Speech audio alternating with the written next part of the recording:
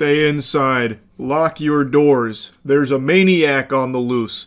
And just like that scene in SpongeBob, the maniac is me. There is someone impersonating me out there right now I just learned about that cooked up a nefarious galaxy brain scheme that would put Gru to shame here. This is despicable. He dug deep into the neurons for this one, I'll tell you what. He created a fake email called moist.pr and has sent presumably hundreds of emails to every video game company, every app, it seems, and maybe just every company in general at this point. You know, sleep in fear, because you might be receiving an email from the dastardly Pinhead Larry, moist.pr. Like, I wouldn't be surprised if he sent emails to dog food companies, and what he's doing is he's asking for free product for the sake of his review. And today, one of the companies that reached out trying to confirm if this is real or if they're being played like a fiddle sent me one of the original emails that he tossed their way. Hi there, I'm Charlie. This is my request for one review key for Legacy Steel and Sorcery for Steam. My channel, Moist Critical Gaming Official. Thanks, then followed by a quirky little smiley face that some high schooler would be sending to someone he's trying to ask to prom. And that has been, variations of this have been sent to innumerable companies to try and get review codes for games and apps, and probably tons more things. Now, if you've got some keen peepers on you, you might be able to read between the lines here and recognize that's not my voice coming through there in the email. That's the voice of a prepubescent little criminal. It sounds like it's written by an actual 12-year-old here. Hi there, I'm Charlie. Now, first of all, it's a high-quality forge read, don't get me wrong, but there's a couple of things that kind of immediately raise red flags. Why, if this is a Moist Critical PR email, would Moist Critical be the one behind it? At that point, why wouldn't Moist Critical just be sending the emails himself instead of setting up his own PR email? The whole point of a PR thing is that it's other people handling it for whoever it is. So why in this case would the Moist Critical PR agency just be Charlie? That doesn't make a ton of sense. It smells pretty fishy, but apparently it went through proper channels for some companies and they wanted to verify the authenticity of it because they wanted to be sure that it wasn't fraudulent. And obviously it's not authentic or anything, but it does make you wonder, a little food for thought, how many companies maybe received this and then just sent over the product for free without, you know, double checking if it was real or not, because maybe this isn't something that's super common, I really don't know. But Matt had received emails like this. Hello Matt, I work on the marketing team at CGE. We got an email from moistcritical.pr requesting 3 codes for a review of our Through the Ages app. So this time he was a little more gluttonous. He was looking for 3 codes this time around, I'm guessing for him and his buddies at the lunch tables. Before sending them over, I just wanted to reach out and verify the legitimacy of the request and that it came from Charlie or someone on the team. If so, we would be more than happy to supply the codes for the game. Very, very sweet of them. And very nice of them to double check before sending it out. They're not the only company that did it, but this is just one of the emails I wanted to show an example of. This, it has been a song and dance apparently that's been going on for a little while now. Matt just told me about it today because apparently it's becoming even more common, so I'm guessing that he's found some kind of success and is continuing to do it even more aggressively now, which is pretty interesting to think about and something that I didn't even consider as a possibility. Just playing a game of pretend where you LARP as a YouTuber or something and just try and get some free shit out of it. Because most of these things happen between agencies. Like, the developers themselves aren't usually the ones distributing free codes to, you know, online content creators. It's usually whatever agency is managing that. And then usually someone representing a content creator, like a streamer or something, an agency, would be the one to reach out on their behalf for a review code for them to play the game or whatever. And judging by the amount of emails Matt's received from companies concerned and questioning, is this valid? Like, is this a real thing that we just received? It does appear that there is just, you know, this exploitation that is possible here. Obviously not the biggest deal in the world. At the end of the day, maybe this guy gets a couple of free games out of it. Well, I received an email from the Moist Critical PR agency here. You can just wipe your ass with it immediately. It's not me. If you ever receive something fishing for some free review codes claiming to be from the old House of Charles, that's not me. I don't get review codes and I don't ask for review codes. Even on like the very rare occasions where I do like a sponsored stream, like for Dying Light the Beast, for example, they do give like free copies of the game. I don't even use the free copies, I still just buy the product itself. Because even though that stream is sponsored, I still want to play the game as an actual buyer of the product, so that way when I have an opinion on it, it is still as someone who literally spent their money on it. As opposed to it being potentially a skewed perspective on the product because it was something that was given to them for free or something. But that's just a personal choice. The point I'm making here is, if you receive an email from someone claiming to be me asking for some free shit, it's probably not me. You could be pretty certain, you can bet your sweet bippy that it's not actually coming from me. Anyway, that's really about it. So yeah. Boy howdy, I can't believe it. The title is not clickbait. This is big.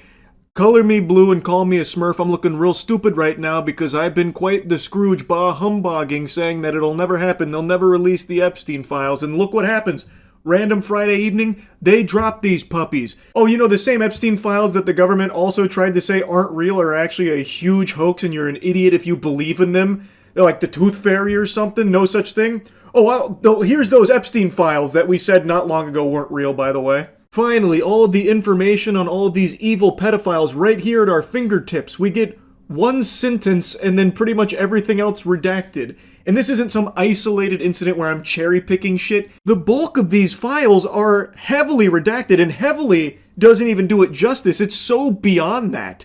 Like, it is redacted to a comical degree where it would be laughable if it wasn't just so blatantly evil. Like, look at the thumbnail here. You could close your eyes and see the same thing that these files show you, which is just nothing. Darkness. I always said if they do release it, it'll probably be heavily redacted. I didn't even expect it to be this extreme. This is crazy. They don't even let like a couple of like rogue words fly, like random like the or and. It's all just blacked out emptiness. They released hundreds of pages of it's unfucking believable. Yeah, we've really got these evil pedophiles on the ropes now that the most transparent administration in history has dropped these puppies fresh on our laps here. Look at this. Wow. We've really got them now. We've got them cornered. Surely they'll be held accountable with this out there. We'll talk about blacking out. I don't know if I can get a close-up of my phone. This is one of the documents that the Justice Department released. It's 100 pages. Right. This is what it looks like. I don't know if you can see. It's all black. It's just 100 pages of redaction. That's the transparency we're getting here. Right, and I'll point to... This is like the LaCroix of Epstein files, where it's the idea of the files themselves, not actually providing anything.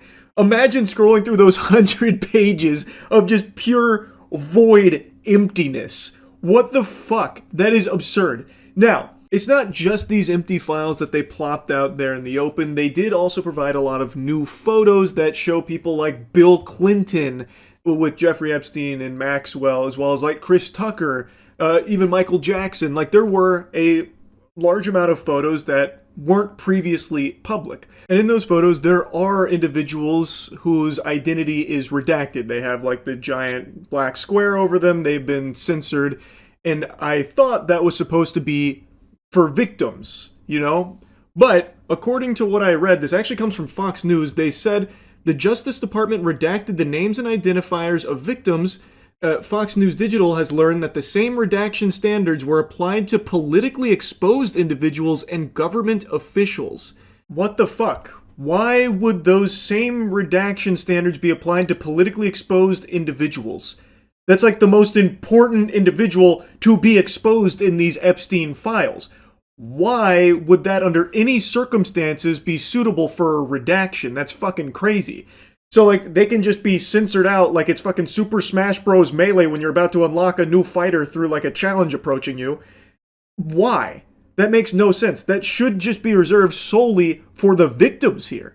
I don't understand, if this is true, why they would be able to redact that kind of information on politically exposed individuals. And it doesn't apply to all politically exposed individuals, clearly, because Bill Clinton is completely unmasked here. He is just, like, raw out in the open in these photos, as well as others, like I mentioned. So it was I guess there was exceptions for some of them. I'm not exactly sure how the ruling all worked.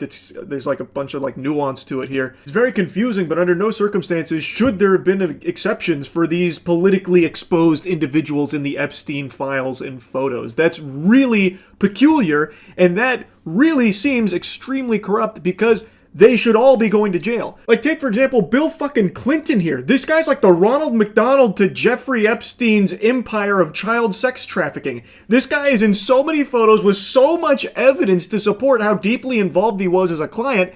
We now have even more photos of him, and still nothing has happened to Bill Clinton. The only person with more photographs with Jeffrey Epstein and Maxwell is Trump.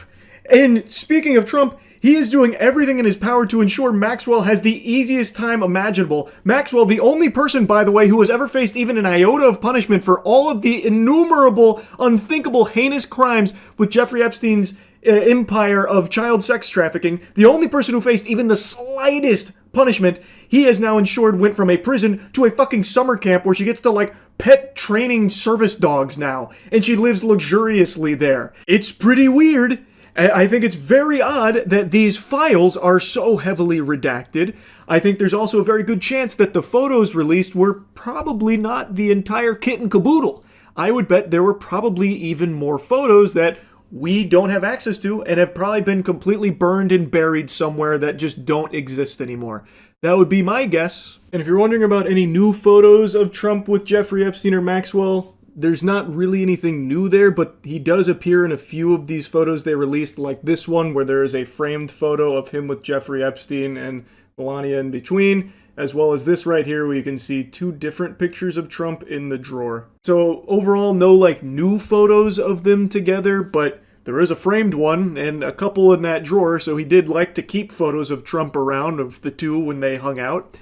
And it's hard to say if there's any new evidence there because there isn't anything new in the files themselves since it's all fucking redacted. So the only thing like new here are some of these photographs, which also are redacted. And while I thought it was supposed to be reserved solely for victims, it seems as though there is the potential that it was also used to hide politically exposed individuals. I don't know if that's 100% confirmed or not, but there is now a lot of hoopla saying that this doesn't comply with what was actually sought, and they are looking to pursue further action because they redacted so much that they weren't allowed to. So I guess we'll see how it all shakes out, but holy shit, I still cannot believe what they released here in the state that it is. I can't believe they thought this would go over well with literally anybody to release hundreds of pages of pure redactions.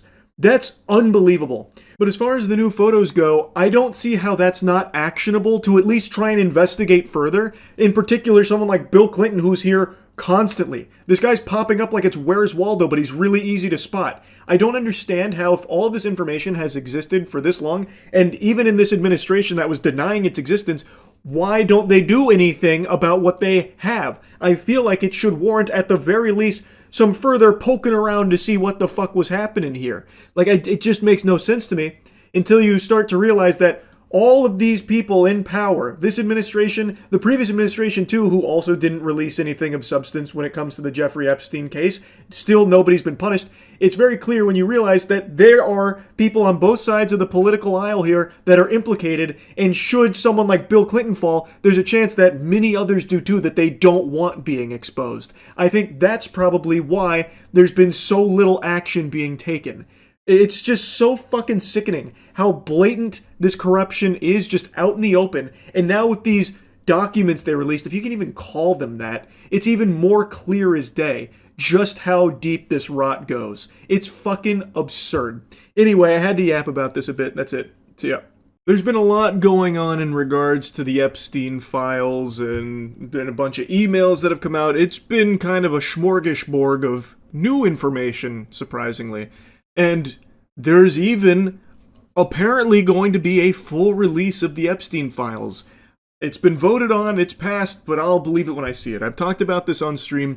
I am fully expecting this to be the same shit, different toilet, repackaging the same material that's been released from the Epstein files 5 times now. I swear to God, these Epstein files have been remastered more times than Last of Us. They keep re-releasing the same information over and over again with a different coat of paint.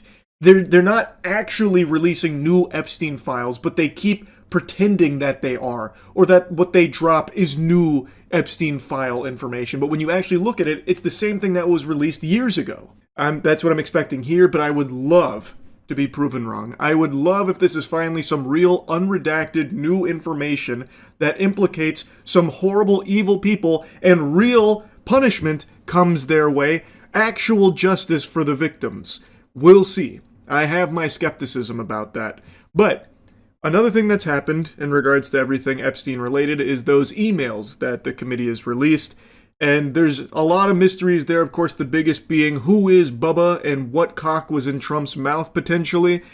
And along with that, there are a lot of other people that have now been thrust into the spotlight here for their close association with Epstein, one of them being a goober named Larry Summers. Now, maybe I'm just a Neanderthal who's living under a rock, but I'd never heard of Lawrence Summers until this. But just look at the political power he's had for so many decades now. He was the 8th director of the National Economic Council under Barack Obama's presidency. He was the president of Harvard from 01 to 06. He was also the United States Secretary of Treasury under Clinton. This is a very powerful guy. And when these emails came out, people were quick to notice Lawrence Summers was very chummy with Jeffrey Epstein, even going as far as to have Epstein as his fucking wingman. He was trying to suck farts out of Jeffrey Epstein's ass looking for tiddlywinks of advice on how he could fuck one of his students, a mentee, as he referred to her as. It is so creepy. It is vile, disgusting shit. Larry Summers has been married since 2005. These texts and emails were from 2018 to 2019, him trying to get Jeffrey Epstein's input on how he can have sex with this student of his, and it's just this series of whiny messages from him, this pathetic loser-ass shit that you'd probably find in like the foulest corners of Reddit. And Larry, no carry about his marriage, Summers, is begging on his hands and knees for Jeffrey Epstein to bless him with the guidance so he could have sex with this mentee of his. It is so fucking gross. And these are just what is now publicly available in their messages exchanged. Like, it is probably a lot deeper than this connection between Larry Summers and Jeffrey Epstein. This is just what they have, like, physical evidence of with these messages. I have no doubt Larry Summers being this close, where Jeffrey Epstein will refer to himself as Larry's wingman, I have no doubt these two have probably been in cahoots for a long fucking time. It is scary. Now, I also saw a clip here that someone recorded in their class at Harvard where Larry teaches, and he actually addressed what students were seeing from all of the Epstein information. This was after he made his statement of regret about his connection, calling it like a major error in judgment to communicate with Jeffrey Epstein, the most infamous pedophile in our fucking history. And he had a little bit to say about all of this, hoopla going on. Some of you will have seen my statement of regret, expressing my shame with respect to what I did in communication with Mr. Epstein, and that I've said that I'm going to step back from public activities for a time, but I think it's very important to fulfill my teaching obligations. And so, with your permission, we're going to go forward and talk about the material in the class. No, Larry, you don't have my permission to continue teaching. How about instead of going over the material, you go over to the nearest prison and throw yourself in one of the fucking cells? Because it feels like the justice system's never going to do that for anyone that's closely associated with Jeffrey Epstein and all of his fucking crimes. So why don't you take it upon yourself to do that for us? Now, this video's like a day and a half old. There was an update to this story last night. He is not going to be finishing his teaching obligations at Harvard. They're investigating his ties to child sex trafficker Jeffrey Epstein, and they have made the correct decision to remove him from his position teaching here, which to me sounds like a no-brainer. One of the things in the emails that was revealed is Larry Summers trying to fuck his mentee, one of his students that he was mentoring. So it doesn't make a whole lot of sense to keep him in that position. That's like keeping the big bad wolf in a classroom with a bunch of little piggies there. So that was the right call, taking him off of that position during this investigation, and I feel like it's probably a pretty easy investigation when there's already a ton of evidence to his close ties to Jeffrey Epstein. The question that remains is, how close are those ties? Did he visit the island? It seems like he was very buddy-buddy with Jeffrey Epstein. I cannot imagine that these 2018 and 2019 exchanges are like the only things that they ever talked about. If I was a betting man, I would make a strong wager that this communication is not the first time they've been closely talking. I don't think Jeffrey Epstein would jokingly call himself Summers' wingman based off of only a few text messages over the course of that year. I would wager that they have been very close for a long time, and I imagine Larry Summers is implicated very deeply in a lot of the Epstein files that we just haven't seen all of yet. And it seems like that hunch is corroborated by a lot of outlets reporting that his correspondence with Epstein had extended for over a decade after Epstein had already been sent to jail for soliciting a minor for prostitution. So it's not like Larry Summers wouldn't know this about Jeffrey Epstein. He was talking to him all the way up until like the day before he got arrested in 2019. There's no way Larry didn't know who Jeffrey Epstein was and what was going on there. I just don't believe that. He can call it like an error in judgment all he wants, but he literally had already been arrested for soliciting a minor for prostitution, and that is the guy that Larry Summers was going to frequently for advice on trying to fuck one of his students. I feel like there is no world where Larry Summers wasn't closely tied to Jeffrey Epstein for a long time and wasn't privy to what was going on behind the scenes with Epstein's operation and all of that shit going on there. Now, going back to that video briefly, I find it baffling that Harvard didn't immediately relieve him of his position after the information came out, like while they were about to conduct an investigation. I don't know why he was allowed to go into the classroom and give his statement, like his POV on everything here, and it seems like was even going to continue teaching in some capacity to this classroom. He went in there with, his PR speech like, hey guys, listen, look, you may have read some not so good yucky things about me and Mr. Epstein. I know, not a great look, but we have to remember your minds are hungry and I'm the chef. It's my duty to teach you, so we're here. Get your pen and paper out. Let's go, Poindexters. I have a teaching obligation to fulfill and I plan on doing that. Also, unrelated to everything, I have slots available for mentorship if anyone wants to be mentored by me, to see me after class. Anyway, though, it's time to get back to the teaching. Like, it's so weird to me.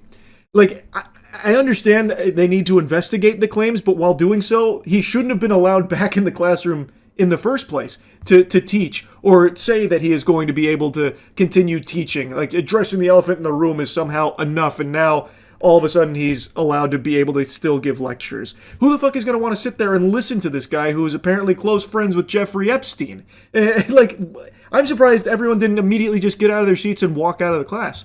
Maybe they did. It's a very short video. It's entirely possible they did. I just find it odd, is all. Anyway, just wanted to yap a bit about Larry Summers for a bit, and that's really about it. So, yeah. Well, it finally happened. We're here, baby. This day was inevitable. You didn't need to be Nostradamus nor Baba Vanga to predict that eventually someone was going to get shot over Pokemon cards.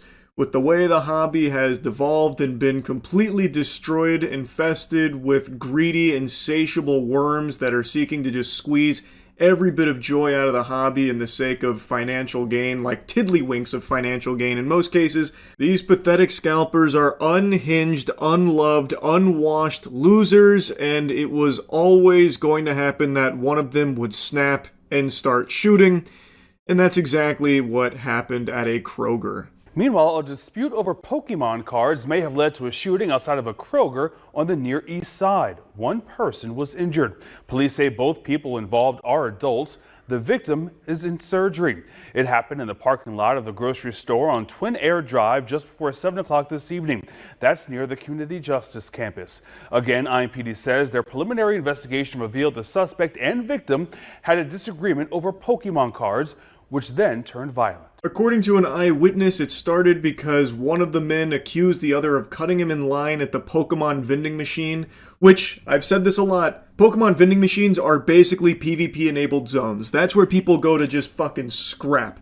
That is where all thoughts leave the human brain, and it just devolves into Neanderthal mode.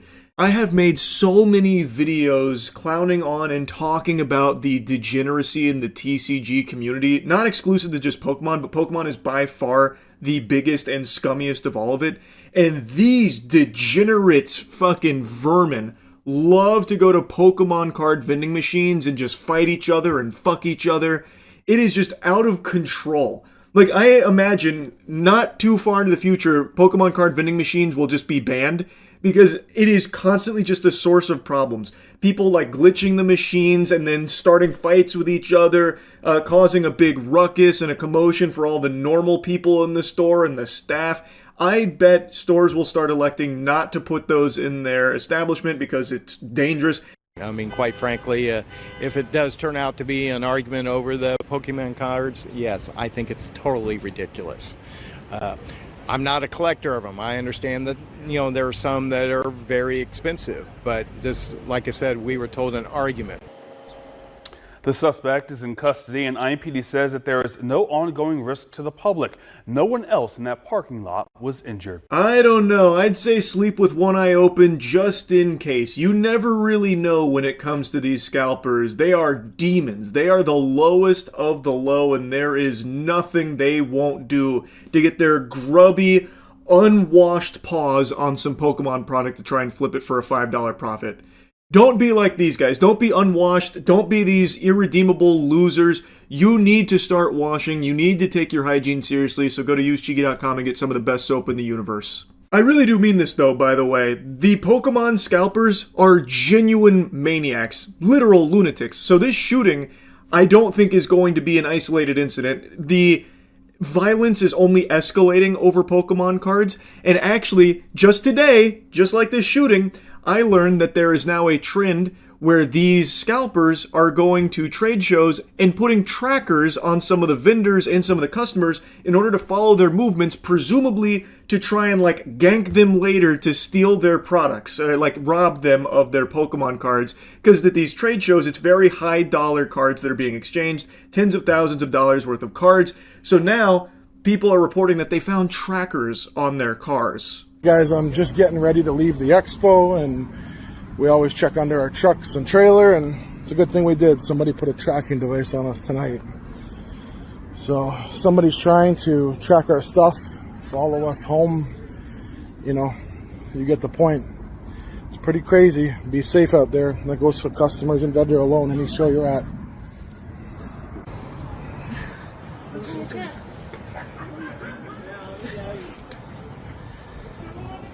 Tracking device put on our truck. Now, when I first saw this video with the claim that Team Rocket's going around putting trackers at this expo, I thought maybe it was like fear-mongering or like just trying to make a viral story out of it, like this giant bulky tracker that looks like some kind of gadget or gizmo out of Ocean's 11. I thought like, okay, maybe this is fake for the sake of cashing in on like the hysteria around Pokemon cards. But I have seen multiple vendors now claiming that no, they are actually finding trackers on their vehicles, like across the expo. There were a couple other vendors that reported that, yeah, they had found something similar on their vehicles too. And then I decided to do a little more digging, like, is this something that's new or has this happened in the past? In the past, there have been instances where vendors, not so much at expos, but like actual delivery drivers that have Pokemon product, have been tracked by scalpers in order to follow them to wherever they're delivering the product, and they put tracking devices on the vehicles. So all signs point to this being real, like legitimate. It is something I can find evidence on in the past too, way before all of this started bubbling over to this degree. So it stands to reason that because of the state it's in, they might be doing it even more to a larger scale now, where they're putting it on vendors at the expo and shit. That is terrifying. Transporting Pokemon cards is more dangerous than transporting drugs. You might just get hit by a fucking bazooka while driving down the interstate because these scalpers caught a whiff of you having like $500 worth of Pokemon cards in your back seat. It's actually outrageous. I cannot believe the state of the Pokemon card community right now. And it's not showing any signs of getting better, only getting worse. Like, also, just today, the Costco Prismatic Evolutions restock happened, and let's take a peek at that line with all the people that were lining up around 1 a.m. waiting tons and tons of hours for opening for the chance, not even the guaranteed, the chance of getting their hands on some Prismatic Evolutions Pokemon product. Look at this diabolical line. This shit is going over to the next county. The line for GTA 5 midnight release wasn't this long. This shit's longer than Disney World lines. Fucking Taylor Swift concerts probably don't even have lines this long. And this is Costco at like 1 a.m. or something with all of these goobers lining up waiting for it to open to maybe see Prismatic Evolutions. It blows my mind. It's so pathetic. And not a single child in sight there, unsurprisingly, because what kid is going to be getting up at 1 a.m. to go wait in line for 8 hours before open to go maybe get some Pokemon cards? This is a hobby that has completely kicked out the main demographic it was made for. Children. It is all these assholes, these losers, and I bet there's not a single collector there amongst them. It is all scalpers desperately trying to get their hands on Prismatic Evolutions, which was a very popular set, and they covet it, and they believe if they can get some here, they'll make a little bit of money by flipping it on the secondary market. That is the entire clientele of Pokemon now, and this is just the perfect demonstration of that. It's just gross, man. I don't know how you can have so little shame. I don't get it. Anyway, had to yap about it again. That's really about it. So yeah, let's do a little role-playing here, a little thespian exercise. You're going to play the judge, and I'm going to be presenting a case to you. It's the case of a university student being caught red-handed with over 100 videos on his phone of him secretly filming women using the toilet. He was even caught in the act filming a woman using the bathroom. And now I present to you this irrefutable evidence where there is no wiggle room for some kind of alternate explanation. There is no way to weasel out of this being him filming these videos without permission, non-consensually, in a private setting, the toilet. Now, I, as the fun-size lawyer, present to you this case.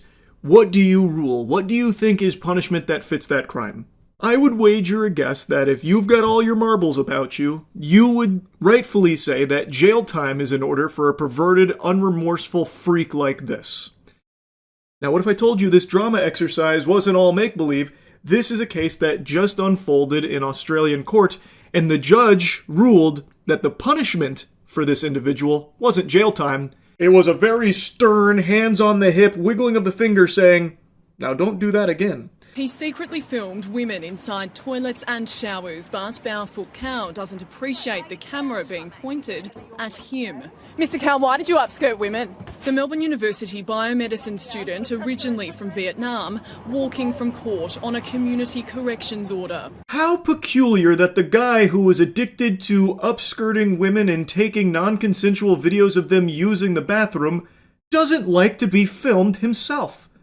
Well, isn't that just the strangest thing? So this is 23-year-old Bao Cao. He is a biomedical student in Australia, and he was caught with over 100 videos of him secretly filming women in bathrooms. They mention like shower. He was caught in the act of filming a woman using the toilet. That's how they actually apprehended him. She noticed that he was secretly filming her while she was on the toilet. He was apparently holding his phone close to the wall, and she took notice of that, alerted security. They came in there and actually caught him red-handed here. Also, according to a couple articles, this is apparently not even the first time that he's had a run-in with the law for identical issues here. The offender had been sentenced twice before receiving a community corrections order in July 2025 on the same matter and May 2025 relating to an incident in October of 2024. Is supposed to be in Melbourne studying to become a neurosurgeon. Instead, he's been exposed as a serial pervert. 3-year-old was living at Rooming Cos, a CBD student accommodation in the city. A fellow female student was showering when she noticed someone holding a mobile phone under her cubicle. It belonged to Cow and he was arrested soon after. Police then discovered hundreds of secret images and videos of young women. There could be up to 150 alleged victims.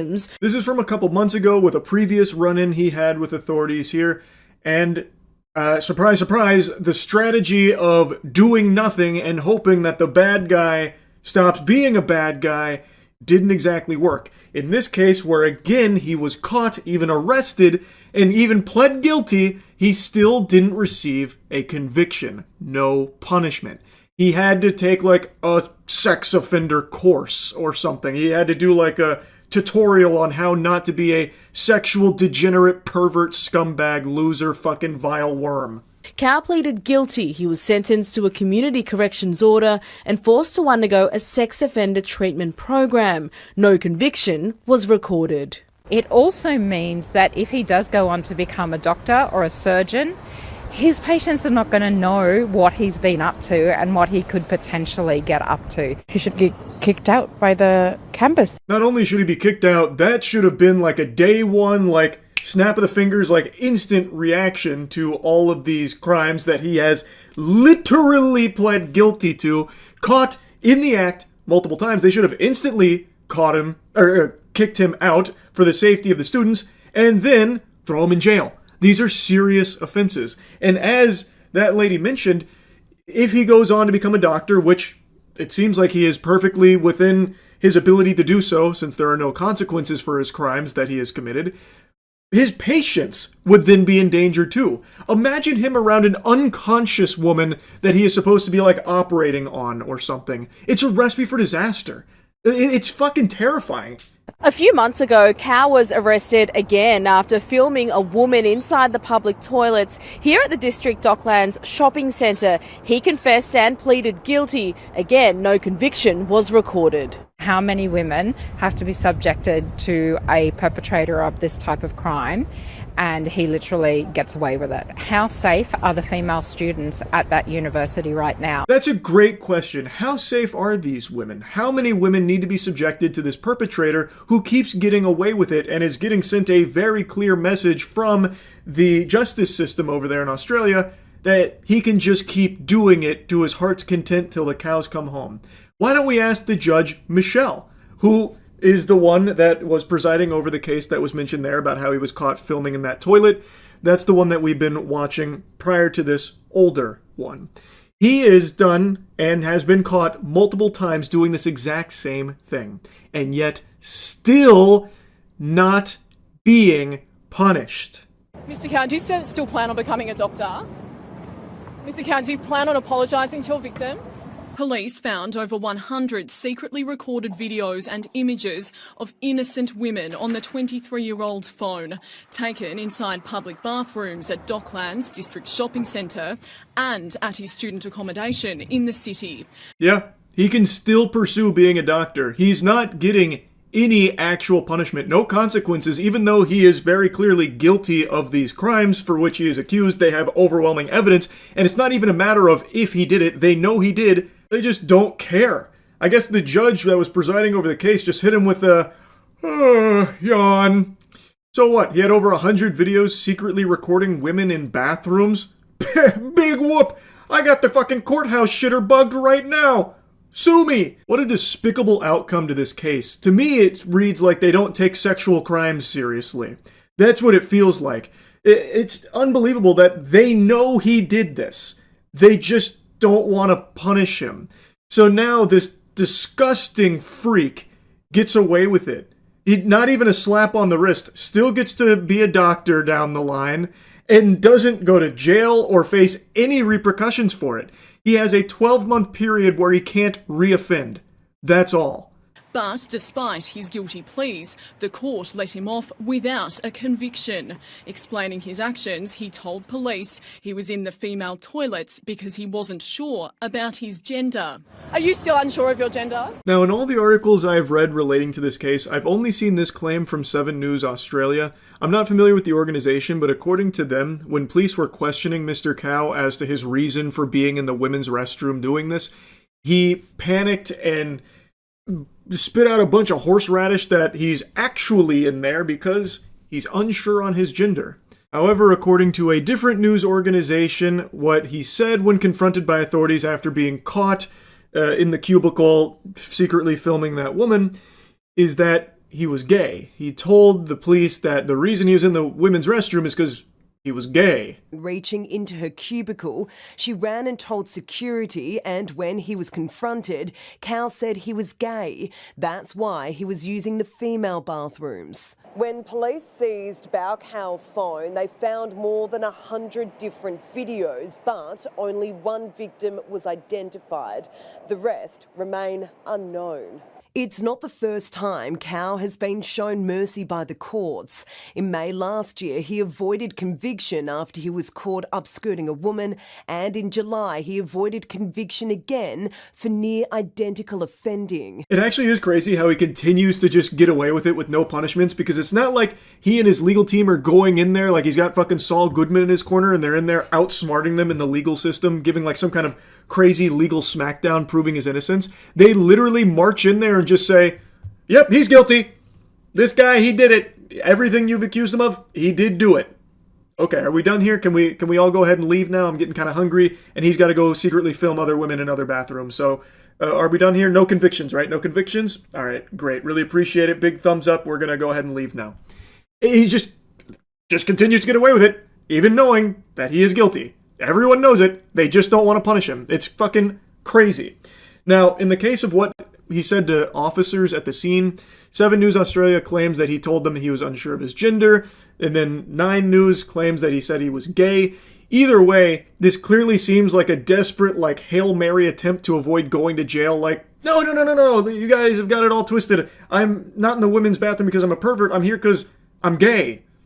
And it's like, okay, that doesn't do anything. What you were doing is still highly illegal. You are caught filming women using the bathroom, and you were caught with over 100 other videos of secretly filming these women, non-consensually. It's a sexual crime. It doesn't matter if he's unsure of his gender or if he's gay or anything like that. Which, by the way, is something he didn't say in his previous run-ins with the authorities for similar crimes that he has been guilty of.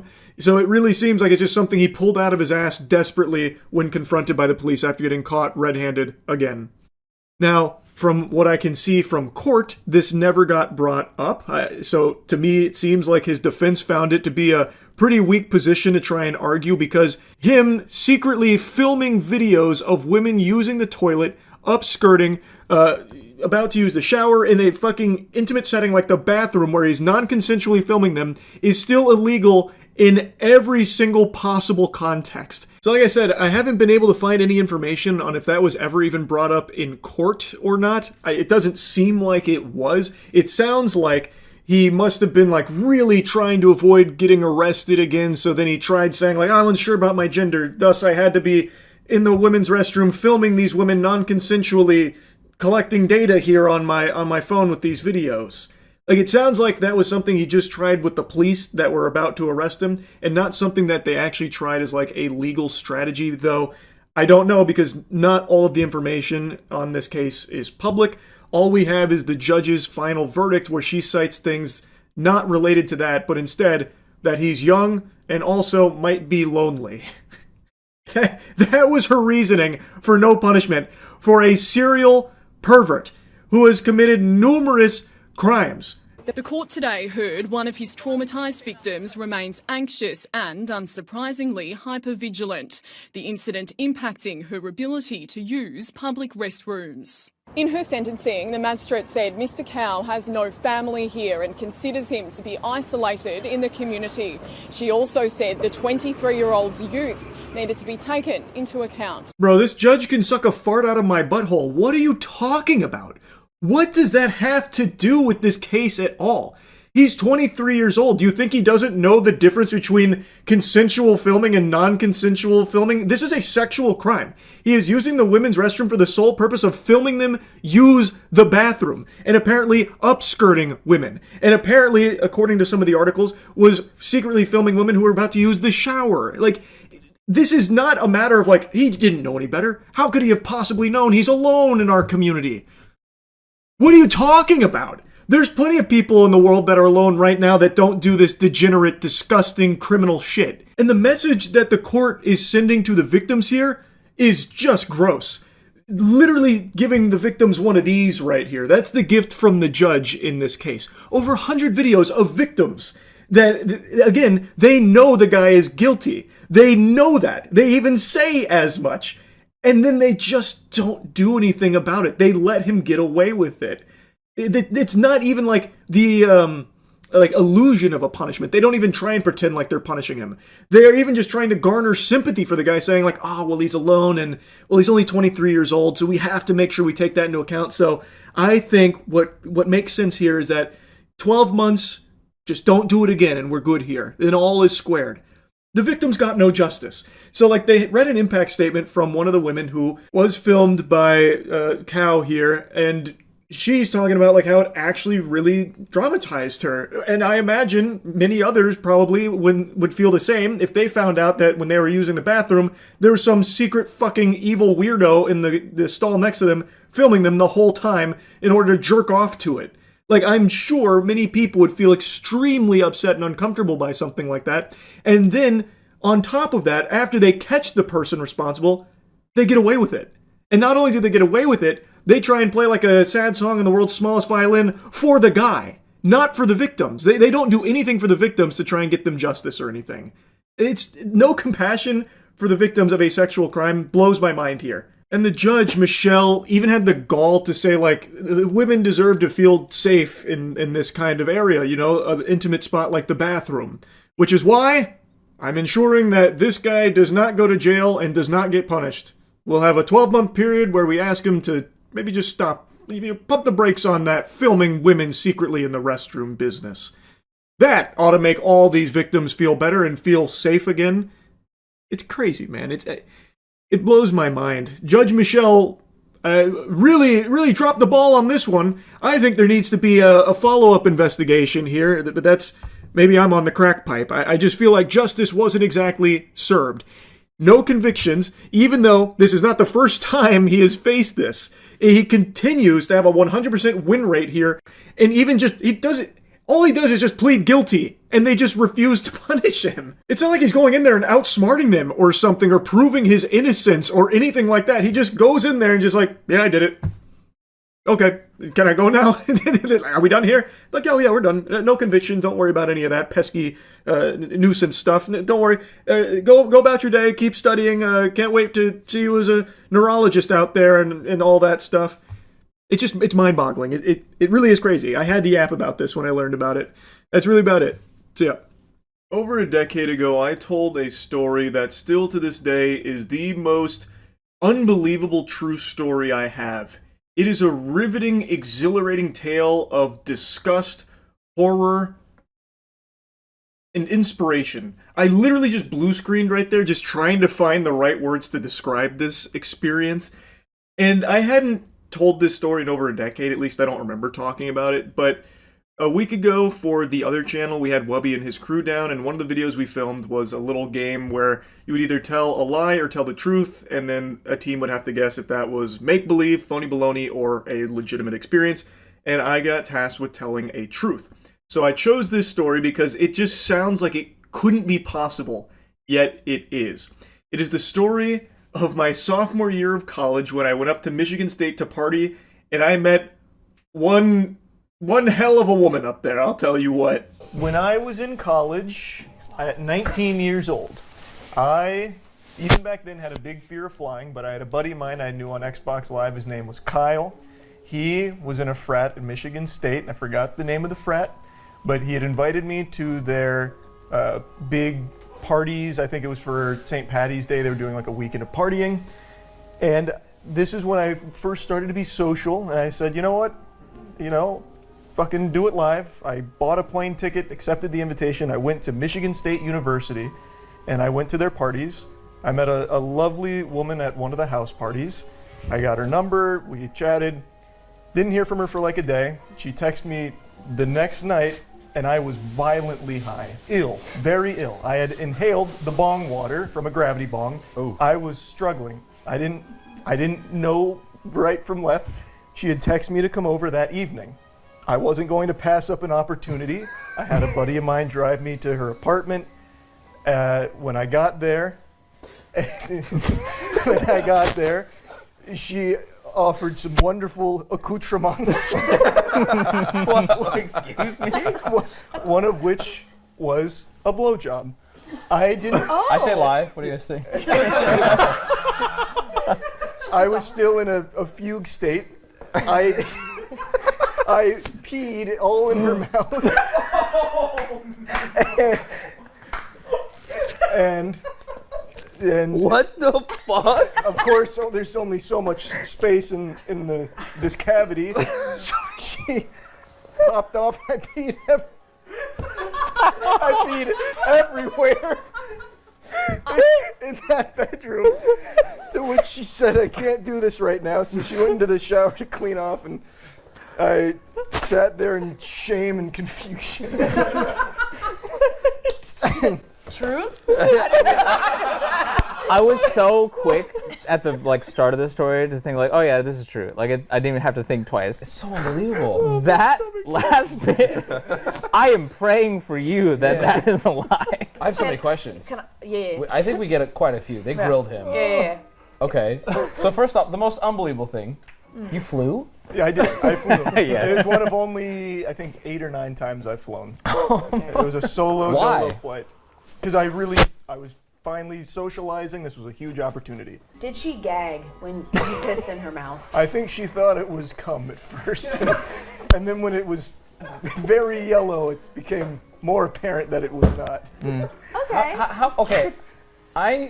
But she did not throw up. This might just have you explain it again, but I'm very confused how that happens. Yeah. Were you hard? I mean, I have to be real here. Were you hard? Yeah. And then you just start.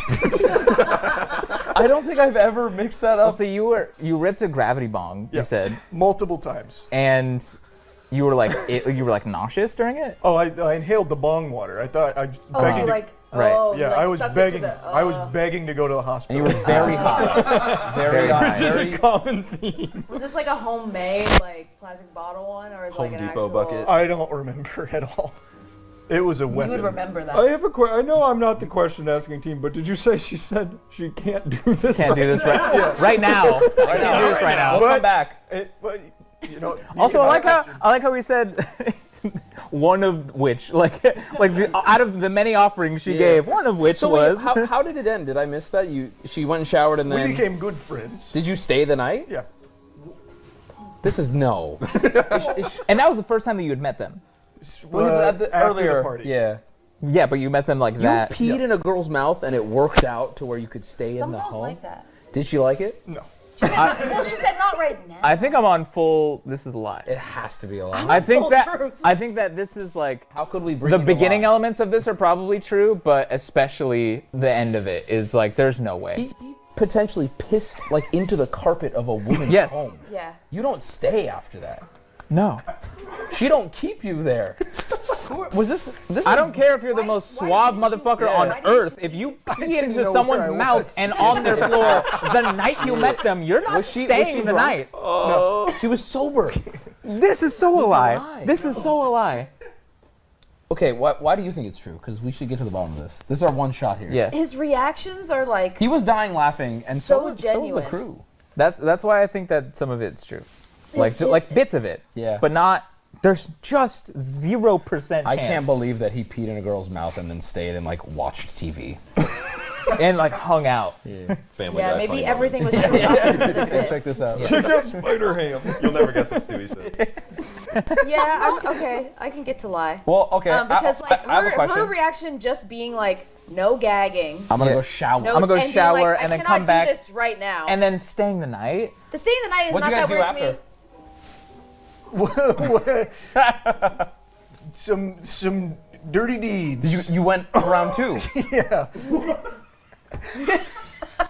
What the fuck? Can we just lock? And she was sober? As far as I know, What? yeah. Okay, wait. Okay, Did this wait, woman wait, have wait. a septum piercing? No. That's Okay, wait, I have. valid question. Valid question. How long were you already an established content creator at this point? Oh, good I was question. faceless. I think maybe it's a lie. What do you say? He said no. I was faceless. What is when that? he was 19. Faceless. What is that?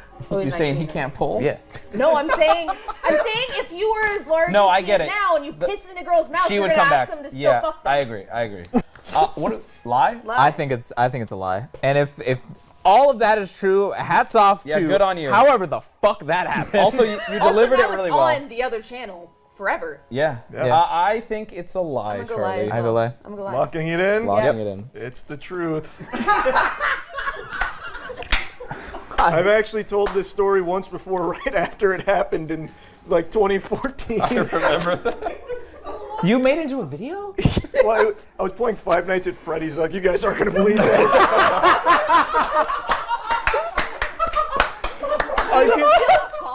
No, she's married. She got married years That's ago. tough. Do not say her name. Do not. Every what were the other single accoutrements? I have aspect of so that. many more questions now.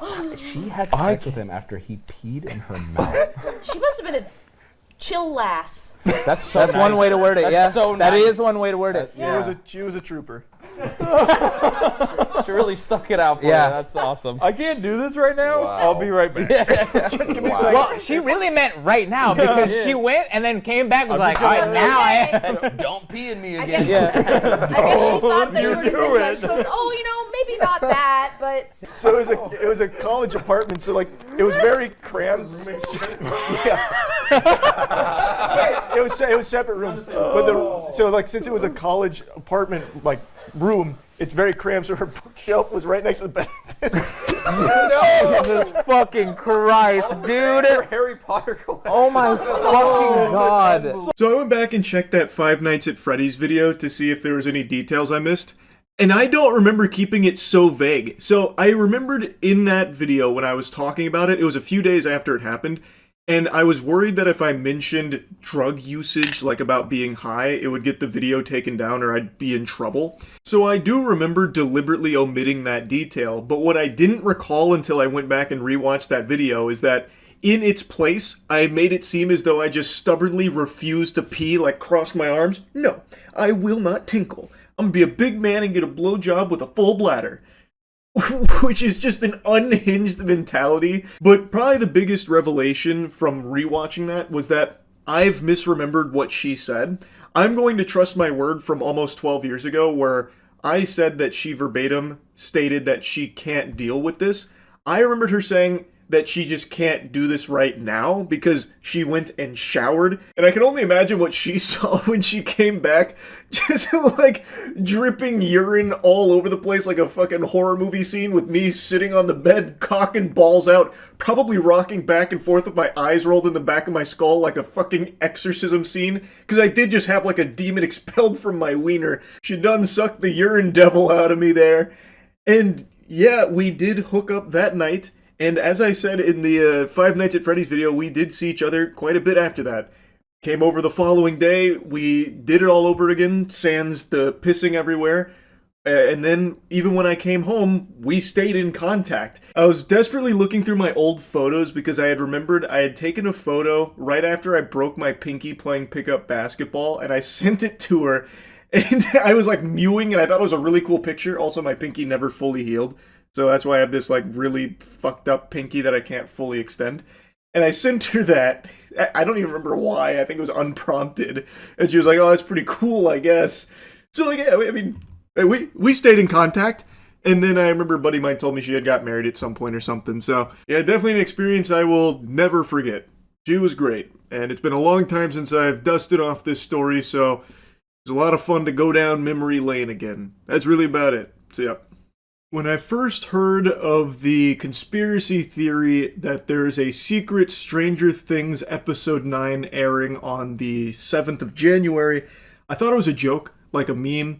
Haha, everyone was so disappointed with the finale that they've deluded themselves into thinking that there's a new secret one that's actually coming and the one we watched was fake. I thought it was just like taking the piss because so many people were extremely disappointed with how the series ended. And now today, it's all I'm seeing. I am inundated with these unhinged explanations for why there is actually a secret 9th episode that's airing in less than 24 hours. And it's coming from a place of like genuine belief, it feels like. This is earnest. It's called Conformity. Fuck! Conformity Gate confirmed by me accidentally! I knew it! Conformity Gate.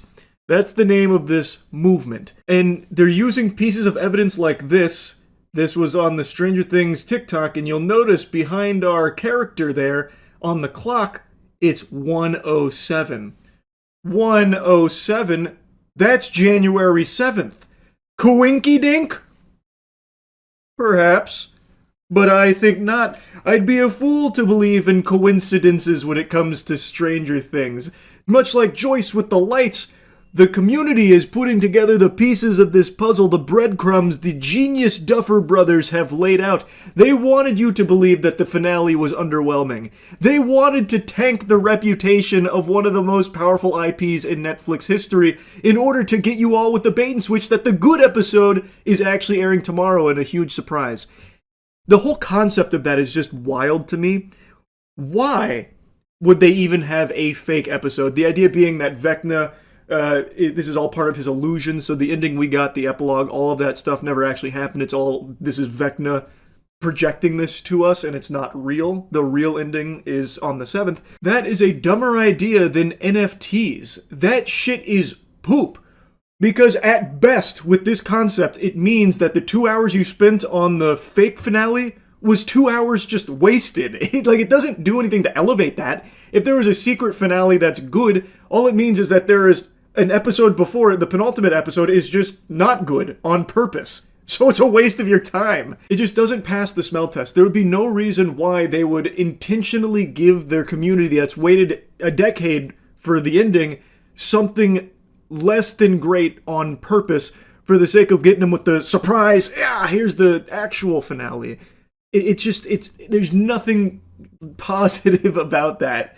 Yeah, so I just don't see that coming, especially not from Netflix of all places. And it makes even less sense when you consider the press tour that the Duffer Brothers are going on right now with the Orb of Confusion in their possession, where anytime they're asked questions about the show, they're like, oh yeah, I don't know.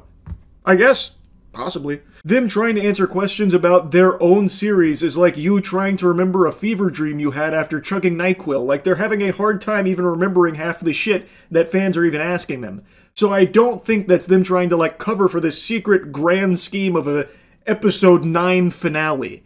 I think they just really got lost in the sauce and forgot a lot of things along the way, which is unfortunate, but it is what it is.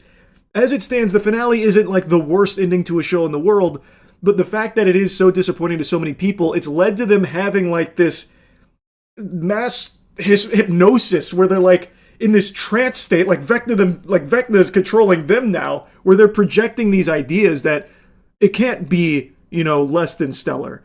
There must be something more. So now they've cooked this up and they're using just nonsensical explanations for why Conformity Gate is real. And like I said, I thought this was just a meme at first, like a joke.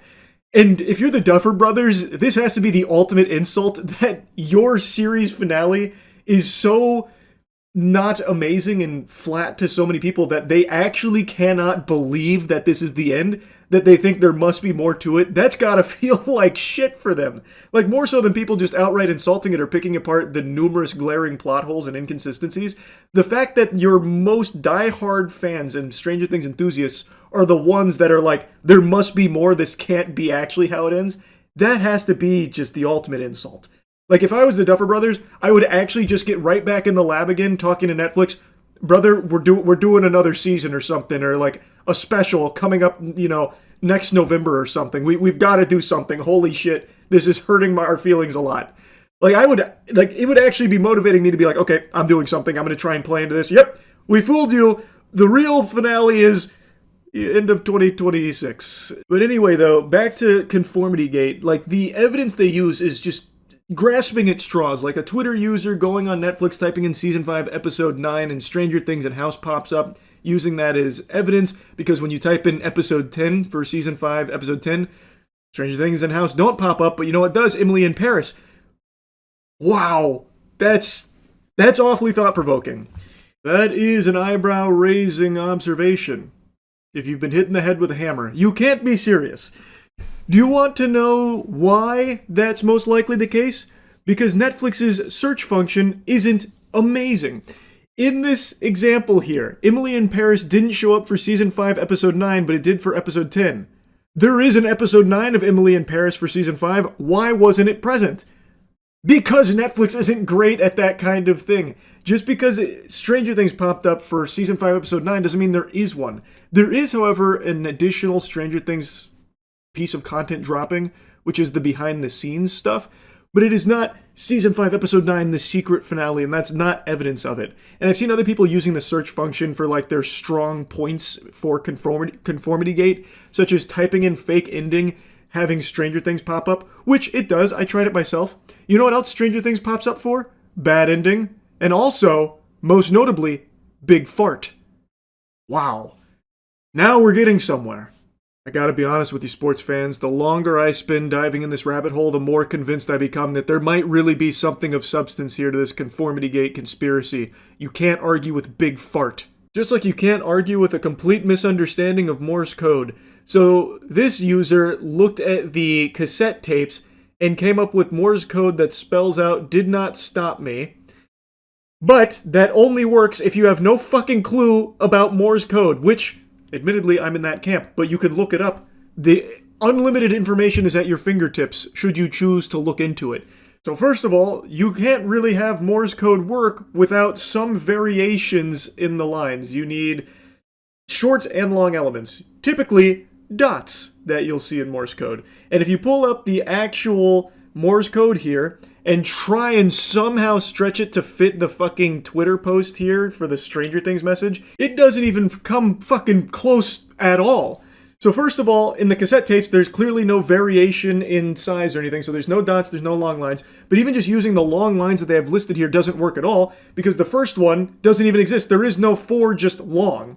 But let's just go ahead and assume that the last one is a small. That would mean it's 9. Not you, it would be 9. And then the second one, let's assume the empty spaces there in the cassettes are dots and the cassette is long. Then what you have is dot, long, dot, dot, which is not D, that is an L. So you have 9L, and then underneath that, it's not I. Long, dot, long, long is Y. So you get 9LY, and then underneath that, you don't even get L again. So even if you just look at the Morse code they put on Twitter here, it can't be did, because the D pattern is not even repeated there. So how the fuck could it possibly be did? That wouldn't work. The whole thing crumbles. It is a complete sham. And yet people are believing that. There are so many people that looked at that and like, holy shit, the proof is right there in the pudding, and they're using ChatGPT to confirm it. Grok, are we right about this Vecna theory here? Does this Morse code confirm it?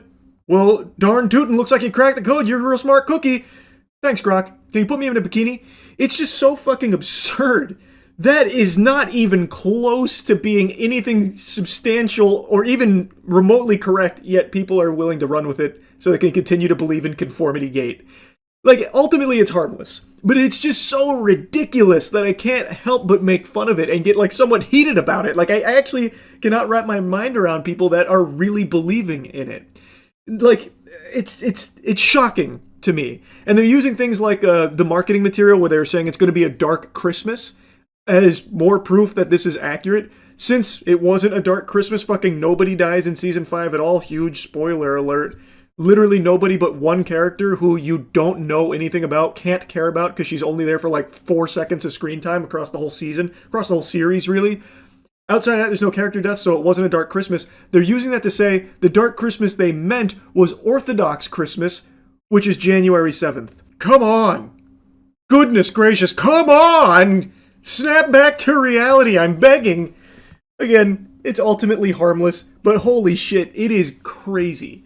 It is actually unbelievable that there are people out there that truly are, like, believing in this. Like to a degree where I saw people trying to book tickets to the secret the secret finale at their movie theater, because another big conformity gate evidence piece is that some people's movie theaters on the 8th aren't doing a ton of showings for other movies. So they believe the reason for that is because the theaters are occupied showing Stranger Things finale. So they're trying to book tickets to those imaginary make-believe showings for the secret 9th episode. It's so weird.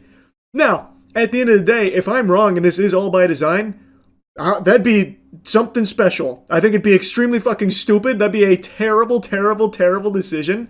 Like, it'd be something I'd never seen before, and there's merit in that. This would definitely be creative to intentionally fumble your finale, but it actually was you faking it the whole time. You didn't fumble it. You have a secret episode in the tank.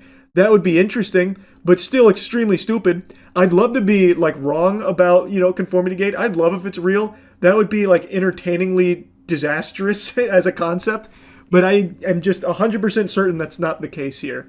I do know that there will be the behind the scenes for Stranger Things that comes out.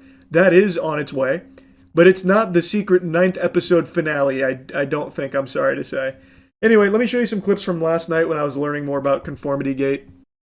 There's actually a decent amount of evidence, but I think it's mostly writing mistakes. I can't imagine there's a decent amount of evidence to suggest a secret 9th episode.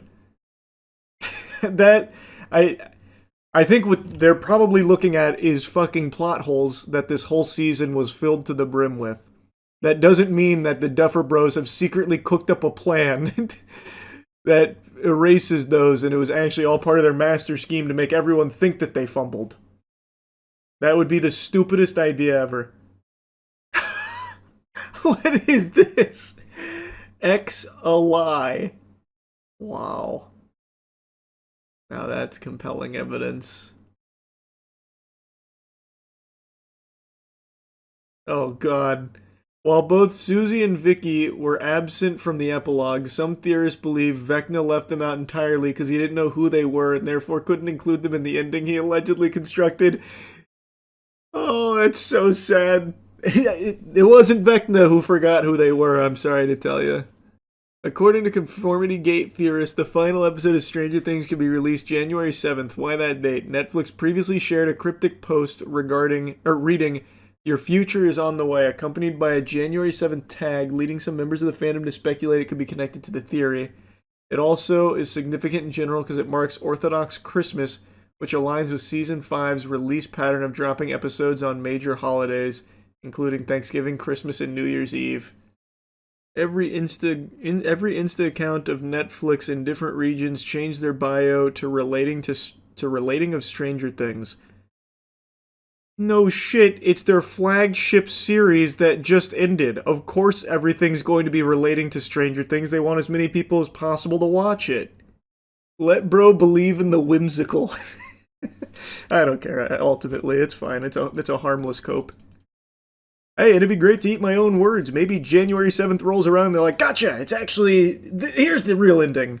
There's a show that's currently airing right now that's been such a pleasant, delightful surprise, I feel compelled to come out here and just wiggle my finger and preach the gospel.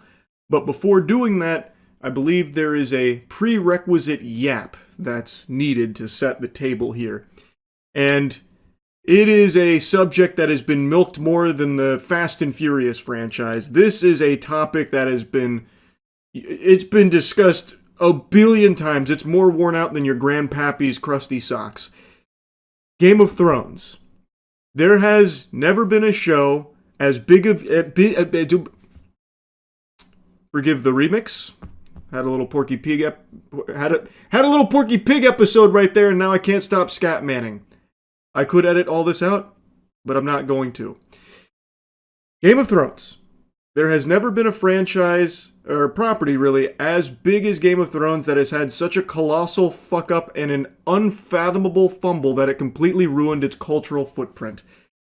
For a decade, basically, Game of Thrones was a cultural juggernaut.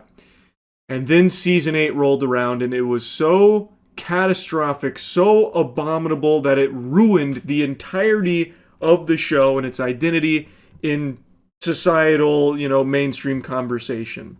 Now, whenever Game of Thrones gets brought up, it's usually followed by a sigh, remembering how great it was and then how it all fell flat and was ruined. Since Season 8, there has been another show that spun off in the Game of Thrones universe called House of the Dragon. The first season, I really liked. A lot of people really liked it. The second season, quite a bit of a fall off. Pretty disappointing, but it's not, completely in the gutter or anything. Season 3 could bring it back and save it. But overall, people's attitude when you take a temperature when it comes to Game of Thrones is not overly positive given what the IP has been through on, the screen. So when I heard that there was a new Game of Thrones a new Game of Thrones show set in this universe, I was apprehensive but willing to, give it a chance. And I'm glad I did. It's called A Knight of the Seven Kingdoms. It's currently airing. There's 4 episodes. It is so good. It reminds me so strongly of the glory days of Game of Thrones, the early seasons. It follows the adventure of Sir Duncan the Tall and his squire Egg as he tries to make a name for himself. He wants to live up to the ideal of being a knight in a time where maybe knights aren't exactly all that chivalrous. So far, the show has just been a masterclass in getting you to care about its characters. It does such a good job at getting you invested. We are watching this guy who, by all accounts so far, has just been like a pretty stand-up guy. Sometimes he can be pretty strict because that's how he was raised, and he was raised to be a good man, and now he's on his journey to try and be the knight that he's always dreamt of. It is captivating, and the sets are beautiful. The sets, the costuming, all of it feels like early Game of Thrones. It feels so good. Obviously, since the show is still airing, I'm avoiding spoilers, and since the show is still airing, there is a chance that this just nosedives, just fucking spirals down the shitter here in quality, but I'm optimistic that it won't. This show has incredible momentum right now. The most recent episode was genuinely incredible. So I'm confident, cautiously optimistic, I guess is a better way of phrasing it, that this show will continue to stay this good. I think the next episode could be, one for the books. I'm very excited. Now, it's not just Sir Duncan the Tall that you'll care about, though I do think he is the big standout here, but everyone that surrounds him is also a very interesting character as well, most notably Baelor. Baelor just got introduced 2 episodes ago, and I think he's fucking awesome. I'm really excited to see more of Baelor Targaryen now. And of course, his squire Egg is a very interesting character as well. Can't really talk too much about Egg because that would probably get into spoiler territory. But pretty much everyone Sir Duncan meets is someone that is not just some flat throwaway character that's used as a stepping stone to heighten your investment into Sir Duncan, which would be an extremely easy thing to do, where, these characters are just, one-dimensional and Sir Duncan's there to contrast the show, this is what a good man actually looks like. Those are just evil, boo, boo, boo. But they're actually complex characters that surround him that are very interesting in their own right. I'm just very impressed with the character work they've done in only 4 episodes. And I'm so excited to see how it progresses. Like I said, I think the upcoming episode has a chance to be some of the best in Game of Thrones. And I'm sure you've probably seen a lot of glaze for episode 4. Apparently it's got a 9.7 or something right now. It lives up to the hype. I really do recommend this show, and I know a lot of people probably have a bit of hesitation, a bit skeptical because of, being burned in the past with Game of Thrones.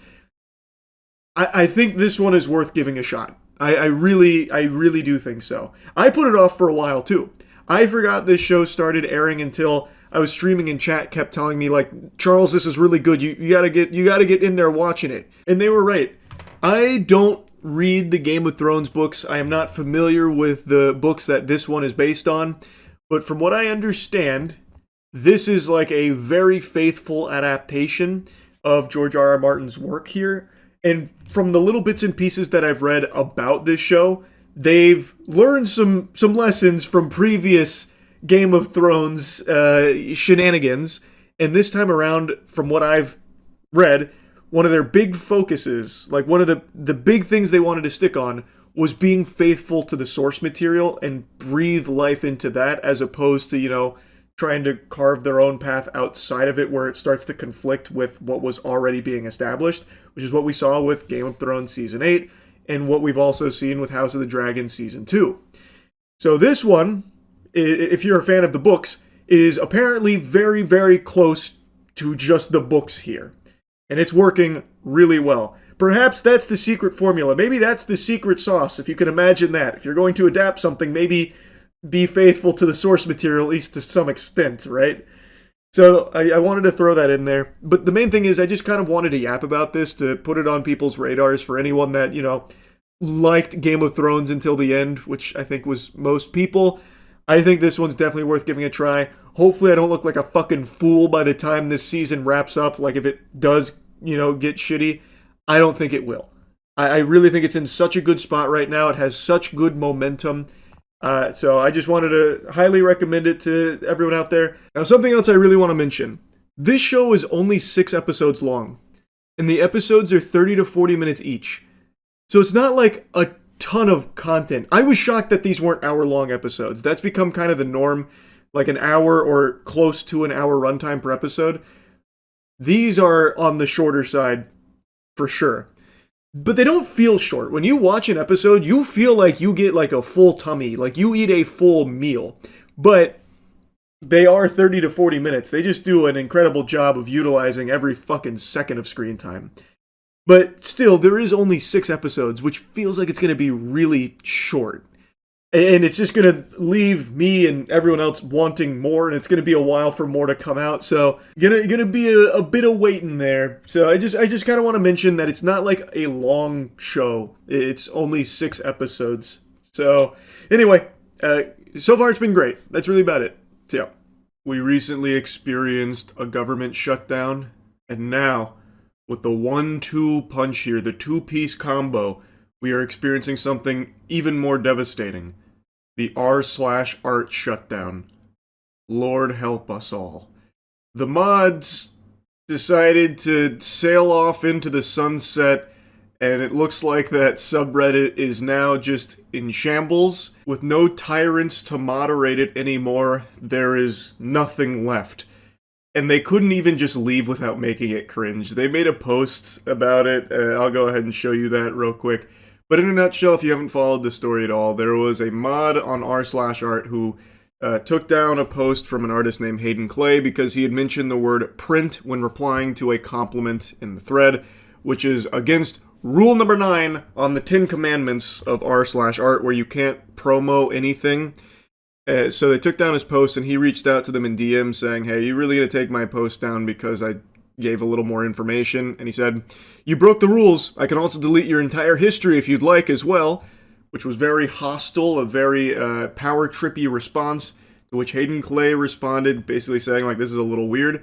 And they said, okay, take this then, Buster. Here's your just desserts, and deleted his entire post history, which included all of his art, some of which was some of the most popular on the entire subreddit, which is a pretty big blow. Hayden then responded to that again, just saying, like, this is ridiculous, seems like you have a vendetta, and he said, I don't know who the fuck you are. Some main character energy, just really eye-rolling, nauseating shit.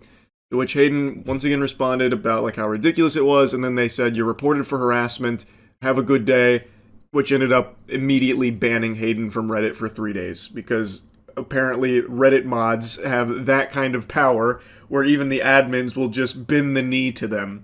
It was a huge deal, big hoopla. I made a video about it yesterday, and everyone was upset at these mods because this is just completely unfair and it's ridiculous. It's unhinged to be behaving that way.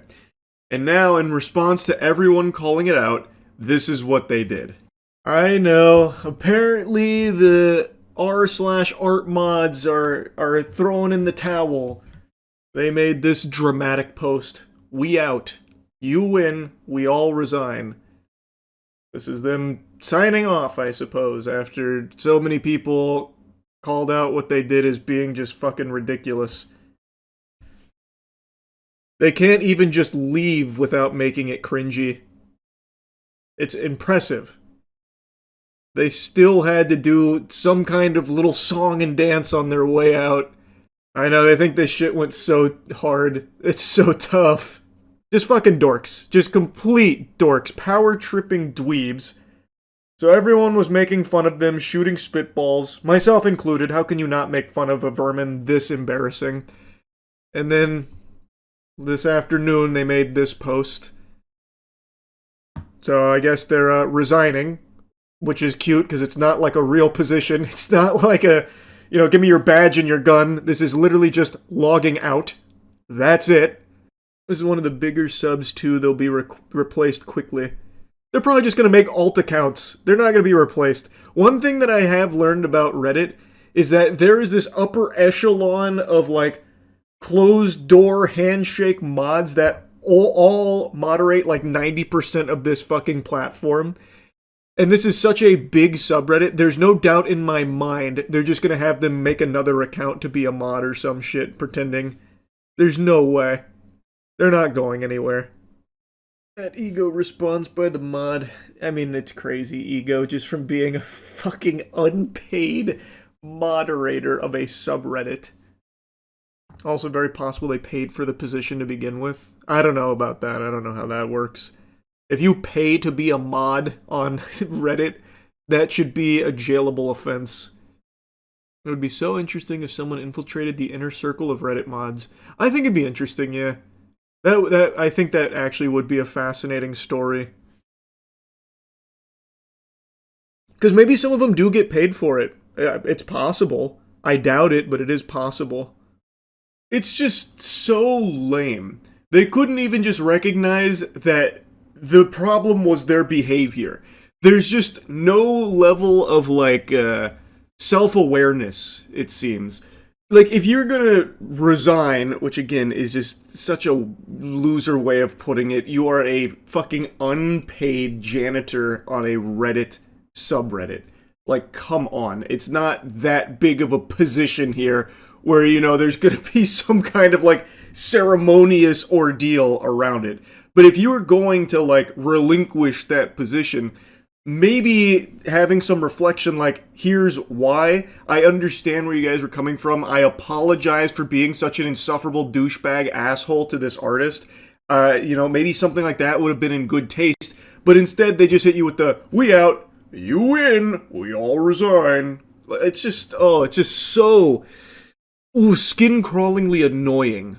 But I guess this is a very strong brotherhood because it was one moderator who went rogue. Well, potentially two because of the story I covered 3 years ago where a guy fucking melted down because he thought one of the artists submitted AI art when he was proven wrong. He said, well, your art isn't what I like anyway and AI can do it better. Get out of here, Buster, plus you're muted.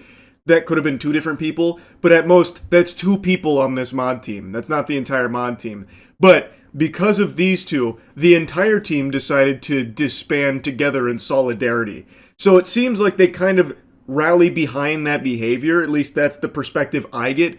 The impression this leaves me with is that these mods felt like they did absolutely nothing wrong and people were just being ridiculous with pitchforks calling for their scalp. So instead they're just going to be the bigger people and just leave. That's it. But they don't think they did anything that warrants any kind of, you know, outrage. That's the impression I get. I think it's so weird how the entire mod team now leaves because of the behavior of one, potentially two of them. That to me shows that they kind of huff their own farts and enable themselves. Like they wind each other up and think that they're constantly correct. It's just, I don't know, very pathetic, really, all around. But maybe it's not the entire mod team. That's just how it reads. It said, we all resign, and the subreddit is now in like a limbo, so it seems like it's the entire mod team on r/art, but maybe it's not. Maybe it's just a couple of them. Who knows? What I do know, though, is that I want to leave you with like a little positive nugget here that I was going over on stream last night. I don't know how many of you saw this, but there's actually a really hyped collab between Assassin's Creed Shadows and Attack on Titan. Holy fuck, it's a disaster. You have to see this shit. Like, I don't think it's worth making a whole video on, but you at least need to check out a snippet of this. Speaking of art, did anyone see the Assassin's Creed Attack on Titan collab? It's incredible. This might just get me back into Assassin's Creed. It is actual peak. Look at this shit. This might just have me fire up Assassin's Creed Shadows.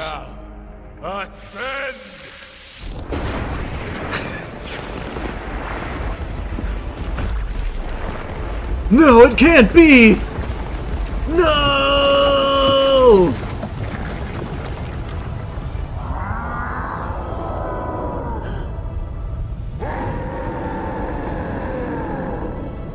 Get out of there!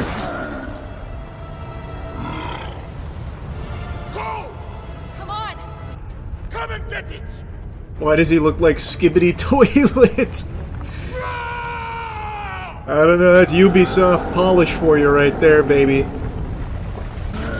Oh, also, if you were thinking that you were going to be able to fight this as some kind of boss fight or something, think again. This is the extent of the encounter.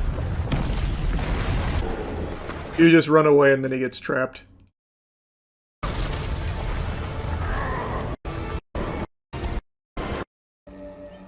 Someone back home once said, It's that time again, another excavator police chase. These happen more often than you'd think, where someone is being pursued by authorities while in an excavator. Now, I don't know why it so commonly occurs with an excavator in particular. It doesn't feel like the optimal choice for evading anyone. Genuinely anybody. Fucking geriatric grandpa with his walker could catch up to an excavator. Like, the best you could do is start, you know, blasting shit with the big bucket. But outside of that, it's really just not ideal for a chase. Yet somehow, it continues to be the subject of these low-speed pursuits. There's always a lot of heavy equipment police chases now. I feel like this happens pretty often. Real quick to set the record straight, the title of that Midwest safety video is incorrect. It is not a bulldozer, that is 100% an excavator.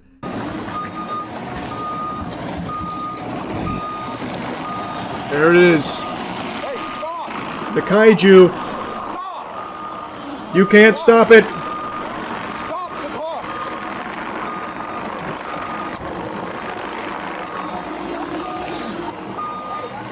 Oh, he's gonna hit him with the bucket. Put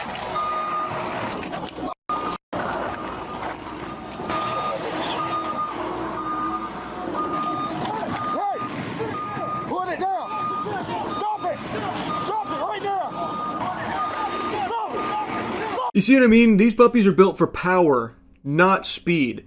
You are watching it at fucking full throttle. That is pedal to the metal excavator action right there, and it's not exactly zooming around, you know? It doesn't have a whole lot of get up and go to it. But what it does have is the ability to 360 degree, like a fucking owl's head there, swinging a big old heavy bucket, which collides with that truck there and manages to shake the officer off of the cabin. It's bulletproof glass, he thought of everything. Activate the turbo boosters! How are they keeping up with his speed?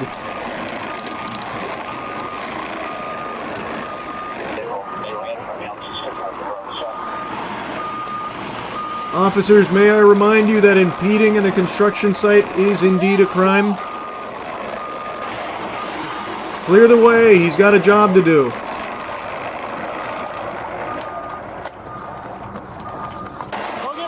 Oh, the officer's gonna get out there and hold him back with his bare hands.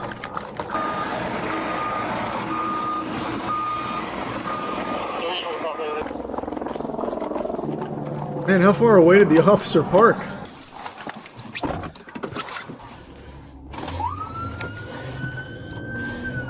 Maybe he doesn't see them. True! Maybe he didn't see them.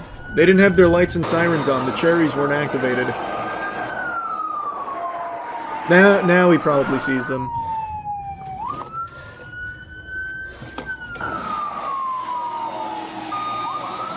Oh, he's avoiding the pit maneuver. Nice.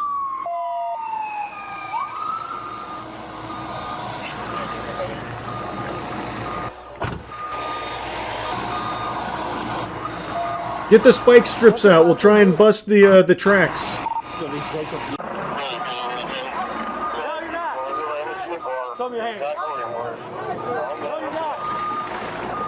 Wait, who is that? Those building employees? Are they implicated in this? I feel like they just came out to watch the chase. Cars try to block them in. Also get canine this way.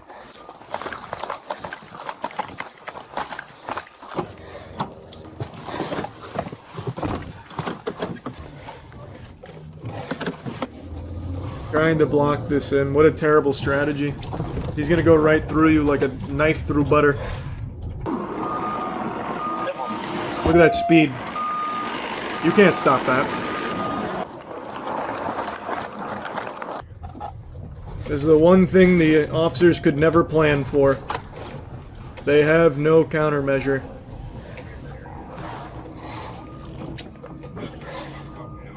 I love everybody in the area. He's getting away! Oh! He's drifting. Ooh, smooth. Off-roading. Good luck getting him now. He's gone. We lost him. Oh, they be right here. He's in somebody else's yard now. Far be it for me to give advice to the guy in the heavy machinery, but maybe turn off the lights. He's gonna ram you. Kill the lights. You'll disappear into the night.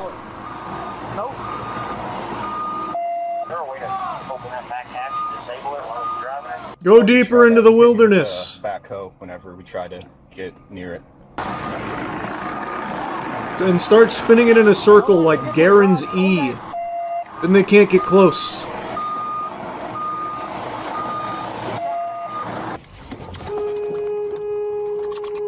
What the fuck did it? Oh, I thought the... Wait. Wow. I didn't see the other car pull up. I just saw this officer hit this guy. Dumbass.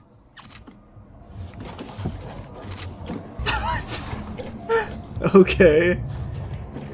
Watch out, you got really bad drivers coming behind you. They almost hit Hughes.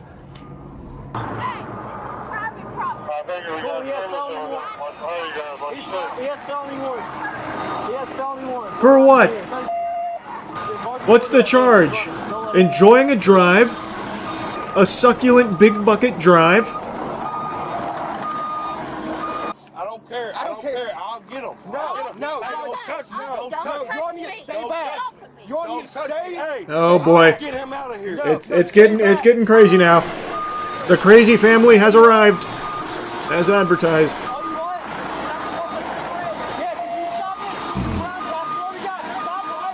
Can someone give this man a cigarette?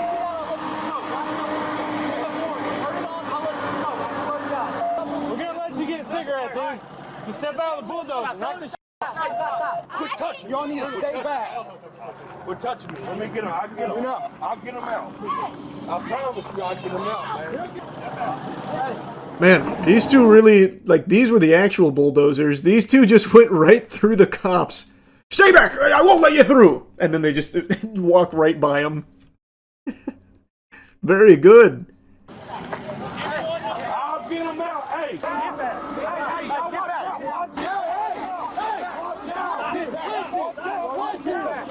All right, let's calm it down a bit. Let's take the temperature down here. No need to be yelling. Jacob, we're not. Come on, step out. Easy enough. He just didn't know you guys were there. I'll let you know. Man, this is just so much commotion. Holy. There's so much yelling. I was just curious if he somehow got back into the vehicle. How is there still 3 more minutes of this? Let's go. The cigarette strat not patched yet. Yeah, it still works. Ultimately, he did get a cigarette. That wasn't a lie or anything. He was allowed to smoke his cigarette there. And the second that happened, the tensions just evaporated from everyone. The officers, the family, the guy, everyone just immediately calmed down and entered Zen mode. Like, it was just all, you know, much more calm. Just the second that cigarette gets into the equation, everyone's like, oh, well, I do say, chap, look at us. What a mess we find ourselves in, huh? It was remarkable how quickly things settled down there. Now, he did still end up getting arrested for, you know, everything there, like the fleeing, and the officer says that the bucket did actually hit him, like he got hit by the arm when he swung it around, and took a picture of like an injury or something that he had there and showed it to the others. Of course, I don't know the extent of that. It didn't really look like the bucket hit him, but it was also extremely fucking dark, so can't say for sure. But things did settle down there, and as far as excavator chases go, this one was on the more tame side. Anyway, though, I watched just about every excavator or heavy machinery chase that unfolds. It's always so fascinating to me. Anyway, that's really about it. So, yeah. I love aliens. I love UFOs. You know I keep my finger on the pulse of anything related to extraterrestrial activity. I've even set up my own homemade tuning fork so that way I'll know if there's any big three-titted alien babes that are cruising through.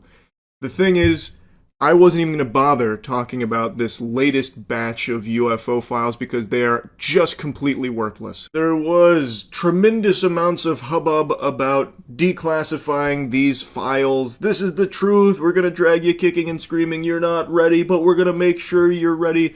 Swallow your vegetables anyway. Here it is. Cosmic beings, UFOs. And then what they actually declassified was just that. Nothing. Nothing is what they declassified. There is genuinely nothing interesting in there, yet they continued to like hype and glaze it up. It's just trash. There's nothing even worth talking about. Like, yeah, there's the star-shaped entity thing, but that's really it. Everything else is stuff we've already seen a bit about, and others are just completely embarrassing. Why was it uninteresting? There was just nothing substantial is the problem. Just more bleh. I don't know, man, that artist rendition was pretty convincing. Oh.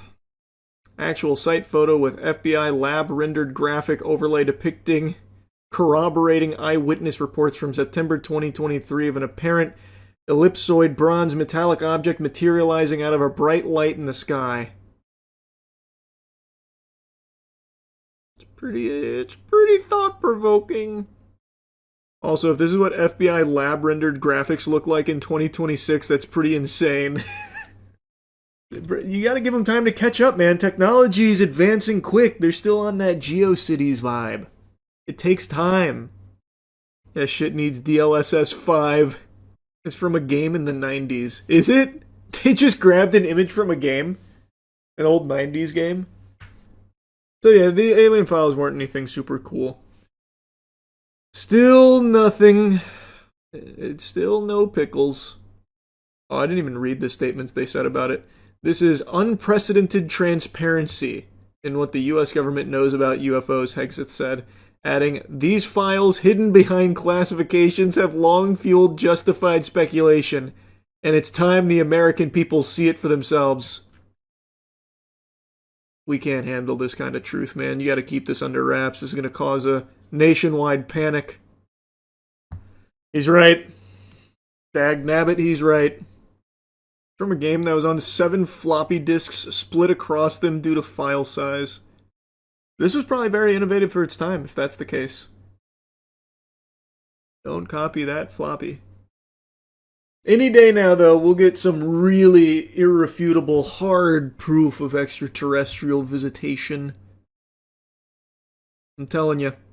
See, look, they're even teasing it. There's more to come. Government saying new materials will be released on a rolling basis every few weeks as records are found, reviewed, and declassified. I am salivating. I can't wait to see the next batch.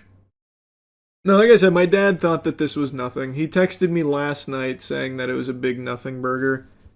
Yeah, that was unprompted too. Usually he doesn't get the latest UFO drops, but last night I guess he was just seeing it somewhere and he texted me, said, the released UFO vids are a real nothing burger, exclamation, exclamation. What a joke, exclamation, exclamation. So he was pretty upset. He sounds so invested. Well, I mean, he is to a certain degree. He doesn't keep up with, like, the latest baloney dumps, like the fucking spheres The goddamn flying colanders and like little soccer balls in the sky that people go crazy over. He doesn't care about that shit. But when it comes to like file releases and stuff, he at least tries to stay on top of it and take a look. But so far, he has not seen anything convincing.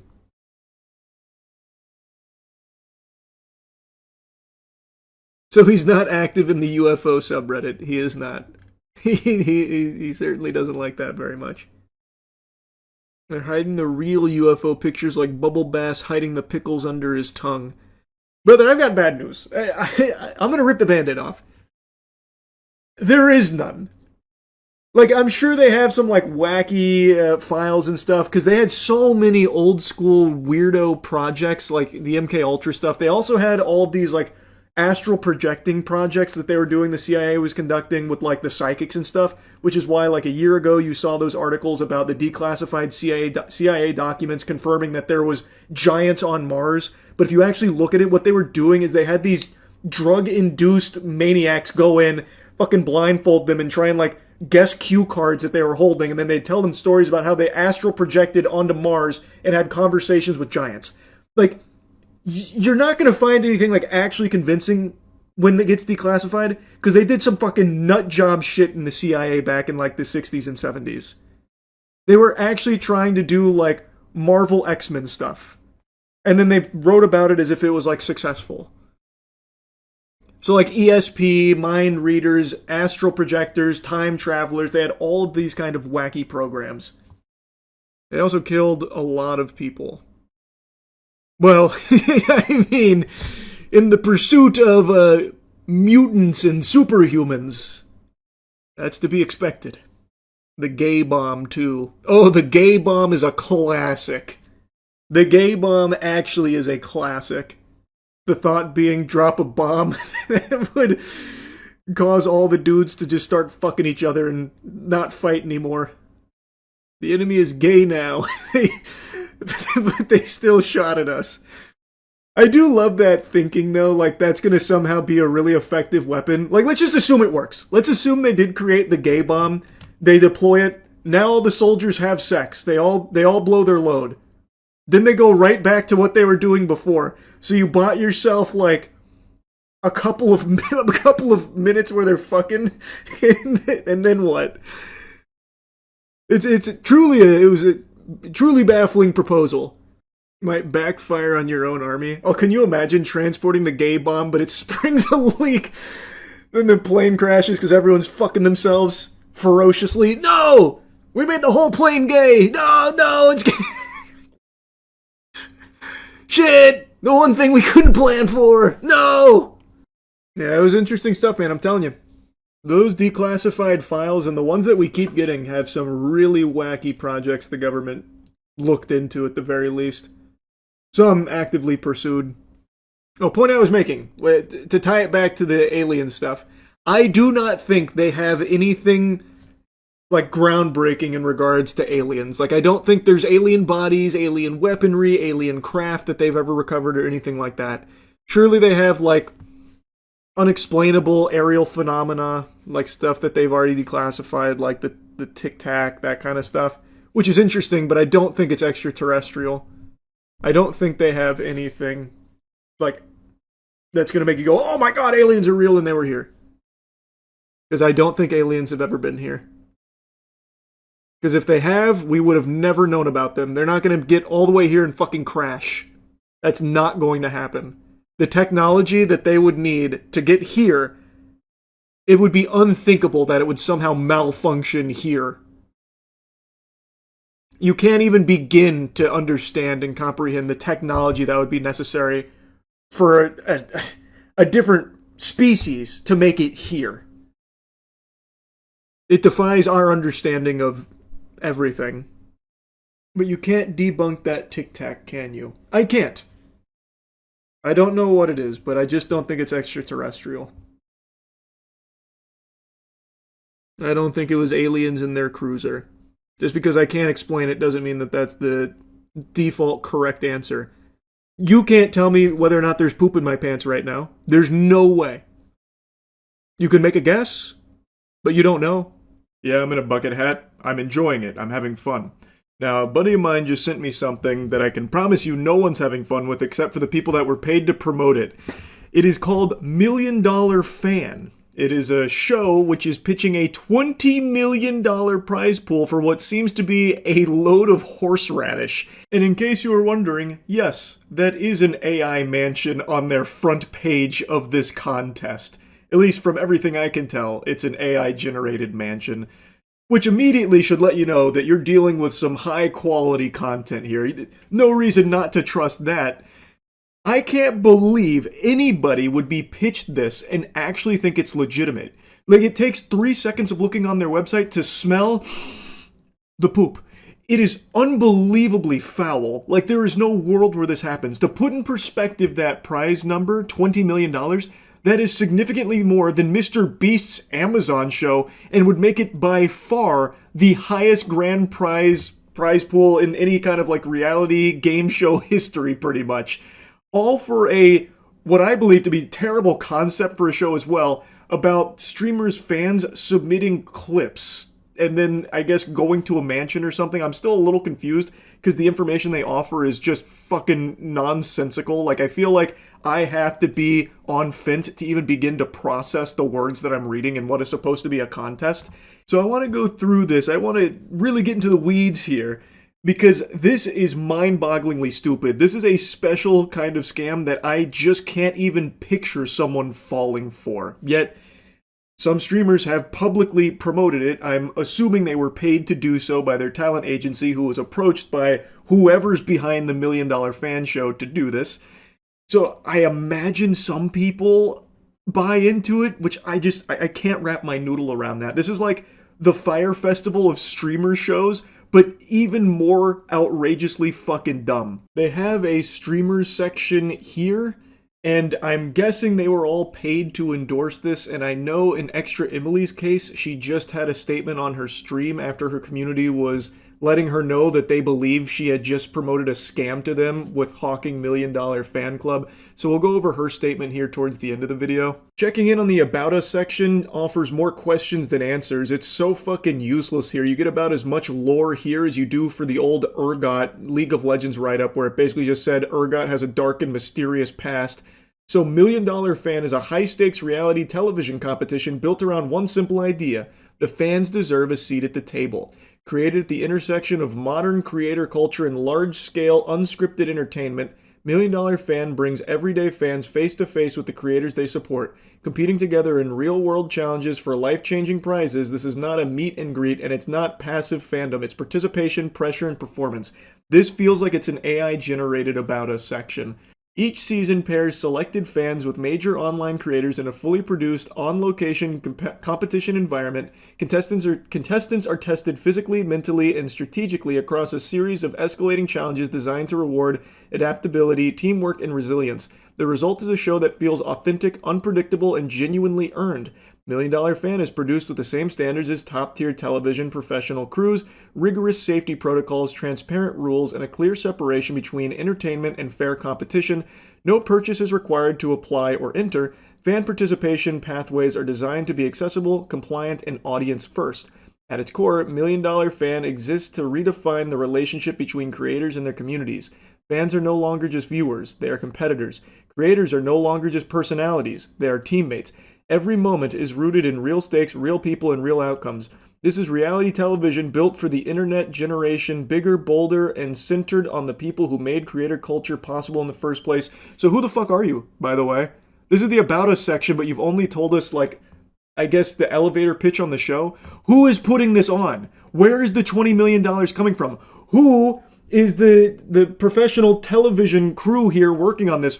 Like, this is not providing any actual information about the team behind $1 Million Fan. That should immediately raise some red flags that they're not front-facing with who is even putting this on in the first place or where this prize purse is coming from. Their About Us section is fundamentally just like a high schooler that's cramming for a summer reading book report where they're trying to meet the word count. This should immediately be raising red flags and have you asking some questions like, why are they not being more forward with who is behind this. Is it the fucking Rockefellers? Like, whose identity are they protecting? The Elusive Man or something from Mass Effect? Like, where is this coming from? Who is putting this on and who is putting this together? This About Us section is nothing but meaningless fluff gobbledygook that doesn't actually answer anything or provide any real valuable information about this production and who's responsible for it.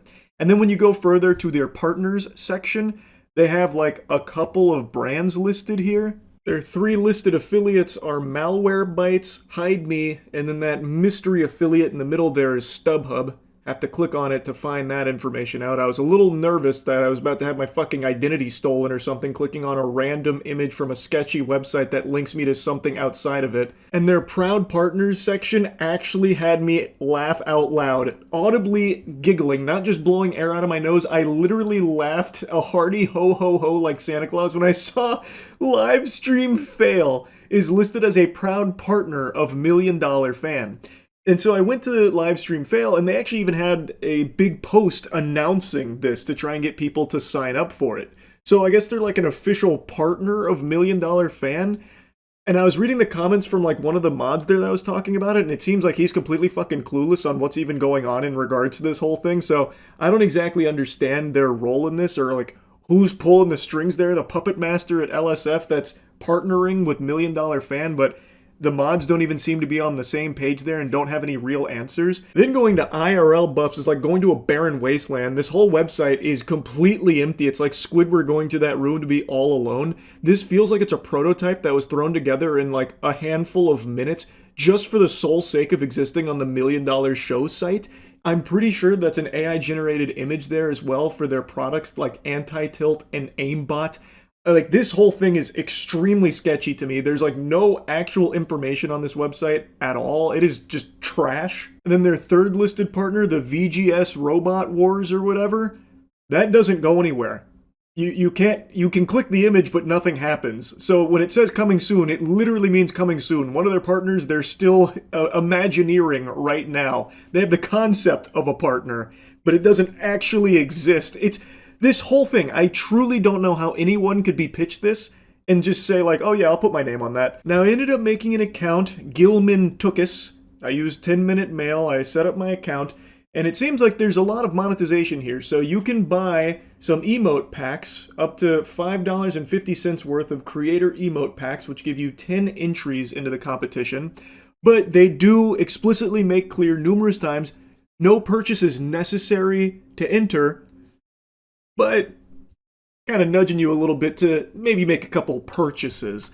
But you can't legally require a payment. You can't legally require someone to buy something in order to enter into some shit like this. So that's there to cover their own ass in the eyes of the law, but they do very much try and incentivize you to spend money here for the $1 Million Fan show. Going to their official rules, I thought for a brief moment I was going to learn more about the sponsor here, but it's talked so vaguely that it sounds like a Destiny 2 raid boss.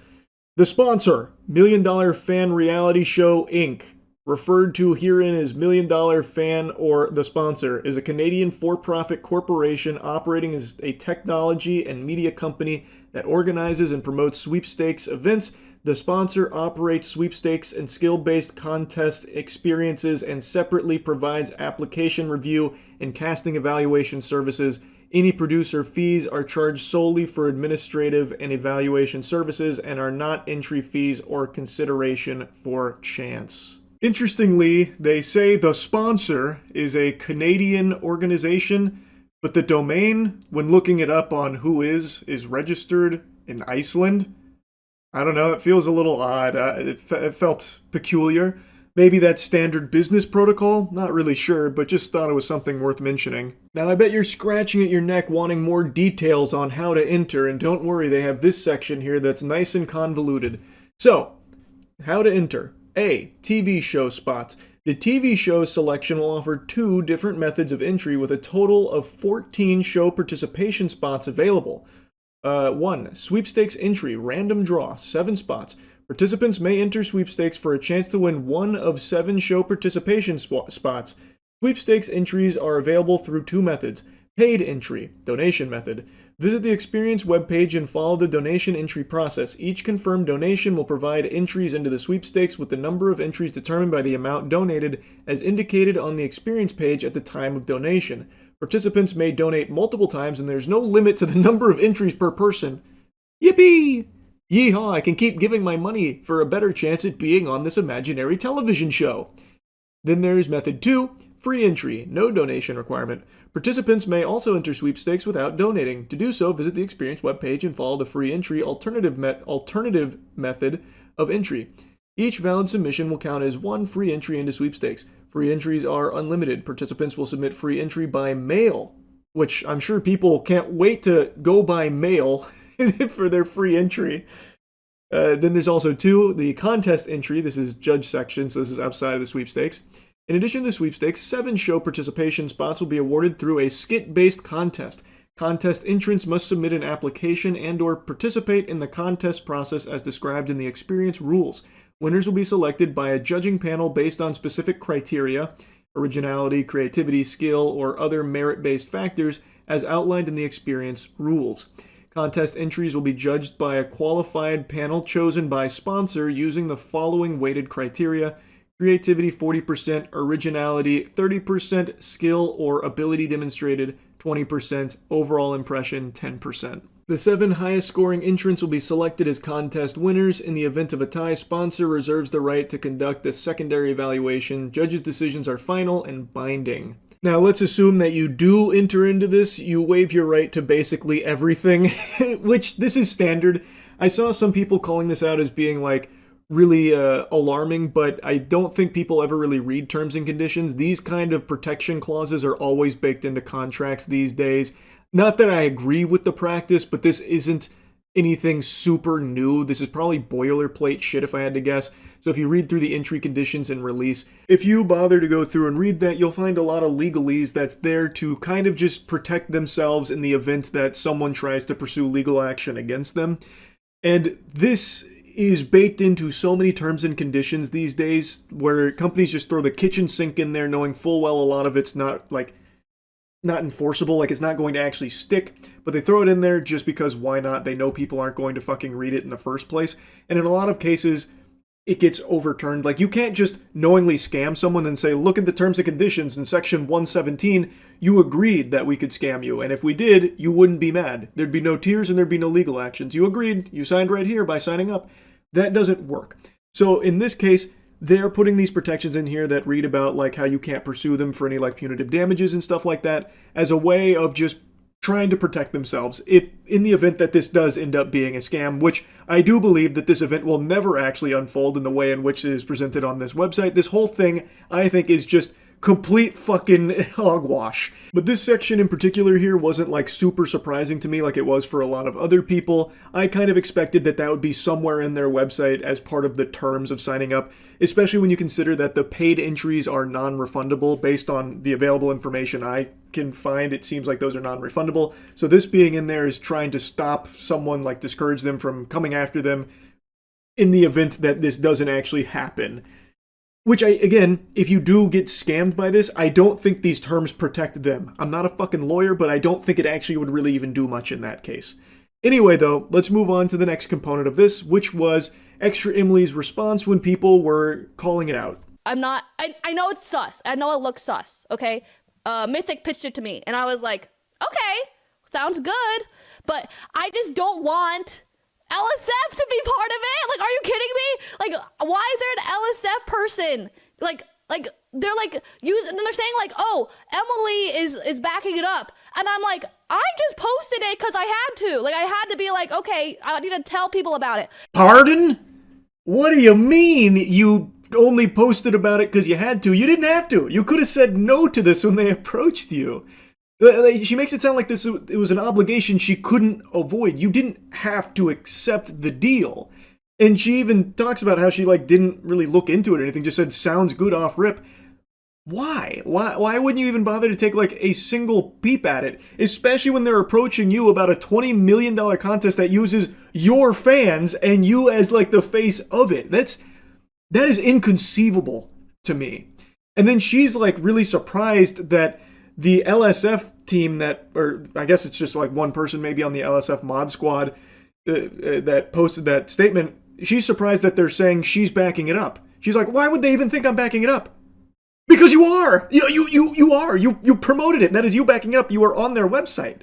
What do you, like, I don't understand why that's not, like, registering. But then the LSF guy's like, oh yeah, Extra Emily totally, like, backs it. I'm like, I'm just doing what I'm supposed to do, okay? So I don't know what's happening, but for now, just, like, put this, like, put on the side, okay? So I will get more information on it and then let you guys know. So, yeah. But I promise I'm, like, not trying to scam you guys. I apologize I didn't do more research beforehand, but I'm gonna have them do more research. Then she'll keep them updated on all of that.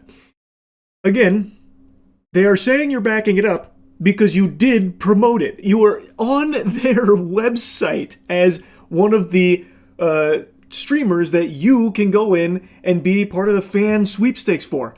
The images that I put there of like the emote packages on my Gilman Took Us account, I did that through Extra Emily's portal on $1 Million Fan. So they are saying she's backing it up because she agreed to this promotion. Now, do I believe Extra Emily was intentionally trying to scam her fans for a paycheck here? No. But as she said, she didn't do any research on it. And it doesn't, she's using the word research like this would have been some kind of Herculean undertaking in order to get down into the bare bones of it, the truth of the matter, when it actually would have just taken maybe 4 seconds of just typing in $1million.fan.show and looking at the website. You are literally greeted with an AI generated mansion. Like, it doesn't take much effort to have been pitched this and been like, all right, let me just check it out real quick before I say yes, and be like, oh, yep, this is fucking nonsense. This is barnacles. Again, I don't think she's a bad person who did this maliciously or anything, but this was so easily avoidable. And she's like surprised LSF is involved. LSF is on their website, proudly presented. Again, if she even just went to their website once, she would have seen that. She would have known. It's very clear she didn't even bother to type in the name of what she was about to endorse, which is why I believe this was probably some kind of paid promotion. I'm assuming Mythic approached her with this $1 Million Fan show pitch, as well as like what they're paying for the integration, and she just said yes to it without like a second thought, really.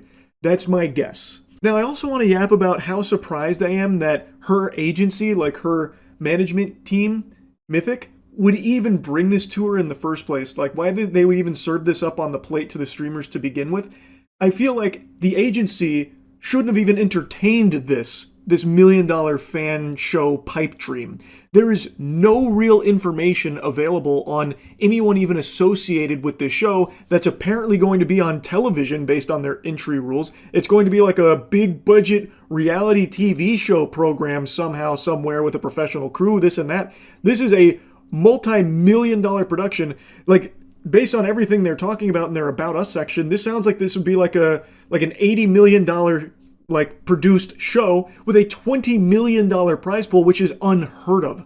Absolutely unheard of. And yet there's no real information available on it. I don't see why Mythic would even take this offer and present it to the streamers with so little available on it. This feels like a very fraudulent show that is now being put out to streamers here as a potential endorsement. So I'm surprised that Mythic even served it to them to begin with. But again, I think it was so easily avoidable for the streamers that are listed here to just like type in that show, like look at it for even a second and be like, yeah, this is fucking garbage. This isn't real. I'm just surprised that it's at this point now where there are potential victims here. There are potential fans of Extra Emily or the Botez sisters or S-Fan or someone that maybe saw this with their name on it and been like, oh, this sounds incredible. $20 million?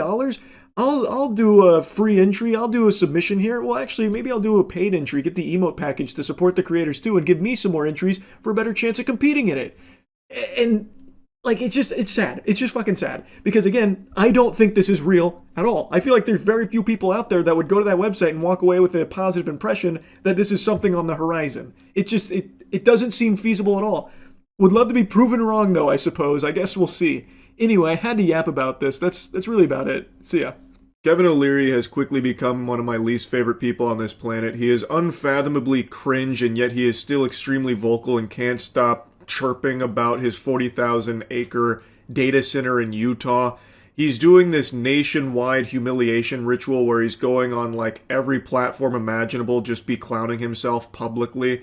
He is an embarrassing specimen. He is a disgusting fungus worm man who can't help but yap and squeal about garbage that he is just truly clueless on. Like, he is actually an observably dumb person. And he continues to try and LARP as an American, despite not even being a U.S. citizen. He is Canadian. He has not even bothered to become a U.S. citizen. Yet he's willing to go around preaching about American values and trying to, like, dictate how policy should be. He's singing the blues about, oh, this is so bad now. People don't support my 40,000 acre data center in Utah. Those aren't real Americans. Those aren't real patriots. Those are Chinese spies. When he himself is not a fucking American. He is a fraud. This guy is a actual miasma of cringe, filth, and greed. And also, he is a billionaire. Why hasn't he just done the $1 million enema infusion into Trump's butthole to get that nice golden toilet paper to be just a citizen through money? He hasn't even bothered to do that. Genuinely, I can't fucking stand this guy. He is just trying to pillage and loot this country through his projects, most notably his 40,000 acre data center that's being brute forced through in Utah. And he just recently went on a couple of platforms and continued to make a fool of himself, so I'm going to shoot spitballs at him now for that. This guy is just more fake than Kristi Noem's husband's tits. This guy, there's not a single genuine real thing about him. Elevate Strategies, also a cell operating inside of Utah. Gabby Finlayson. Gabby, what are you doing? And who's paying you? Well, hi, hello. It's me, Gabby Finlayson. Yeah, because at the end of the day, who would want us to stop building our electrical grid? Which adversary would want that? There's only one. It's China. So what I think is happening, and I got my guys to go a deep dig into the IP addresses, and here's what we found out. This is fascinating. We found 2 cells inside of Utah. Elevate Strategies. Gabby Finlayson. Gabby, what are you doing? And who's paying you? So what I'm doing right now is, after getting this data, I'm calling out Gabby, operating in Utah. So, hi, Kevin. We are Elevate Strategies. This is Utah. You might not know it because you're from Canada. This is where we live. It irks me to no end. It is nails on a chalkboard painful listening to this slug man, Kevin O'Leary, utter the words "our." Having those words leave his filthy, corrupt, contaminated lips that are used solely to kiss ass drives me up the fucking wall. What do you mean, our? Kevin, you're not American. Why are you saying our electrical grid? You are not on the team, bud. You're not even on the bench. You are not in this at all, Kevin. You can't speak for Americans. You aren't one. You don't even bother to try and become one either. It is a complete disregard for this nation. You use it solely to line your own pockets. You fucking suck, man. Now, he's trying to call out Elevate Strategies, which is an organization in Utah, and he's saying that they're actually Chinese spies, and he thought he had like this gotcha moment, this dunk where it's like calling one of them out by name, Gabby. So come, Gabby, I'm shining a light here. Show yourself. And I guess he was expecting, a fucking Chinese operative to step forward, or just complete radio silence and crickets, but what he got was the actual organizers here, Gabby herself, coming forward and talking about their goals and what they are doing in Utah as people that actually live and work there. This isn't some fucking grand conspiracy to try and stop these benevolent saints from bestowing upon us plebeians the gift of data centers. We have so many data centers that are blowing up across the country. Well, not literally. Don't worry, BlackRock's already taken that into account. I yapped about that yesterday. I mean, like this explosion of data centers being built. Like, they are pushing for data centers in every single location imaginable. You'll probably find some data centers in your fucking thoughts, too. They're starting to put them there as well. Like, they're actually going everywhere. And we have the information from the data centers that have been operational for a while that it is a terrible deal for all the normal working people. The normal civilians get butt fucked by this. Their energy bills go through the roof. They lose water quality. It's just a complete contamination to their way of life in their local communities. And again, it doesn't bring jobs. I've mentioned this a lot. I've yapped about this endlessly, especially over the last couple weeks.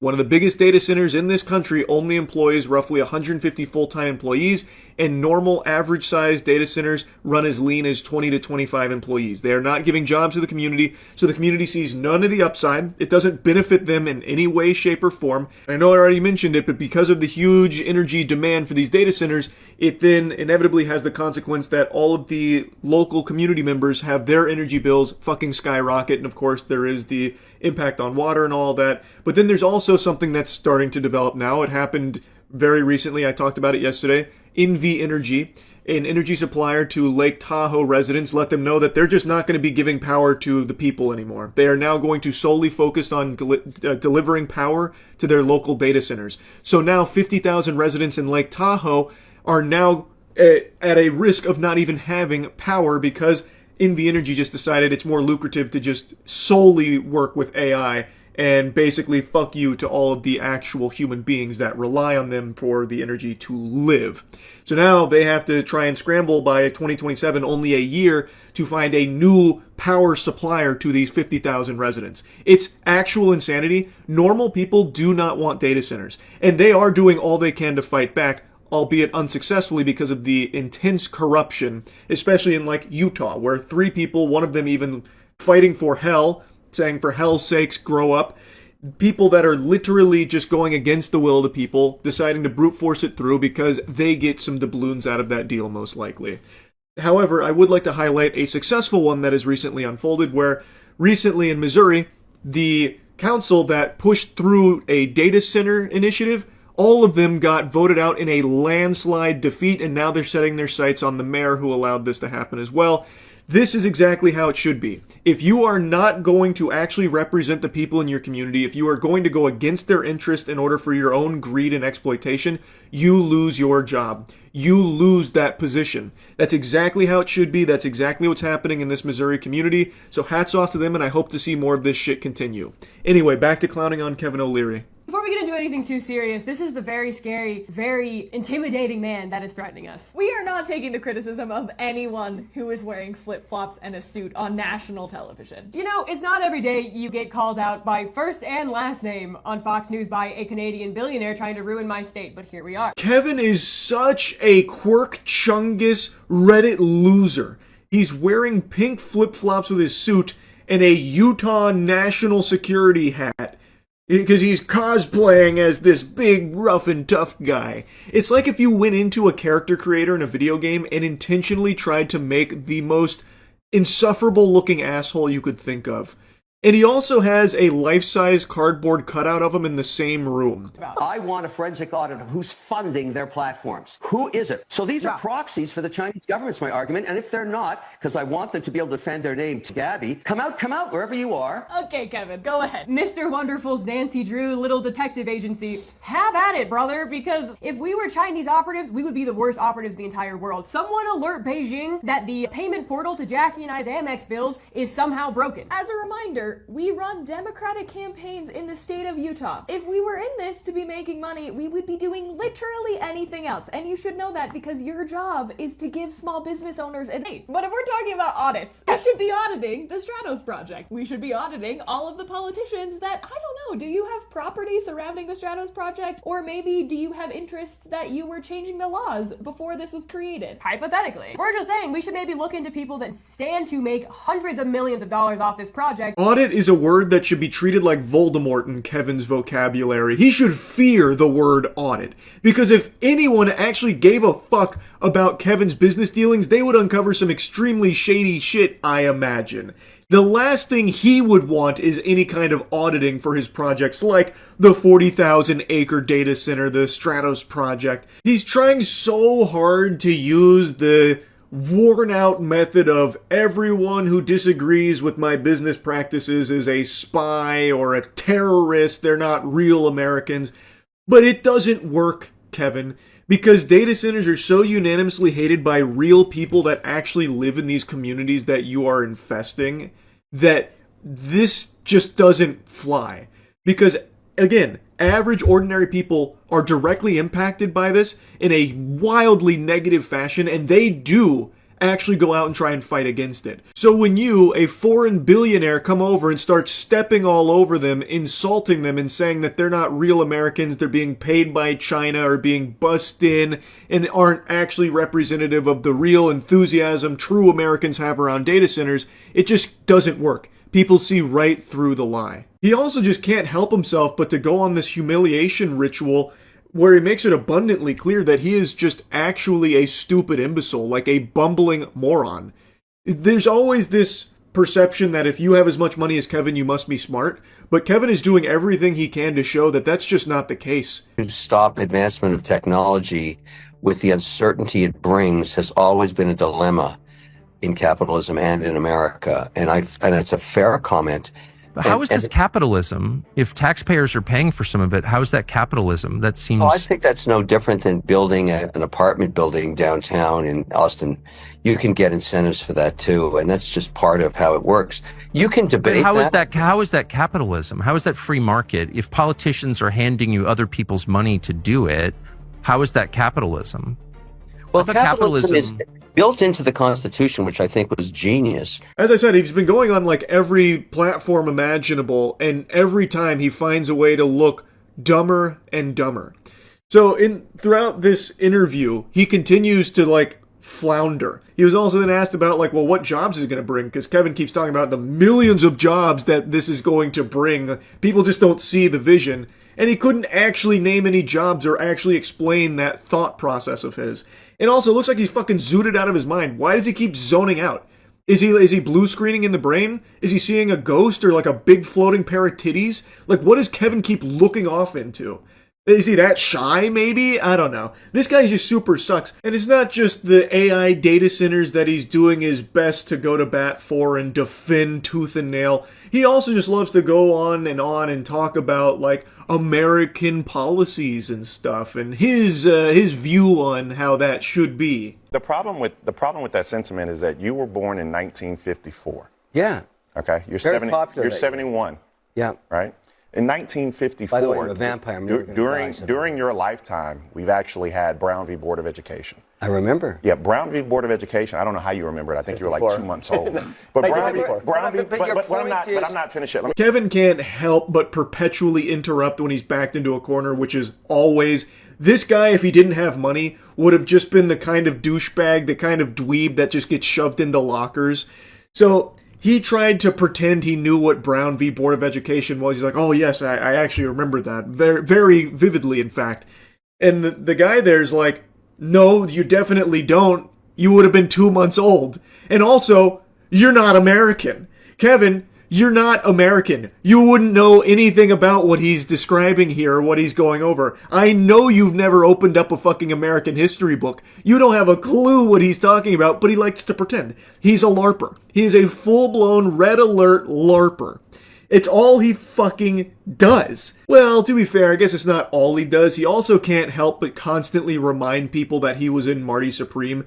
That's what you heard right there where he said, I'm a vampire, by the way. That's a reference to one of his character's lines from that film where he plays a villain. It's like the only thing Kevin's done in recent memory where there was any level of praise for his work. So he's still riding that high, and he will not let people forget the vampire line from his Marty Supreme debut. It's actually a SpongeBob ripped pants moment. He just keeps doing it. I ripped my pants. I'm a vampire. Fucking loser, man. I hate Kevin O'Leary. Anyway, I'll stop yapping about it. He just goes on to keep embarrassing himself every time he does one of these shows. It is indefensible what he is doing in Utah with the 40,000 acre data center. This guy sucks major ass. Fuck you, Kevin O'Leary. That's really about it. See ya. You remember a while ago when Overwatch blew up, so every company on the planet tried to bite that bosom and make their own slop-ass hero shooter and flooded the market with garbage? That exact same phenomenon's happening right now with human beings on TikTok. Every single day, there is a new broccoli hair prankster or 3D printed looks maxer that just spawns in, gets a following, and then snowballs from there. And today I just learned about a new one named Hulo, who is a looks maxer that is now facing 15 counts of possession of child pornography, all of which he has publicly admitted to. They have pretty much irrefutable evidence based on what's available, and that's only what's publicly available, not even everything they submitted to police. And despite all of that, there are still oodles of people defending him. Even though he has publicly confirmed that the evidence is accurate about his purchasing and possession of child sex abuse material, there are still these revolting mosquitoes, these flies that are attaching themselves to Hulu or Hulu. It's probably not Hulu. The streaming service probably would have cease and desisted him if that was his name. Hulu, whatever it is. They're still attaching themselves to his butthole to suck his farts and fight tooth and nail for his honor, even though he has admitted to these unforgivable crimes. That's the state of things right now. It's sickening. I talked about this same thing happening like with David, how the Dipshits for David movement is still defending him, saying he's been framed, even though there is so much evidence publicly available and the case is still ongoing and not looking good for him. They are still willing to die on this hill that David's innocent, and now in this case, Hulu is a good guy and he deserves to be defended. I'll start here before going over Gideon's investigation of it. He has been arrested, and here is all of the charges he is facing here. Now, based on some of the reports I saw, this could carry up to 25 years in jail if he's found guilty on all of these, but it also varies from the different sources I read from. It's a long time in jail here. And the fact that they have these charges against him, the possession of this material, means that they probably have evidence of it. Outside of just Gideon's video where he admits to it, I imagine they have something far more solid, because they wouldn't... Think about all of the other, like, predator catchers, where they do get the pedophile to admit to things, and that becomes inadmissible. There's a lot of times where that can't be used. So you don't see them ever get these kind of charges. The fact that he has 15 counts of this means that they probably do have very solid proof that he had this material. This is just one of the Telegram messages that he was talking to. Just one. So, as you guys can see first, he messaged first. He said, "Hi, this is what the trader said. CP, teens, and all group links available.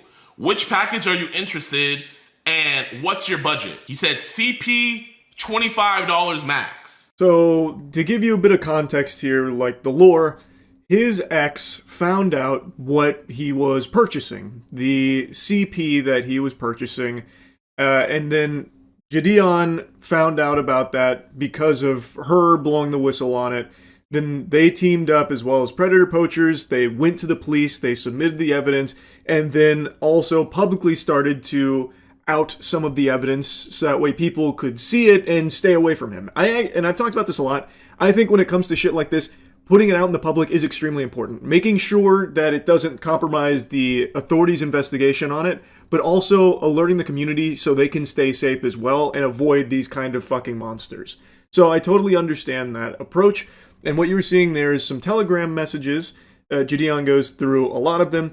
This is him trying to purchase CP for $25, and this became a meme in his community, as well as like a couple other looks maxers made it like a joke to try and water it down and like sterilize it, like, oh, it's not that big of a deal, haha, $25 for cheese pizza, which they all keep calling it on TikTok. So he even posted like a 5x5 joke about it. So his manager, who I will be outing later, is purposely telling his client to make jokes about him buying CP, CSAM. That $25 he spent $25 to watch and jack off to children's innocence being taken away. And he knows he did that, yet he posted this meme. Evil shit, man. This guy is purchasing videos of children being raped and then making a meme out of it. And apparently at the direction of his manager. It's actual demon shit. He said hi, they said hi, CP content available, and he says how much. More Telegram messages get posted that show him cruising these telegrams attempting to purchase CP. So Hulo, I'm just going to call him Mason. His real name's Mason. I don't know how the fuck to say his stupid handle online. So Mason was going around trying to purchase all of these videos and did successfully buy them. and was then confronted directly, where he just started singing. He just started squealing and confirming all the evidence was true. You guys can defend him all you want. You guys can make all the memes and jokes and all that. But keep in mind, this man has a 10-year-old sister and an infant sister as well. And listen to what he admitted. Like that you saw? A little bit of this, a little bit of that. I guess. Okay. So I'm just going to ask you straight up, because you've been straight up with us. You're going to be straight up with this too. Did you masturbate to those videos of 12-year-olds? Or was your hand rubbing your penis at the time that was being It watched? was just, I guess my hand was on my dick like the whole time. I'm just going through everything. Okay. So was your hand going up and down on your penis? Yes. Okay. So it's fair to say that's probably masturbating. Yeah. Okay. I appreciate you being honest about that, dude. On camera, openly admits to masturbating to videos of 12-year-olds being sexually abused, and the Hulo is innocent gang doesn't care. He is then asked again if the allegations are true, and he confirms they are. That he downloaded those videos, he claims he deleted them. Also, it says he, told the police. When directly confronted, he openly admits to it. And it's all on camera. And now he is being charged with 15 counts of this. And still, people are defending him. In Gideon's own chat there, you could see a lot of people saying he's not a bad guy, free him, it's not that big a deal, that kind of thing. You can literally see it in Gideon's own chat. And then on TikTok, his community is standing beside him 100%. As if it's, some kind of mistake that he made that he'll learn from. That's not a mistake. That is pure evil. He is buying videos of children being raped for his sexual pleasure. He apparently tried to say that he was in a dark place when he was doing it, but now he's a changed person, so people are like, oh, he deserves a second chance. No, we can't let his life be ruined over this. He was just in a bad spot. Do you know how many people are in a bad spot that don't turn to paying money to watch videos of children being raped so they can jack off to it? That's not an excuse. That's not a justification. It is pure demonic evil shit. And people are just giving him a pass. And fighting tooth and nail for him. They got their fucking shield up going to bat for him like white knights to defend Hulo. Even though he openly admits to it, he is being charged. They're pursuing 15 counts of possession of the child sex abuse material, and still people don't care. They think that this isn't that big of a deal, and that, well, he was in a dark place, so we can't be mad at him for it. They're not even saying that he's innocent, that he didn't purchase these and watch these. They're not even saying that. They are saying they don't care that he did. It's just unhinged, man. It is actually scary. Because it's not a small amount of people. It's not. It is not a small number of people. I know you can always point to these fringe outlier freaks that'll defend anyone and anything. But here, you can find a ton of them. Go to any post that's talking about this, or go to any video, or go to some of the communities. There's even some people in the Looksmaxing community that are going to bat for him. You can find so many people defending him. It's just, I just cannot wrap my head around how we even got to this point. I don't get it. I don't get it. There is just nothing that is just universally condemned anymore. There isn't. Even just objective evil like this no longer gets a complete condemnation from human beings. Sanity is just devolving. It's scary. It is completely unhinged. Anyway, I just wanted to yap about this. I think it is a great thing that he is being charged with all of this. He's a fucking disgusting monster. Anyway, that's really about it. See ya. Making fun of an IGN review is like breathing. Everyone does it. In fact, you have to do it. It is a biological necessity. And for good reason. IGN reviews will often just find a way to strike the very core of the human soul and force you to foam at the mouth because of how dumb the review is. And it's not intentional rage bait. If it was, it'd be far less offensive.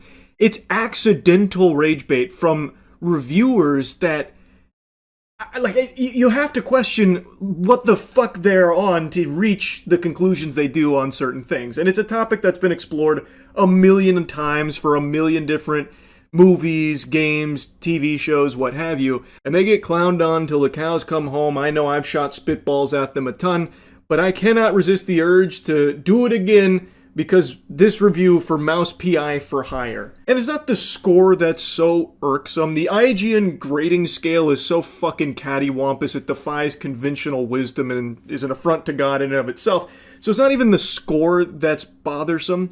It's the reasons that the reviewer gives for why it's a 6. It's so outrageous it feels almost satirical, except it's done earnestly. It's genuinely fascinating. Like, fascinating in the same sense that if I went to the aquarium and a manatee shit into the glass as I was watching it, I'd be like, ooh, curious, what? You know, one of those things. It's like, why? Like, how did we even get to this point? So, if you subscribe to the gaming channel, Moist Critical Gaming, you've probably already seen that I'm playing the shit out of Mouse PI for Hire. I really like it. I think it's a great game. I'm really enjoying it. Also, you should definitely go subscribe to the gaming channel. I play like a million fucking games a month. But Mouse PI for Hire is a standout so far this year for me. And when I watched the IGN review, I was blown away. So I want to show you some snippets here. What bothers me, however, is how overly referential so much of it is. The world is full of mice, so everything is about cheese. Everything. A bad guy? He's a cheese-legger. These cheese-leggers in on the shrew racket. Run into a lady mouse with a sultry voice? It'll be described as Gorgonzola picante slapped on a mozzarella platter. Everything is a reference to the fact that everyone is a mouse and mice like cheese, and when it's not, instead it'll be a reference to an old cartoon, or the fact that this is a video game. When you jump, just act like you didn't. The voice actors, led by Troy Baker, do an admirable job with what they have, but nothing in Mouseburg is allowed to just be. It has to be a mouse reference, or a literally cheesy one-liner. Cheddar, what's wrong with Gouda? No Gouda if you broke, Jack. Or a reference to something. So basically, he doesn't like that they mention cheese a lot. He doesn't like that it's constantly referencing the fact that they're mice, or that it's a video game or other cartoons, thinks it's too referential, which I actually think is a valid complaint. He doesn't like the writing. You can boil it down to the writing wasn't tickling him. It didn't make him giggle, and he started to roll his eyes at how many times they mention cheese. I actually think that's totally fine. The writing isn't going to hit for everybody. There's nothing wrong with that. But as the review goes on, the complaint becomes more, it wasn't noir the way I wanted it to be. It wasn't serious enough. And then starts picking out logical inconsistencies with this world. And that's where things get real fucking goofy. Like, that's turbo wacko sauce right there. This game is a love letter to the old rubber hose cartoons and noir. It is not meant to be like a serious fucking pipe-smoking noir experience that's gonna have you sitting there thinking in your chair like this hard-boiled detective, real big thinker piece or anything like that the reviewer seems to want it to be. And that's like the main gripe. He starts pointing out these logical inconsistencies in the world. He does mention the cheese a lot, which I think is weird because I think it's a fine complaint to say, like, I started to get annoyed with all this cheese stuff. But it makes sense in the world because these are fucking mice. So of course cheese is going to be a big part of like that society in the world they have built. I should have probably guessed the former when one of the first things I saw was a steamboat named Willie, but at least that and the reference-heavy power-ups are cute. Constant callbacks to classic films or other video games? Not so much.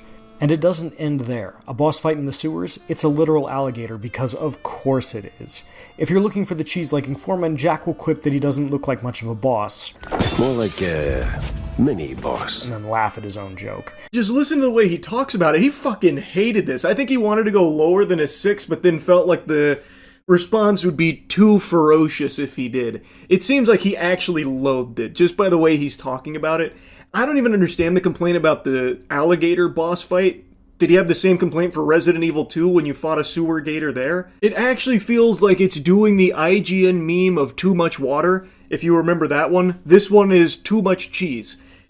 Even here, though, I have issues. Weapons can feel weak, especially the shotgun. It's got the audio kick of a pop gun, and there's a strange disconnect to seeing something that sounds like a kid's toy blow off some poor mouse's head as you paint the white of the world with black ichor that spews from his neck. I honestly have no idea what this complaint means. I'm not gonna lie. He was going on to compliment the gameplay, it's a boomer shooter. It's a very competent one at that. It's a fun one, which he was also mentioning, but then said like he also has complaints here, and then notes the shotgun sounding like a kid's toy and then blowing off bad guys' heads in the game. It's a cartoon, man. What? Like, it sounds like a cartoon shotgun from fucking some kind of WB cartoon back in the day. Like, what do you, like, what is it supposed to sound like? And why does that matter? Like, I truly don't think that was worth mentioning. I really think he was fishing for anything else to critique, so that way it seemed like there were more complaints he had outside of just not liking that it was silly noir instead of serious noir. Enemies mostly come out of doors marked with a skull that you can't enter, robbing these areas of anything remotely resembling a sense of place. Levels also really like to pull the "we're gonna lock you in a room and throw baddies at you until they're dead or you are" shtick, a little too much for my taste.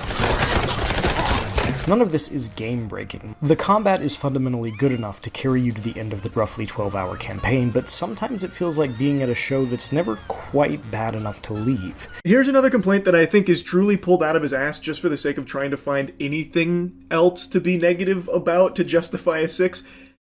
What do you mean that there were too many rooms of just killing enemies to progress? It's a boomer shooter. You know it's a boomer shooter. You have even made a mention of that.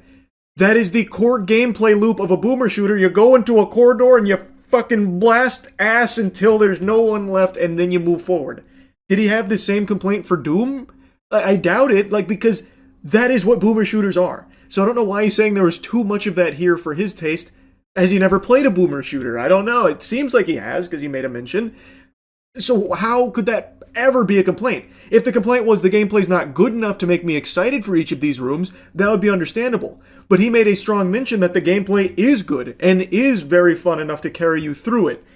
So I just don't understand how anyone could have an issue of rooms of enemies you have to kill to move forward in a boomer shooter when that is the entire, like, meat of that genre. Some of these locks are on a time limit, or must be solved in a limited number of moves, and you only get one shot at the good stuff they hold. Others are so easy you could probably solve them by letting an actual mouse run across your keyboard. It's very jarring. Why is that very jarring? You got me porky pigging right now. In Skyrim, there's novice lockpicks, and then there's expert lockpicks. Is it jarring there too? It's called different levels of difficulty with the lockpicks. Like, what do you mean? Yes, there's going to be easy ones, and then there's going to be more difficult ones with strict things like certain number of moves, or you're only allocated a certain number of moves or a certain amount of time. It's a scale. There's easy and then there's hard. Why is that jarring? That's like the most established thing in all of gaming. Now he goes on to compliment multiple other things about the game, but then says that he never got to do the whole detective thing because the game does it for you, and that's another thing that he had an issue with. And that's another thing I think is totally understandable to be like, I'm a little disappointed, because the game doesn't make you solve anything. It does do it for you. You gather the clues, you put them on the board, and it connects the dots, solves it, and then you just do the mission.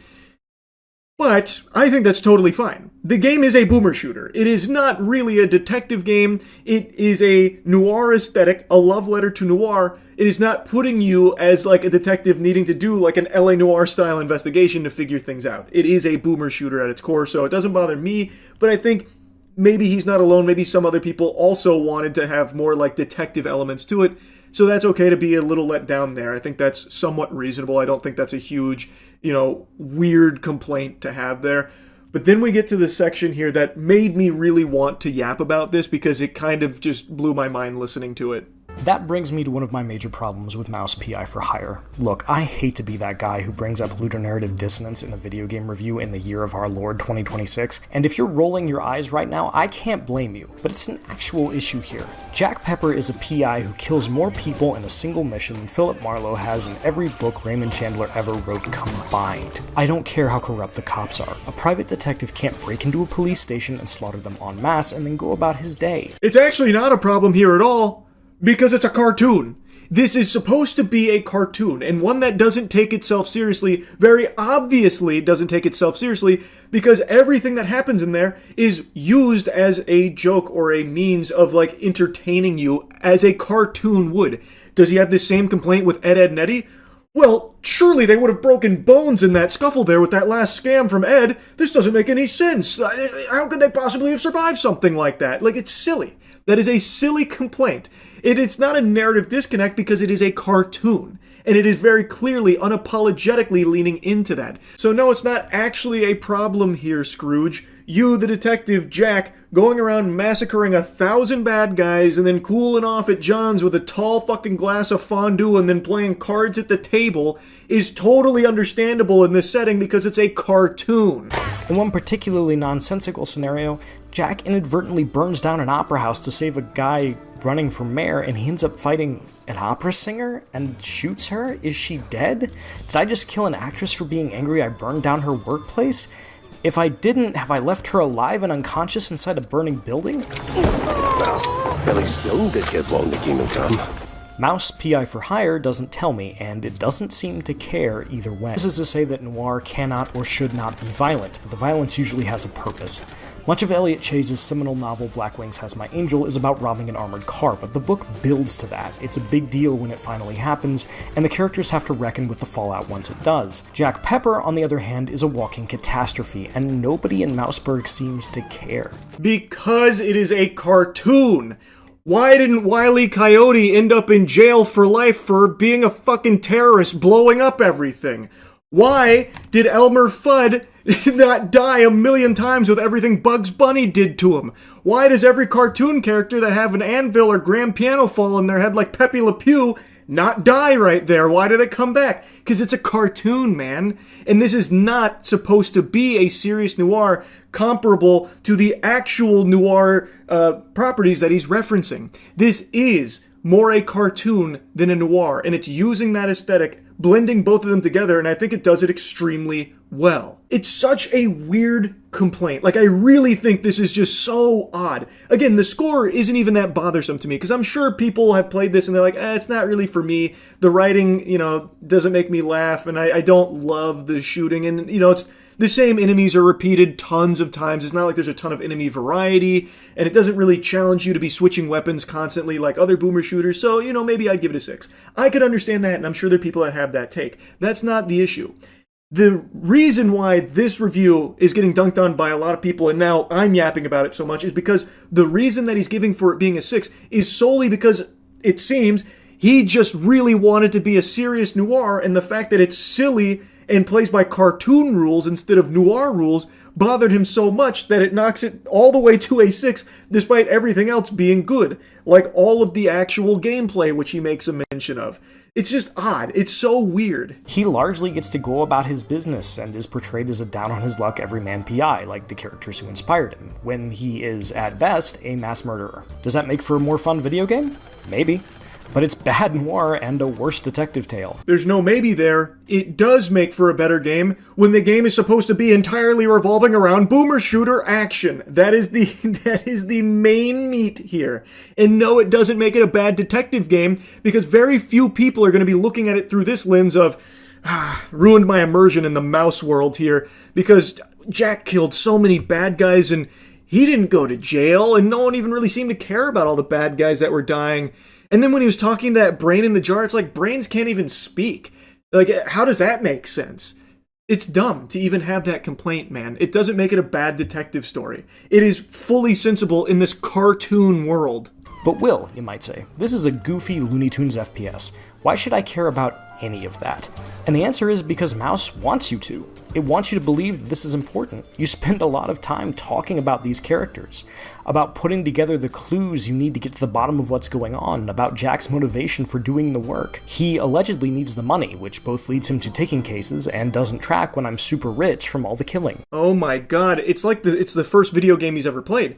He is now using the fact that you collect currency when you kill the bad guys as a way of saying, now the story doesn't make sense because I'm no longer down on my luck. I got so much money, I'm rich, look at my inventory. Brother, what?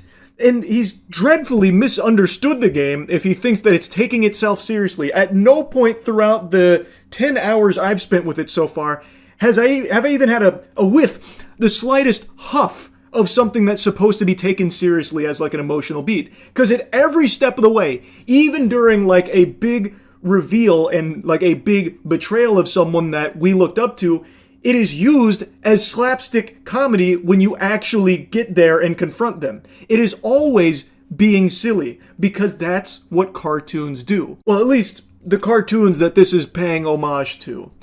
And like he mentions, it tries to get you invested because you spend a lot of time with them. Yeah, man.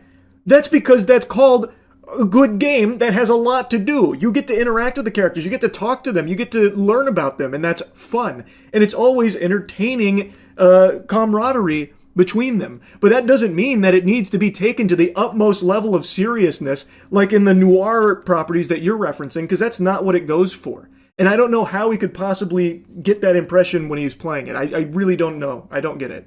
Mouse P.I. for Hire nails the aesthetics of both the 1930s cartoons and the detective stories that inspired it. And it's also an amusing boomer shooter that largely feels good as you're playing it. But its haphazard marriage of noir storytelling tropes and shooter gameplay are often at odds with each other in uncomfortable ways that weaken both aspects. And the writing is so busy making references to other things that it's actually painful to sit through at times. This FPS is solid enough if you just want to blast some cartoon mice and not think about it too hard. But once you do, all you'll see are the seams where disparate ideas have been fused together, and no trench coat can hide the stink of that moldy cheese. The only stink here is this review. It is so silly. Again, the score is not the problem. I'm sure there's plenty of people that played this and find it to be like a 6, because maybe they got tired of fighting the same enemies a lot, or like I said, maybe the writing just didn't hit for them either.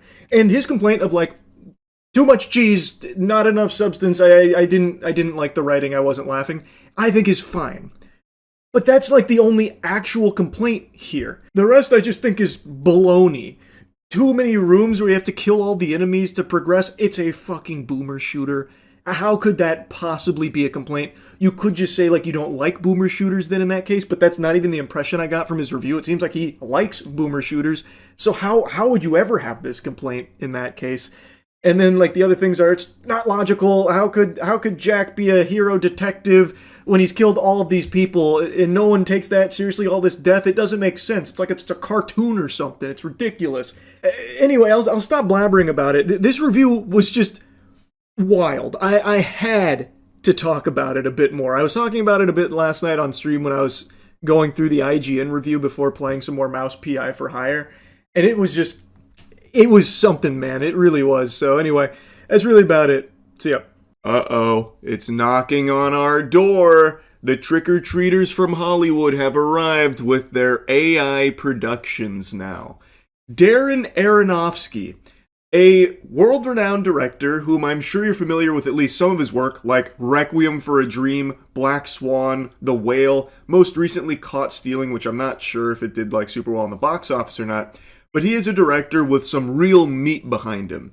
And he has just released a trailer for an AI series called On This Day 1776.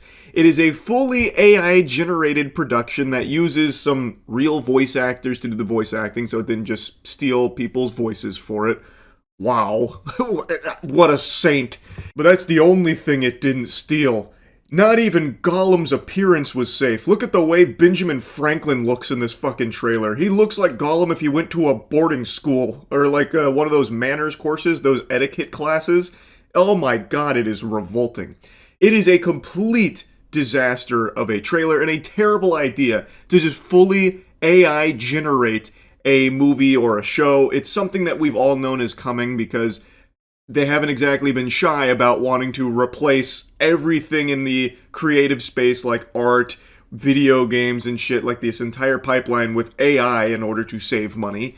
So this was always going to be hitting our doorstep at some point, and it's already here. But what I didn't expect is the general here riding into battle that's spearheading this operation, this diabolical decline in quality of our products with AI. I didn't expect it to be someone whom I've respected for a long time, Darren Aronofsky. He is clearly more washed than my fucking dishes. This is so embarrassing. It would be less insulting if he just like fucking 4K upscaled Two Girls, One Cup and called it his newest project. Like, this is just so trash, man. It's actually infuriatingly bad. So I want to go through the trailer here so we can point and laugh at this garbage together. But before doing that, I want to talk about something positive, a little bit of a palate cleanser before we dive into this. Cheeky has Free Rin soap now. It's available right now. It's an official collaboration with Free Rin. As all of you know, I'm a huge fucking Free Rin fan these days. the light on my desk is kind of making it hard to see the beautiful art on our boxes. I have to hold it at a very specific angle so the camera will even moderately focus on it. But anyway, yeah, we now have free rinse soap. Use cheeky.com. It's the best soap in the universe, highly moisturizing, and I really think these two free rinse scents are some of our best yet. Damn, I thought by trying to get in there quick it would focus on it right away, but it didn't. Anyway, they're available now at usecheeky.com. I'm a huge fucking free rinse fan, so I've been really pumped about this one. The rebellious war is become more general. Too many still unsure of why we fight. We have it in our power to begin the world over again. Wow, aren't you glad they didn't use real actors? Man, it must have taken Darren maybe a whole couple hours out of an afternoon to put together this piece. He really got to work. He was fucking sweating out there for this one. Probably his most difficult project yet, coming up with the right sentences to plug into the AI video generation tools he was using. Oh my god, it just looks terrible. I don't know how anyone could have so little taste that they'd actually think that this looks good. You'd have to be some kind of ghoul, some kind of like actual NPC to find an appreciation for garbage like this. It looks like a YouTube short that was just farted out from those AI slop channels. Or better yet, it looks like something your grandmother would repost on Facebook thinking that it's real, like dragons that have been discovered recently or something. It's so bad. And the fact that they're using like SAG-affiliated voice actors for it is so obviously just trying to mitigate the backlash they knew they were going to get had they just used AI voices as well, which I imagine they planned on doing initially, but someone spoke up saying, no, let's just hire some voice actors to just lazily do this real quick for cheap. Just so that way they could say, like, oh no, it's not fully AI, like we have, some SAG voice actors in it. Come on, guys, this is very much a human passion project. We're just using Gen AI as a tool for us to get creative. Skin crawling. There is no way but forward. We are now the troops of the United Colonies of North America. For the purpose of establishing... So take a peek at this new nation that was born. Amerid. Yep. Perfect. On this day, 1776, the nation of Amerid was formed. Yeehaw. How could anyone think this was a good idea? Especially someone like Darren Aronofsky. What the fuck happened to you, man? What? I don't understand how you go from so many good movies to now just peddling AI slop. What a disgusting career pivot. Holy Toledo, heavens to Betsy. An independent empire. Who are you? Massachusetts! That's not surrender.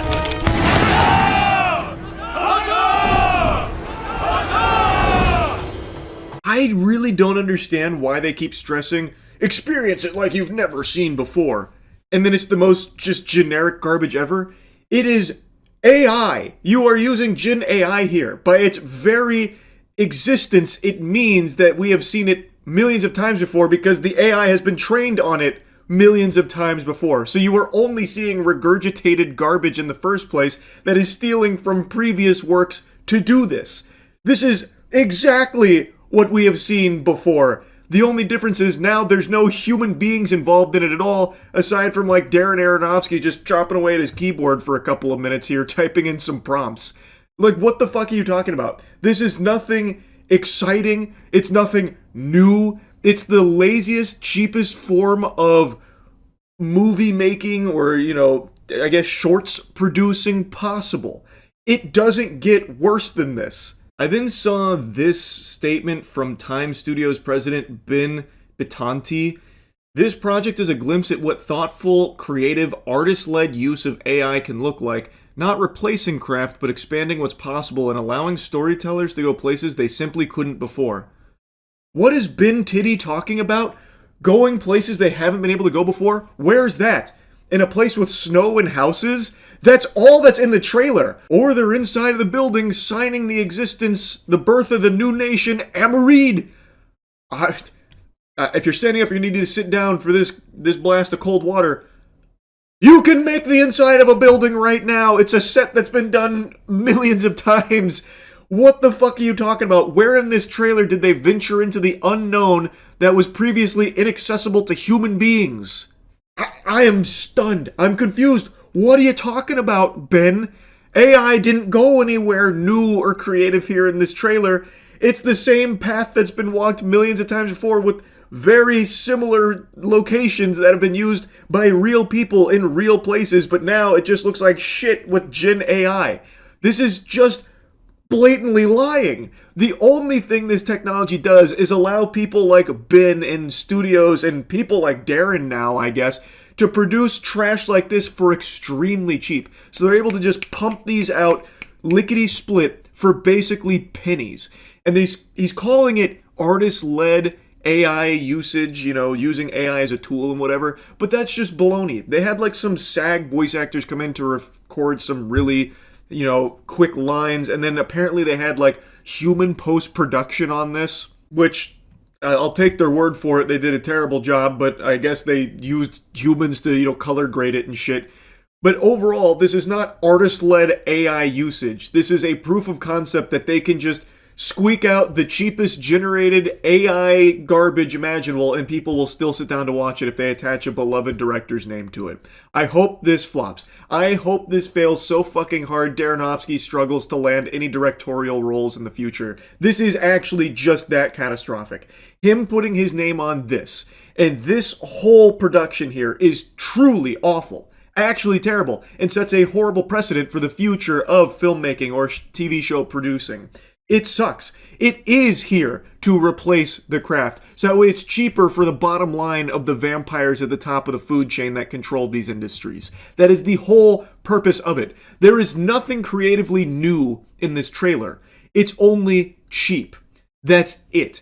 I don't know why he's trying to say and convince people that there was, so much new things here that we couldn't do without the use of AI. That's just blatantly false. What, people in costumes? We've never done that before? Someone that looks like Ben Franklin? What, we've never had a makeup artist before make someone look like Ben Franklin?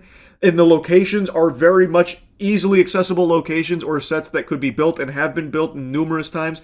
It's all a lie for the sake of trying to normalize AI productions like this so that way they can feel more confident replacing more and more jobs in the creative sector if this succeeds. Because if this can just even somewhat make a little bit of money, it proves that people will just stomach anything. So then what the fuck is the point in hiring, actors to play these characters when they'll just have AI spit it out for them in an afternoon for nothing? It sucks. It actually super sucks. And I had to make fun of it. So yeah, anyway, just wanted to yap on it. That's it. See ya.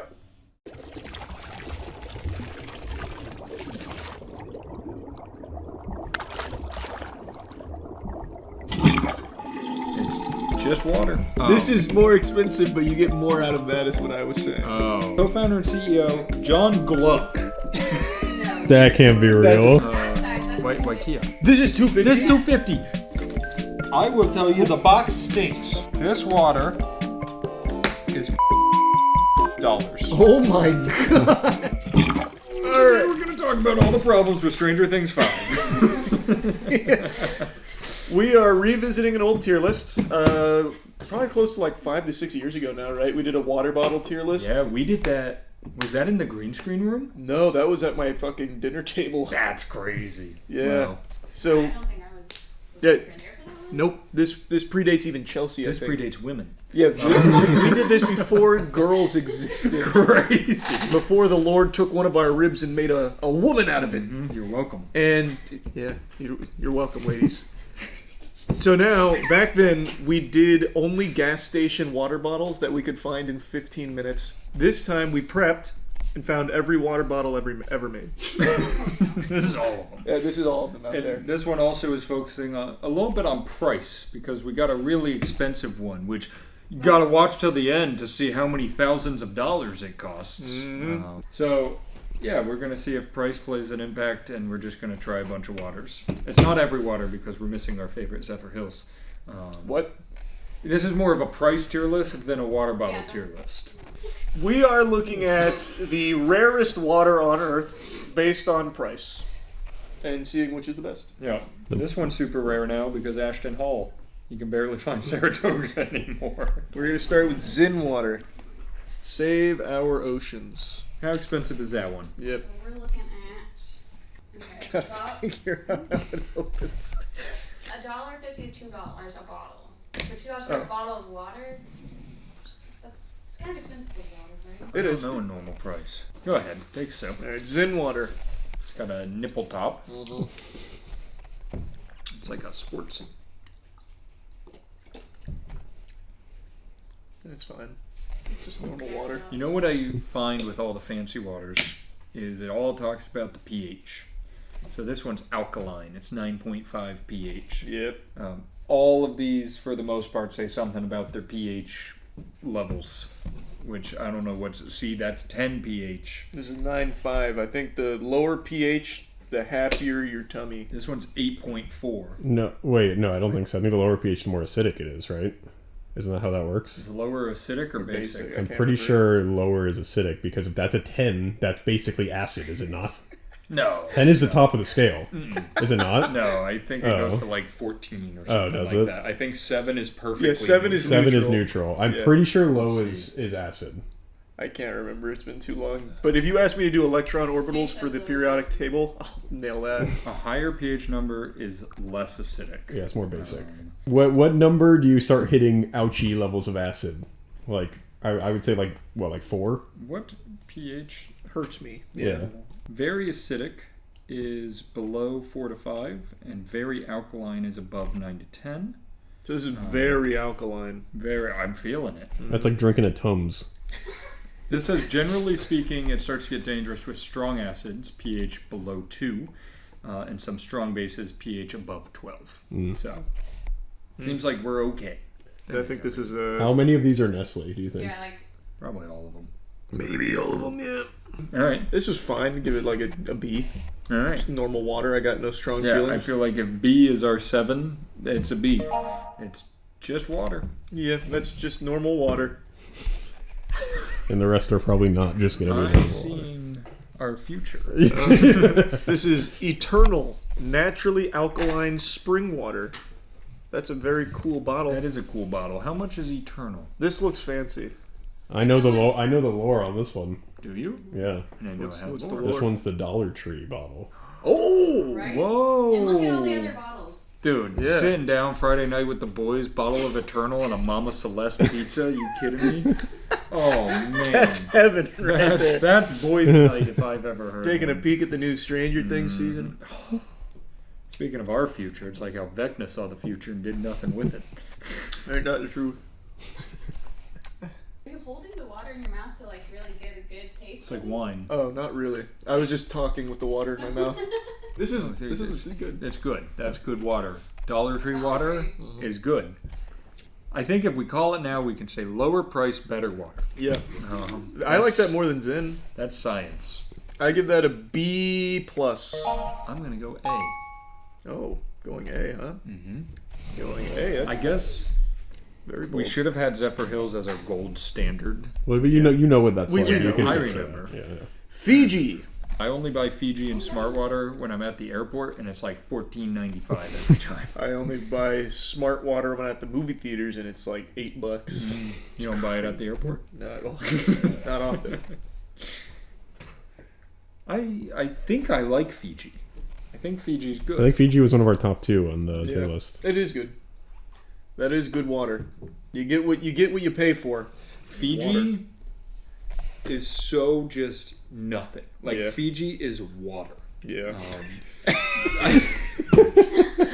Well, you know, like you drink something and it's got a little bit of flavor in there. Yeah. There's nothing in Fiji. It's straight H2O. I would imagine if we did the last 3 with blindfolds on, we would have no fucking clue which is which. Give me a blindfold. You... No. We do the rest of You don't think there's a difference between that and Eternal? I would put this at the exact same ranking I would give Eternal, which is good. I was going to do Which the is a B+. same, an A, but I thought it tasted like nothing. No, there's got to be like a really good water in here. It's I probably 10. have to imagine when we start tasting 10 pH. Yeah. This is when we get scary. Yeah. I got it at Whole Foods and it said it was local. This is local? That's local water? So I don't know how local. I don't want to drink Florida water. This is local Florida swamp water? Huh. Yeah, that was. Interesting. Well, Zephyr Hills is also local in that case. I don't- Zephyr Hills is in Florida. I don't think the Zephyr Hills on the water bottle is the same as our Zephyr Hills. It absolutely It is. definitely is. 100% it is, yeah. Yeah, so that was $2 as Huh. well. Electrolytes may crystallize in the bottle. Just shake gently and enjoy. pH test strips do not accurately measure pH above 8. Use an electronic meter for true So results. the website is also claiming that it is the only water that is actually at a perfect 10 pH. Oh, perfect 10 water. Perfect 10. Whoa! Their water comes from Crystal Springs. I've Ew. swam in that. I've drank my own swim. In Zephyr Hills? Mhm. Yeah, I've swum in it too. I have. Wait, where? Crystal Springs? Mm-hmm. Oh no, I was thinking Ginny Springs. I've drank myself. Alright, perfect 10. You're not going to believe it. That tastes identical to water that we've previously consumed.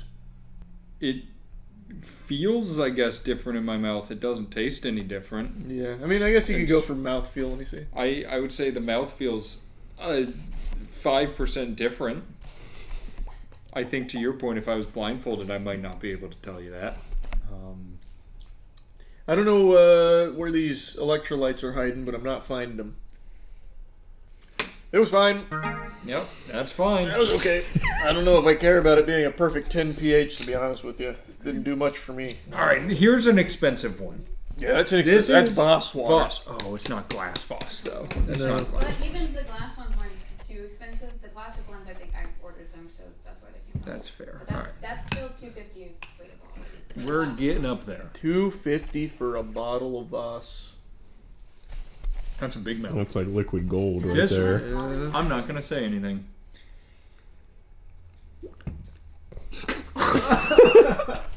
What the fuck is that? I had to cough when it. F tier. Almost killed him. Fuck. The second I took a drink, I had a cough. That was such a visceral reaction to it. Water's fine. This one, I think, has more of a taste. Let me taste. Oh, without coughing, let me try. I'm going to go B. This. You said you think it has more of a taste? When I'm saying more, I'm saying 5%. Like, there's something there. I don't know, just tastes like a little flatter, I guess, maybe, you could argue. I don't know. Do you think the others tasted carbonated? Not really, I guess it just feels so flat that it's the only thing that It's like in a stands vacuum. out. Yeah. Give it like another B. Oh, B. Whoa. This is gonna be bad. Just I feel water. it. I feel You it. think? Because it's in a... Yeah. Whenever you have these wait. like quirky things coming in, like it's just a fucking egg or something. It's like, well, I hope so. Yeah, no, I saw this company that had this like soap. Just soap. Just soap. Yeah, but you don't eat that. You don't eat it, no, but you're getting what you get, you know? You're You're just getting what getting you soap. get. This has an expiration date. That's it? Yeah. Best by May 12th, 2027. Oh, fine. Yeah, we got time, but, Yeah, but why, that feels why has it got an short expiration date? for water. Maybe because the Oh, the cardboard. cardboard. Yeah. Oh, yeah. Box water or whatever. No. I thought there was another. Oh, yeah, water. that's actually pretty fucking terrible. That's not very good. I don't like that. I feel like I'm tasting the cardboard more than the water. Yeah, it definitely takes on the taste of the cardboard. It's Yeah. not bad. I guess you just called it terrible. Well, when I say terrible, I mean relative compared to the like others. what water you would I'm want. going to put it all the way down in C. $2.50 a bottle. $2.50? It's in $2.50? cardboard. Yeah. I have to. This is the problem. It's the same thing with eating healthy. To do good things and have recyclable. Well, the thing with that too Well, you is can it's recycle cardboard, plastic. but it's fucking plastic. That's what I was gonna say. There's plastic on and there's that. still so much plastic on it, so you're not. What's really the doing point? shit. It's not like a Okay. milk. Also, it's not just water, it's in a container. They're lying. True. You got a lot of. Yeah, this out of all of them, this is the one that I like the least. I feel like I agree. tasted a lot of cardboard residue. I'm going C, and I think I'm already, based on naming, gonna like the next one less. This is 9020 Beverly Hills 90H2O. 90H20. God, that's quirky. Yep. This From reminds Beverly me. Hills. Yeah, and it's drink the world's finest. TM. Oh, it's gonna be terrible. How expensive was that one? This one is $4.50 a bottle. That's the stupidest This thing. is That's the the shit small... they put on your nightstand in a hotel. I was gonna say it. Horrible quality too, right? Like it's like really. I don't know. I just don't like. California mountain spring water. Yeah, That is the it's most shitty California shit I've ever It seen is. and heard. Smooth, crisp, light. Shut up. Dummies. Co-founder and CEO John Gluck. That can't be That's real. a fake name. John Gluck. That's a fake name. Well, hey, okay, hold on, guys. We were a little hasty. Sorry. It won the World's Best Water Award, as well as the Best of Beverly Hills Golden Palm Award. So who votes for that? Yeah, who is on the council of the World's Best Water Award Committee? I wonder. guarantee it's John Gluck. I know. Like, how are we not there? We've done I've done 3 water bottle tier lists. One with you, one with the boys, and now one more with you. Who else is more qualified? Nobody. There's some numbers and water drops on the back. What do they mean? The mineral content of the water you drink matters. The finest waters in the world are flowing with natural minerals that your mouth can taste and your body can feel. And then it just gives you the numbers of like potassium, magnesium.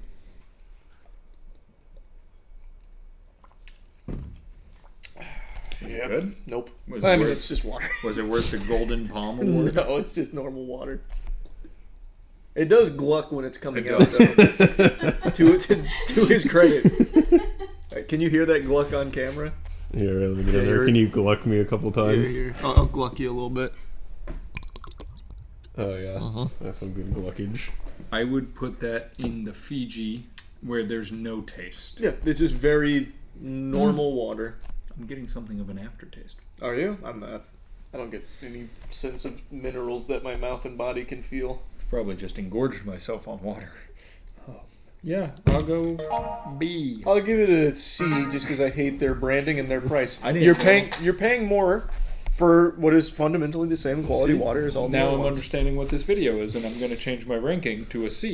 Yeah, Price and to I'm going to change it to a quality D ratio. now. Now it's a D. It's a race to the bottom.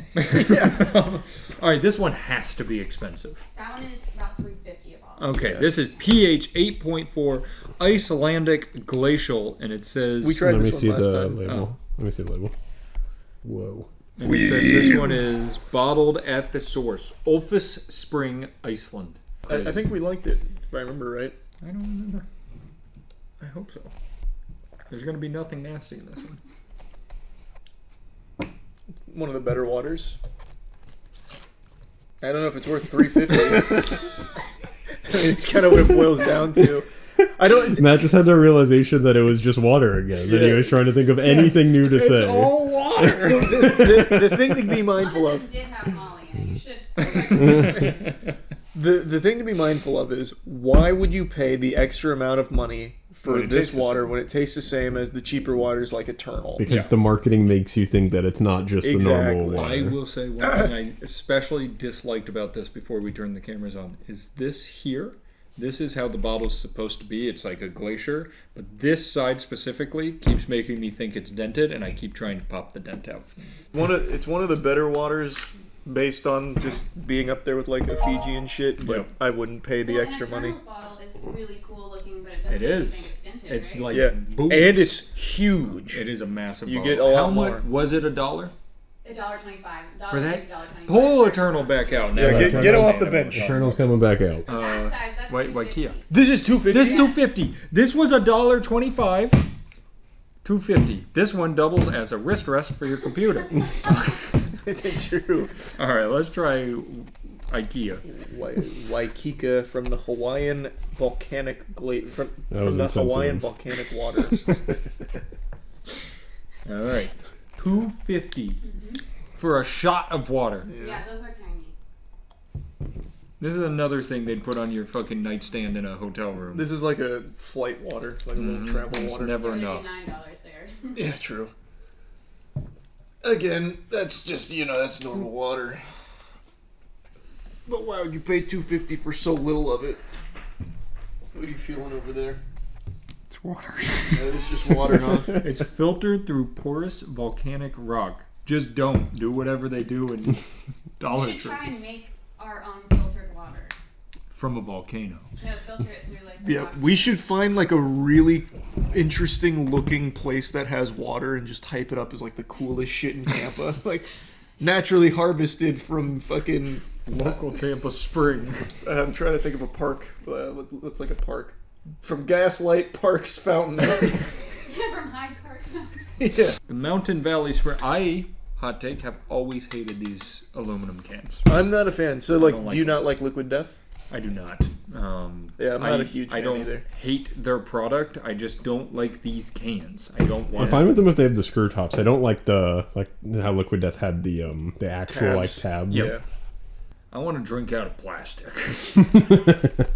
I'm working on some G.I. Joe balls here. I need to keep filling. All right, this is the original since 1871.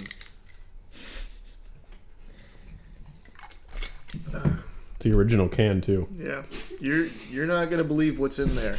I think the title of this video is your water killing you? Is water a scam? Yeah. Oh yeah. So I feel like I almost always only get these at events, like the metal cans at a concert or something. Yeah, it's social. And It's supposed to be they- social. It makes you talk more. They heat up so quickly. I feel like your water gets warm so fast. That's Yeah, always my problem with it. I agree with that. It definitely feels that way. I don't like the, how much was that? $2.50. C. You get better than that at least, but even still. Oh, I didn't even rank that one. I said it's water. Oh yeah, this is an F. fuck that guy. That one's the F. 250. Yeah, C. Less Yeah, for more C's on the fine. Ikea one. Sucked. All right, give me that next one. Dude, I'm getting full. I have to ask you guys, check and see if they're bottled in the same spot. Oh, they are very similar, but let me see that one. This one. One is Whole Foods brand and one is that one. No. Okay. This one's Arkansas. This one also says can liner not made with bisphenol A, BPA. That's good. Well, is this one made with bisphenol BPA? I don't know. Imagine. If it doesn't say it's not. I think we can safely assume this has toxic chemicals in there. I since think it so. doesn't tell That me is it not doesn't. BPA free. Nope. This one is. BPA abundant, I would imagine. That's the conclusion I'll draw Extra from BPA. that. Whoa. Oh This wait, do we have a one- difference? This one is so nothing that the others feel like something. But in a good way. That's because you're missing the BPA. Yeah. Yeah, the others were BPA. I was laden. tasting BPA. So it's just, there's nothing there. It's like your mouth reverses. It's like your mouth reverses is crazy. You see what I mean? That is a lot of nothing. It's in like the abyss from Stranger. Yeah, that is a lot. That is really a lot of nothing, huh? That one shocked me. Oh, we didn't even tier list that last one, I don't think. Because of all the BPAs that are no doubt in there, probably a D, maybe a C. I think this video is going to need a stinger showing the last bottle. You already said C for it. C? Yeah, Yeah. I don't remember giving it something, so I could give it a C. I'm going to go A. They found a way to just make it empty. How expensive was this one? That one was $1.80. Oh, that's much Oh, better and it's value. cheap. I'll give it an That's A. an A? I'll give it an A too. Danny, try that and tell me it doesn't rock your world. Oh yeah. Oh, man. He's shocked. It's so much That's nothing. pretty like nothing. It's like if they I'm with you. liquefied air. Yeah. That's just No, there's oh. like no aftertaste. Your mouth forgets it was there. Yeah. All right, this is open water. It's open source water. Yeah, this one has a lot going on. Wait, did that say here. salt water? Nope, still water. This is like a real steel can. Yeah, real humdinger. Is it a real steel? Real steel. Not really. No. This also feels like plain water, where it's a brand that doesn't actually exist except for on Delta Airlines. Bye bye plastic. All right. Goodbye. Oh, That would heard that. Oh wait, that's like actually like a really shit one. I don't like that one at all. It has a taste. and not a good one. This is weird. This kind of has it. You know the rubber on the inside of caps? It's a lot of times like a white rubber little coating. It kind of tastes like that. It tastes like, which I have licked a lot of those. it tastes skunky, is what it tastes Let me like. have another sip. It's Like No, I'm not like going like a beer skunk. I'm not going straight to F. I think what's happening is we just drank liquefied nothing, That's true. and yeah. now there's something. Maybe that's, I forgot what that's like. Legitimately, to me, that tastes like when you finish like a Miller Lite and you get like the piss at the very bottom. I was gonna equate it to. Actually, taste that one, Danny. Since you just I mean, the finished something. champagne of beer. It's the Anheuser-Busch runoff water. I was gonna compare it to like an Aquafina. Yeah. Where there's something there. Yeah, I don't like that. Yeah. You guys are overreacting, but there is I like think something it's there. a C or D. You would too if you had all this great water and then you Yeah, got this. I would say out of this lineup by far the worst. I think this is by far the worst. I don't have the immediate yuck reaction. It's not as bad as like Aquafina or Dasani. No, I like, would. It's not that strong. Yeah, but out of our lineup of expensive ones, this is like the Aquafina. Yeah. Women of refined That's an F. taste. Yeah, I don't like that. How much? How expensive was that one? $250. Yeah, overpriced as well. How much is this glass Evian? $650. And you can't take it with you because it'll shatter. True. And it's shaped like a bowling pin. Evian is my go-to airplane water, if they have it. But not in the glass bottle. Not in the glass bottle. Yeah, it's weird. They always have like let the you little on ones. there with Yeah, those. it is cheaper in a plastic bottle. I like glass bottles. Things taste good. out Because you like the nicer things in life. Yeah, Yeah. the glass things in life. I've had a lot of Evian. Evian's good. It is a little more expensive than like Zephyr Hills, right? By a few cents, I would bet. Probably. Yeah. Evian's good. A. Zephyr Hills is my hurricane water. Oh yeah, most of my water bottles in my garage are when a hurricane's coming through. I'm like, I'll pick up one more pack. And I'm like, I have 4,200 water bottles. Fugi. Fugi. That looks like a fight brand. Yeah, Fugi. Is our Saratoga is not as expensive. That one is our second most expensive one at Let's go to Saratoga first. Was $350 actually, so it was kind of in the middle. But these last two are That's a lot for This is $350. Yeah. That feels like a good deal. That's you get more for half the price of the glass Evian. No wonder Ashton washes his face with it. Because of that video, because of that Ashton guy, Saratoga's water prices dropped a little bit, so they could. I'll tell you what, it's worse. Is it? Sorry, I Is don't it mean to actually spoil worse? it for you. Evian is better than Saratoga in terms of taste. Am I on the crack pipe? I feel like they taste pretty similar. I mean, I just like Evian, so I'm a little partial to it, but This one's really hard because it's a blank canvas, so Yeah. when somebody paints an opinion on it, you're like, I can feel that. Yeah, I don't know. This feels like very close. And for half the price, I feel like it's probably more value. I do like the blue bottle. No, It's got to be more empty. It's got to be more empty. Mr. Gluck is back. I'd probably give that like an A as well. It's good. It really, I didn't expect. Let me see the Evian real quick. This is 28 fluid ounces. How many is in the Evian? Is that $3 more? It's not worth $3 more. Am I missing it? Am I stupid? I don't see it. It's at the front. Oh, I thought it'd be on the back. 78 millimeters. 75 CLs, which would be 750 mLs, which this is 828 mLs. Wait, so this is more for less. We established that. Wait, did we? I thought this was more. No, Oh. this is more expensive, but you get more out of that. Is what I was saying. Oh, I wasn't listening. We're gonna move on to Fugi. How much water's in that one, Matt? 1,000 milliliters. Oh. It's more for $9 a bottle. $9. There's got to be a reason why people would buy this. Oh. The price jump to the next one is just insane. Turns out, even the expensive water is not that expensive. That tastes like pool water. Actually tastes like But pool water. it tastes like Italian pool water. I gotta clear my mind of your thoughts before I dig into Fugi. That is literally what it would taste like when I'd go to little swimming parties and I'd accidentally drink the fucking water. It tastes actually like pool water. To me, it tastes like hose water.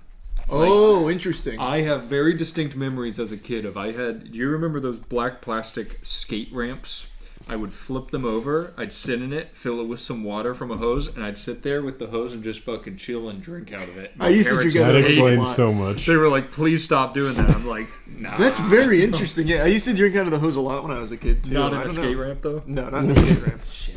Been looking for my soulmate.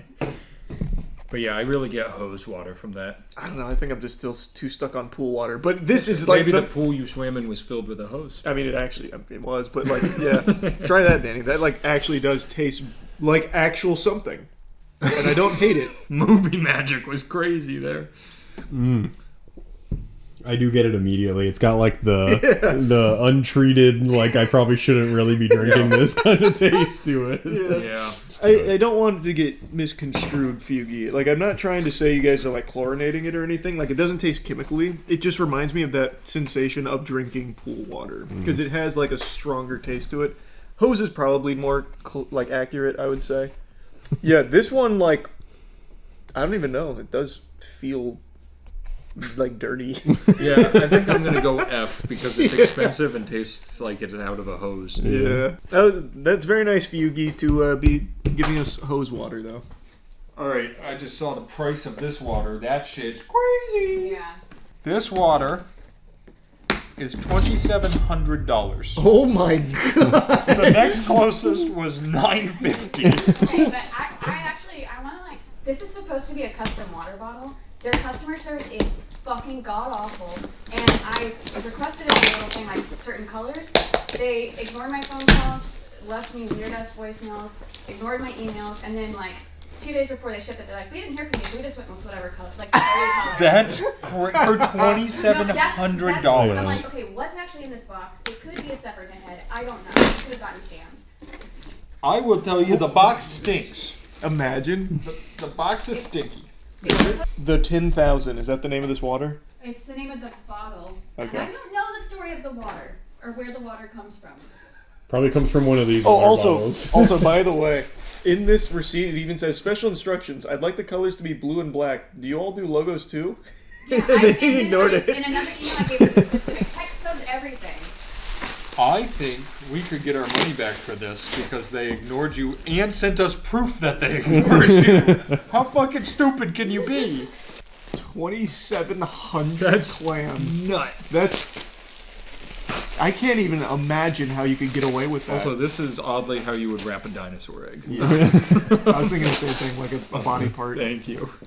Oh my god! Holy shit! They really didn't want this to break. Alright, they did give you your request. Oh, okay. Okay. Okay, I see it. This is a wine Oh, bottle. this was the one I had with the boys. They Oh, really? Yeah, they just rhinestone it. They said it was only like $1,000. The prices must have gone up. 10,000. This is No, you got the better version. Oh, okay. This is 10,000 Swarovski. Oh, it's crystal. bling? I can't say that. There's no way this is Swarovski crystal. It's not. It can't be.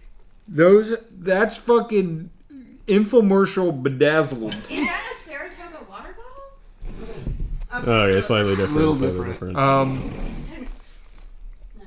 So it says bling. You can see it's basically like a wine bottle. Here, do you wanna get that plastic Do you off? think if we pulled off the stones, what do you think? Do you think they just reused the bottle from somewhere? Could we figure out what it They was? must, right?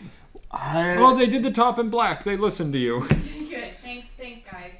I'm gonna say it. This is pretty sloppy. There's just glue coming through all the stones. Yeah, well, that's so. What when I did this with the boys, I didn't know this was going to be the water here. I guess this really is like just the most expensive fucking water on the planet for no reason. When I did it with the boys, they broke the bottle. It is From New Jersey is where they get the water. Oh, that's cool. That's probably really good. So like, it is actually just a layer of glue, and they just stick the shit on it, and that's it. Which like. I don't know how I want them to do it. I just want it to be something else. Well, I just don't want them to do it. Like, it yeah, just I'd shouldn't actually like exist. them to stop. Is there a single practical consumer base for this product that isn't exactly what you're doing right now? Do you think to they've put it sold- on the internet? Have they sold more than the 2 that you've consumed? I just can't imagine. Charlie's That'd be crazy. 100% of their customer base. That would actually be nuts. So they're sitting there being like, somebody else fucking bought one. This is great. And they're like, it's the same fucking guy.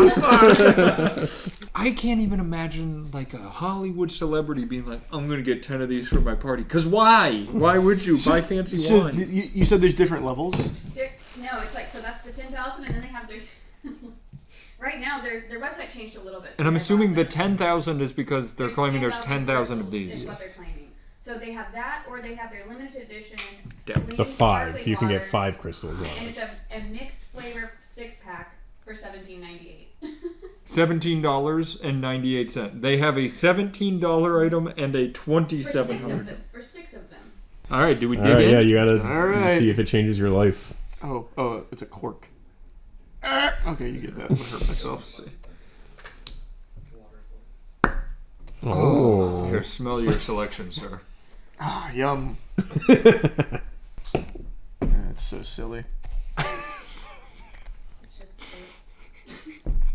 Oh man, and it actually is, like, I know I already hate it just off rip, but it actually just doesn't taste good. That was the conclusion last time Hands too. down, the worst water we've had today by like it's not even a competition. And Danny, You guys to just make don't sure have we're not refined water to make sure palates. we're not making that up, that is shit quality water compared to the rest. I don't know if I hate it as much as the stinky one, but it is just, it's on that level. It definitely has like flavor Yeah. to it that some of the other ones don't have. Well, I forgot we had hose water, but as you remember, I love hose water. It's so silly. It's so silly. This is insane. Yeah, that's just a clear glass bottle that they glue stones on. And it's just a layer of glue. You think that they just roll it? Probably. Oh yeah.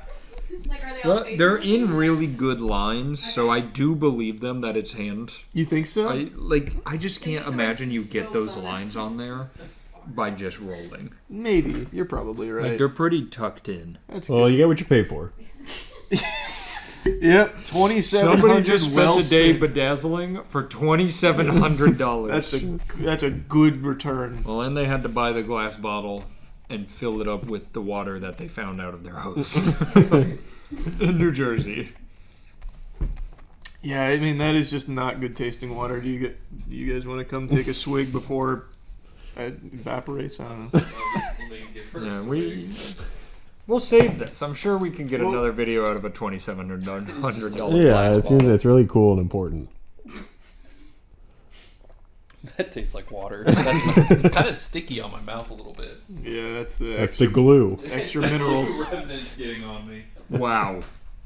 So. All right, rank. You got to put it on the tier list. F. It's stupid. It's so stupid. If you were contemplating buying a bling 10,000 water bottle for $2,700, don't do it. You can get a lifetime supply of Eternal for that price. True.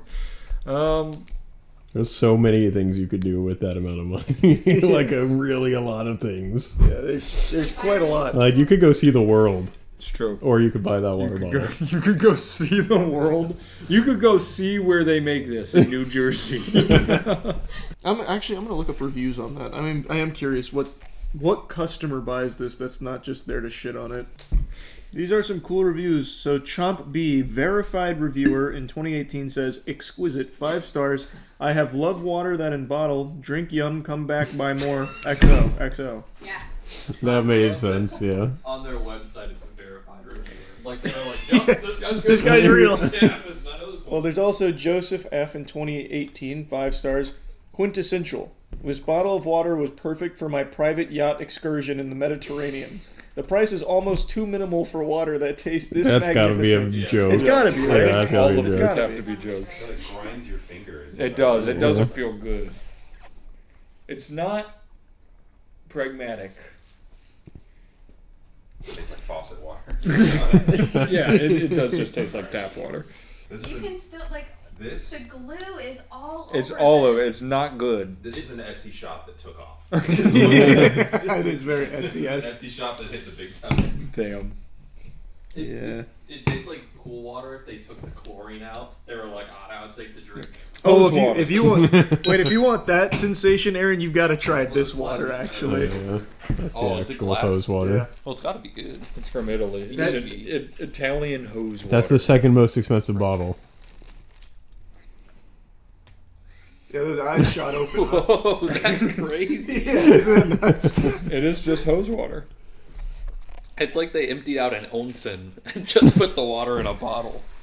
That's crazy. Yeah, that was the wackiest one for sure. He keeps naming more places you fill things up with hoses. Yeah. These reviews just can't be real, yet for some reason they're verified reviewers on the fucking website. I don't know who goes through and does that. Well, typically, like, we would be a verified one because we're locked into the shop as purchasers, but I think there's a difference between a verified reviewer and a verified purchaser. If we can pick verified reviewers, Jigi's about to change. What an interesting company. Yeah. Calling it a company is a stretch. Yeah, what an interesting... I'll have you know, they just made $2,700. That is true. That's true. Their books are flying for this year. What a start to their... Well, no, I guess we got it last year. Yeah. Oh, whoa. There's an article from 2013 on this. What the fuck? It says, don't guzzle that water. It costs $2,600. You should make that the name of your video. Don't guzzle this water. So yeah, definitely F. Super F, Huge sure, super F.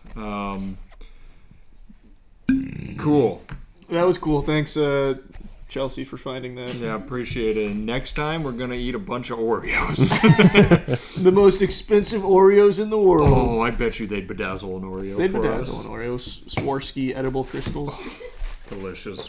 Hey, thanks guys. Stay hydrated.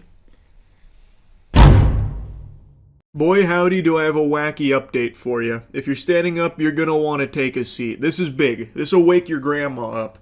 I posted a video earlier today giving you the aftermath of the r/art Reddit mod meltdown and how apparently the entire mod team had resigned, basically turning in their badge and gun saying, you know what? We're done here, bucko. All because one greasy ghoul on the moderation team let his ego spiral out of control because of that small crumb of power he was given as a moderator on the subreddit. And he just went ballistic. He lost his mind, lost his marbles, but could never lose his virginity, and it was just pure pandemonium. He got called out, couldn't handle the criticism, and then it seems like the entire mod team disbanded because of it. But I just learned, because I was reading the comments on the video, that Dolan Darkest had posted an update to the story that actually paints a very different, even more pathetic picture than what we thought happened. Because their post just says, we out, you win, we all resign. But what if I told you that's not the whole story? What if I told you that was a big fat lie? The calls coming from inside the house. It turns out that the real scoop here is even more degenerate than you could possibly imagine. Like, I don't even think fanfic writers would have come up with something this embarrassingly pathetic. So, big thanks to Dolan Darkest for uncovering this, because it is unbelievably comical. This is a truly special crash out that undoes 15 years of professional Redditing. It's incredible. And I use the word professional Redditing in jest. That's not really a thing. If anyone calls himself a professional Redditor, that is someone that needs to be locked inside Arkham Asylum ASAP. It turns out the moderator who power tripped and caused all of this in the first place, known as Neo Diogenes, actually had one last power trip. According to one moderator, they had no idea what had happened, as no communication was given when the subreddit was locked down. He undid this lockdown, and then he got kicked as a mod. So this was one of the mods on the team that was unaware they were fighting in a war right now. They didn't know Judgment Day had happened. So they're saying, I woke up to a bunch of people DMing me about a situation I knew nothing about and responding to my comments in completely unrelated subreddits.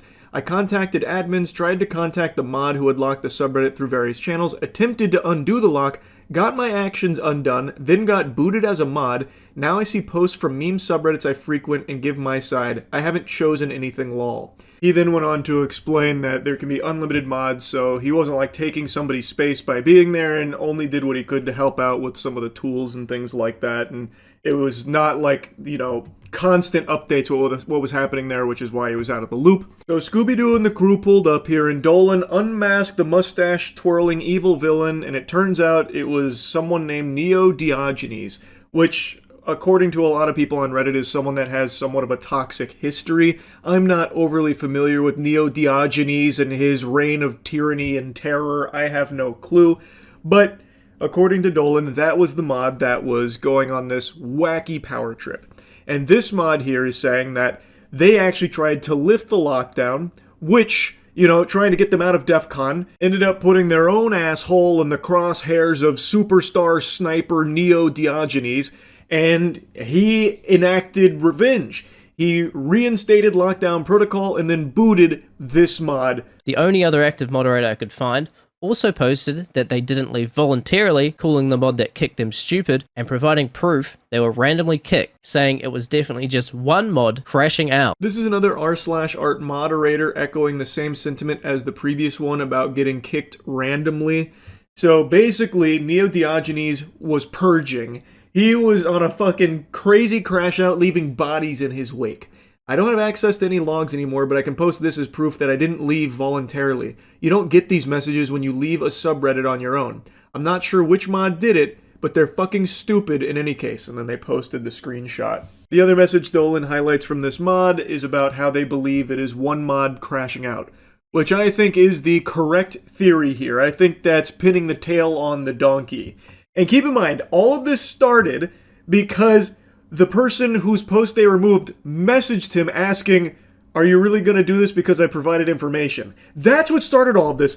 Someone just messaged the mod loosely questioning their decision, like with the enforcement of their rules, because it was a bit of a stretch. And that's what started all of this. Someone dared have the gall, the chin, the strong chin, to question Neo Diogenes. Now, during Neo Diogenes' crash out, he actually left a bunch of unhinged, sarcastic messages, deleting them 30 minutes later. Comments such as, "You're right, we look like total shits. It's why we quit. Better to be done with all that because we obviously suck at everything. You won, we quit. Go and live life to the fullest, champ. Like I said, I'm boring." Looking at the message history from Neo Diogenes is just so sad. Yep, it's my fragile ego. For 15 years, all I did was, I'm assuming that says moderate. I don't know why it's censored. Maybe it's a joke. Maybe Dolan's viewing it as like a slur. And Reddit. Sometimes simultaneously. Holy shit, this guy's like an X-Men mutant. He's able to moderate and Reddit at the same time? What the fuck? I didn't know anyone could be so powerful. I was blissfully unaware that superhumans like this existed amongst us mere mortals. Wow, that's crazy talent. God, the tone of his messages is truly insufferable. Just playing the world's smallest violin for his pity party and the wambulance showing up. Yep, that's right. It was a temper tantrum. I've learned my lesson. It's why I'm not going to be a mod again. I'm not cut out for it. Sure, whatever you want to call it. Either way, the result is what you see. You're right. It would have been a good idea in hindsight and all that. You're right, we look like total shits. It's why we quit. Better to be done with all that because we obviously suck at, well, everything.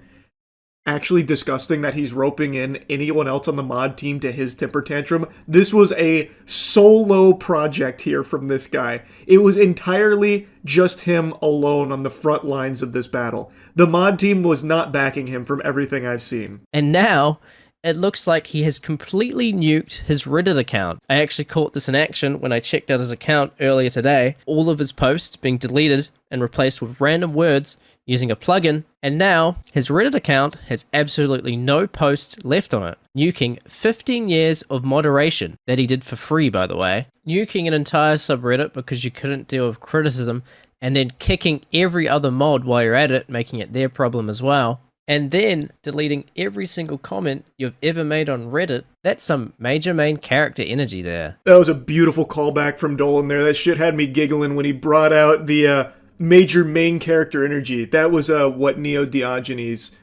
said to Hayden Clay when Hayden was like, "Hey man, it really feels like you have a vendetta against me because of this is just way too extreme with what you're doing." That was one of his responses. He said, "I don't even know who the fuck you are. That is some major main character energy." So, based on this investigation here, with all available evidence, it seems that that post, "We out, you win, we all resign," was very misleading. The truth, hidden in the pudding here, is that one mod was going through a very impressive crash out, and while still power tripping, sucking their own dick, kicked the other mods of r/art, then made that post, making it seem like they all banded together in unity and left together as a result of the backlash from this guy going off the rails. That is a nefarious plot right there. That is dubious, to say the least. So now all the other mods that seem to not be on his side at all have now been roped into it because of him kicking them, making that post, making it seem as though they were still suckling off his nipples there. Like, hey, we're in this together. Like as if they were backing him up.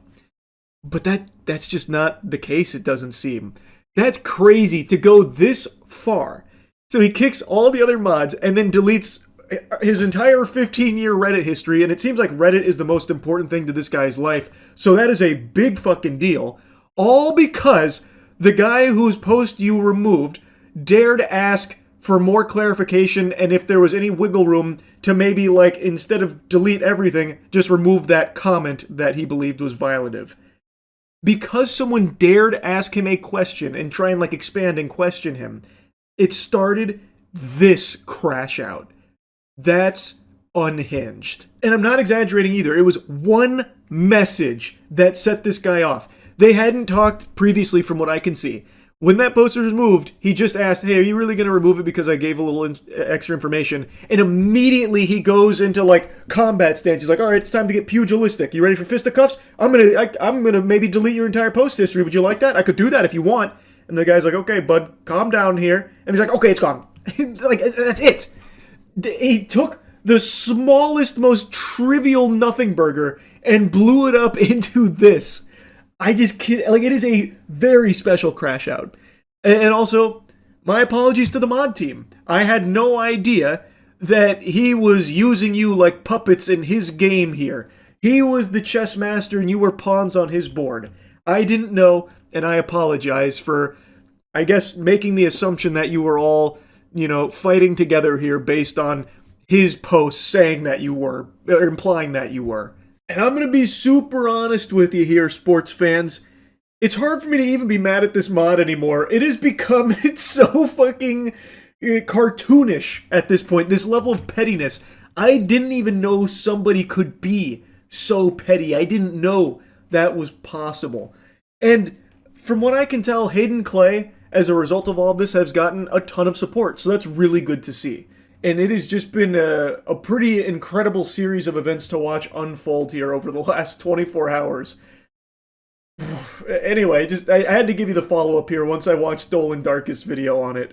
Unreal. That's about it. See ya. Did you see the update on that one judge? An attorney emailed him asking him to apologize to the IT guy, but the judge ordered the attorney to come to court. I did not see that. My boy Judge Nathan, he's saying, fight me in court? Wait, where's that? I need to see that follow-up. That sounds incredible. I just looked it up here, but everyone's still clowning on him for the IT guy thing. I want to see the follow-up. Oh, wait, no, here it is. I see it. Houston Chronicles got it. Any website that does this actually needs to be shut down. This needs to be criminalized ASAP. Preventing you from even reading an article without paying or making an account. I hate it. Hate it. From a Harris County judge is sparking outrage. Tonight, an attorney says he was ordered to that judge's courtroom for emailing him about his conduct. KPRC2 News reporter Jaewon Jung spoke. You've got some nerve to reach out to Judge Nathan and expect to be civil? You didn't think it was going to get pugilistic? That's on you, brother. Nathan will throw down anytime, anywhere. To that attorney, she joins us now live outside. You got some nerve emailing Judge Nathan like that. Only one speaking out tonight, Jaewon. Yeah, that's exactly right, Keith. The president of the Harris County Criminal Lawyers Association is also speaking out. Now, the attorney I sat down with today says in his decades-long career, he's never had to send out an email to a judge about their behavior until now. Okay, you didn't have to. You can let Nathan run wild in there like Hulkmania. I mean, you didn't have to reach out to him.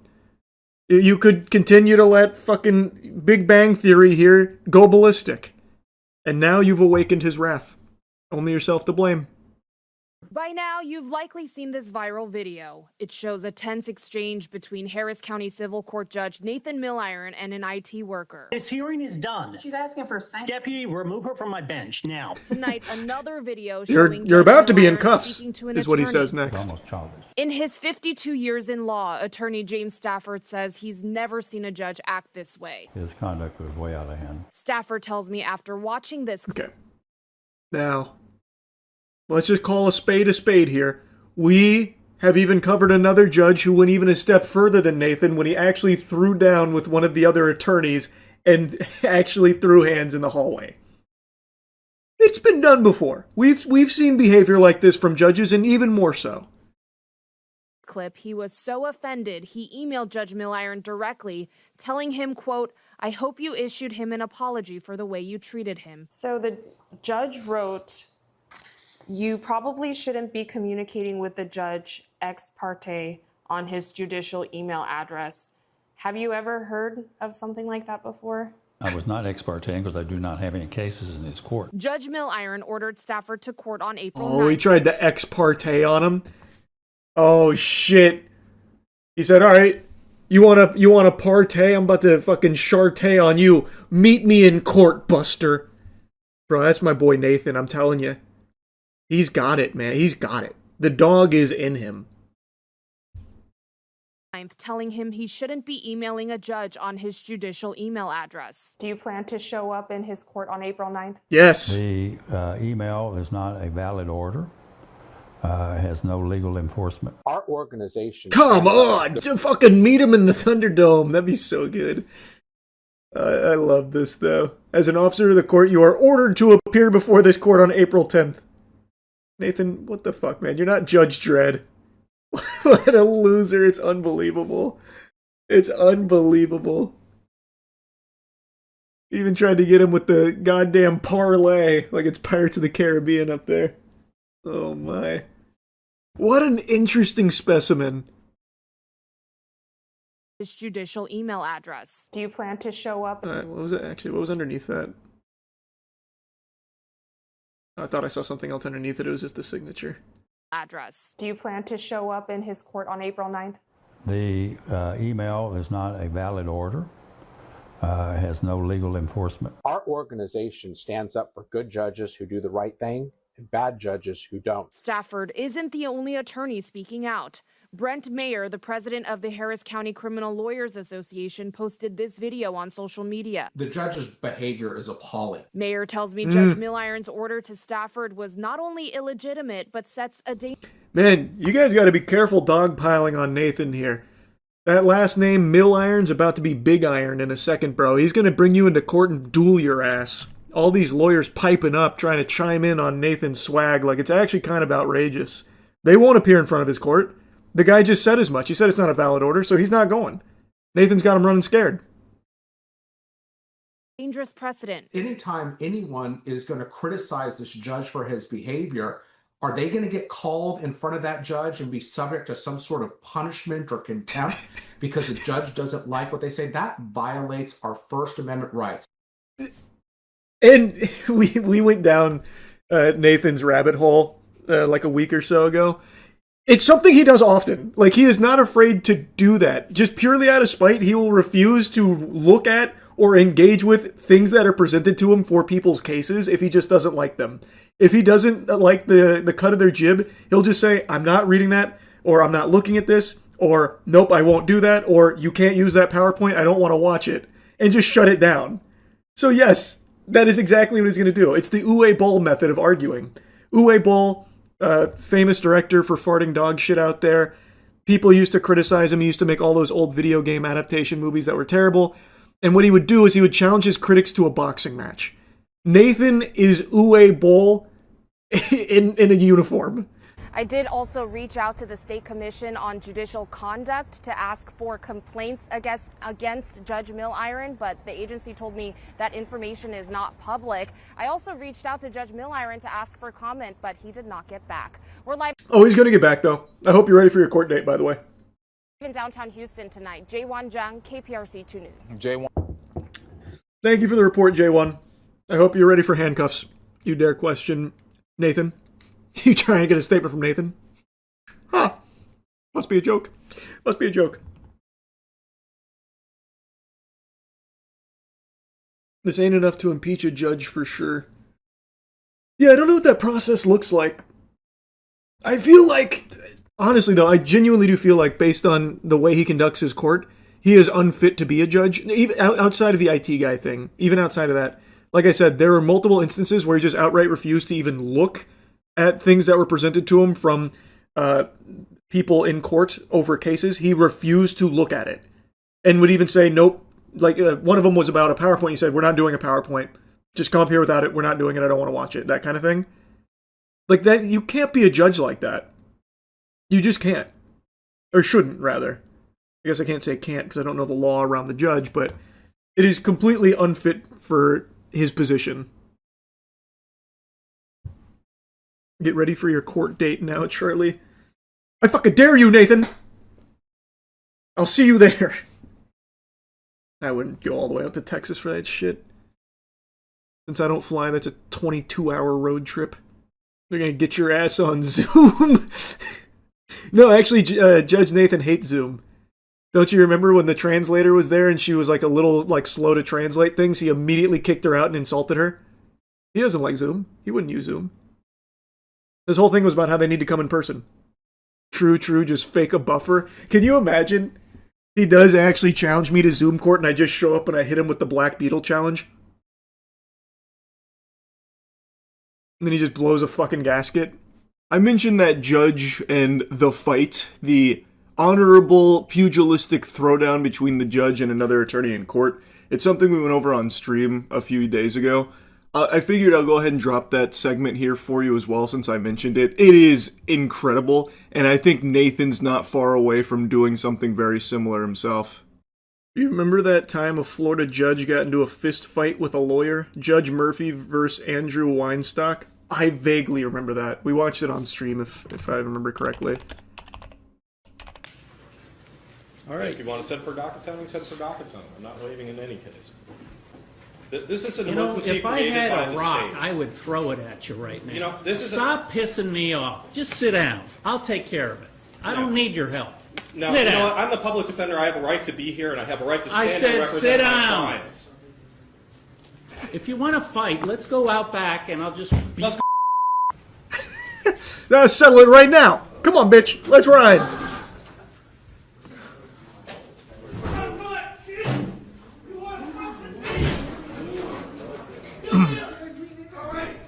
Don't worry, just Judge Murphy disciplining the lawyer. Stay in your seats. Stay in your seats. This is normal.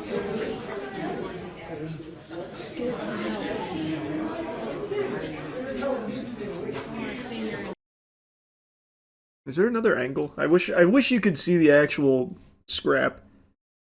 Who won the fight? That's a great question. Ooh, he got removed as a judge for this. Eek!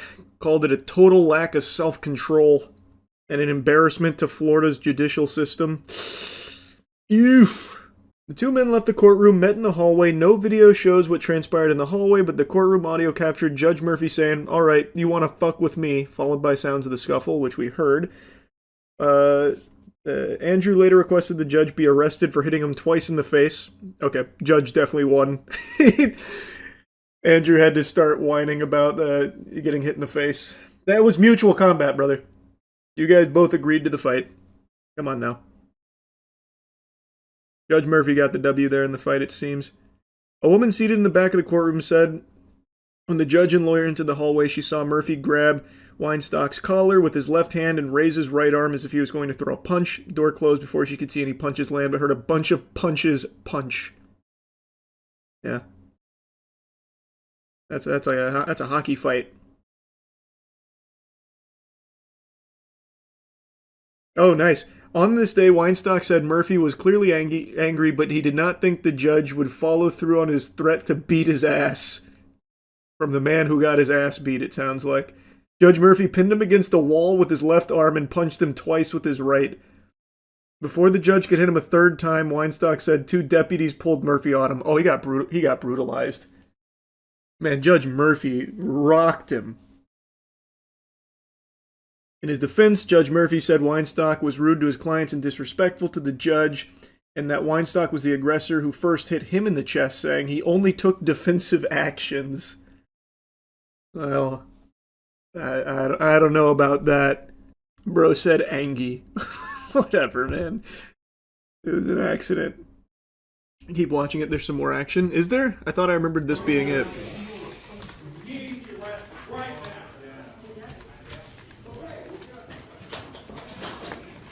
Now do you see what you've done? You've made Judge Murphy have to bring down the long dick of the law himself.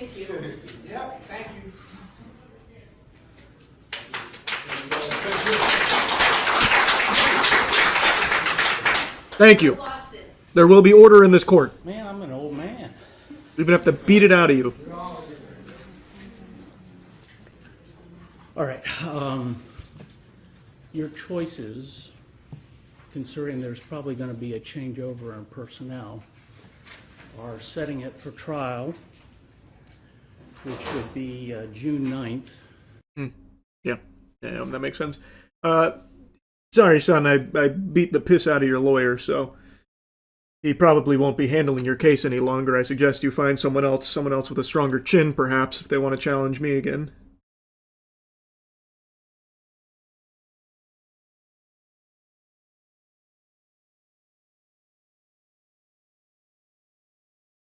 His body is out back. You can find your public defender in the dumpster over there if you'd like to claim him for whatever reason. Might have been an organ donor. I want him as my judge. Well, sorry to tell you that won't be happening. He's no longer a judge. Plus, I don't think you want the judge that will beat up your lawyer. It's probably not really a recipe for success for you. Unless, of course, we bring back trial by combat. Judge Nathan versus Judge Murphy, who you got? Oh, Judge Murphy all day. Nathan's not throwing bones, man. There's no way. He couldn't. There's no way he wouldn't be pugilistic. I already know it. Don't talk for me. I watch Jujutsu Kaisen. I want a lawyer that can throw hands. That's fair. That is fair.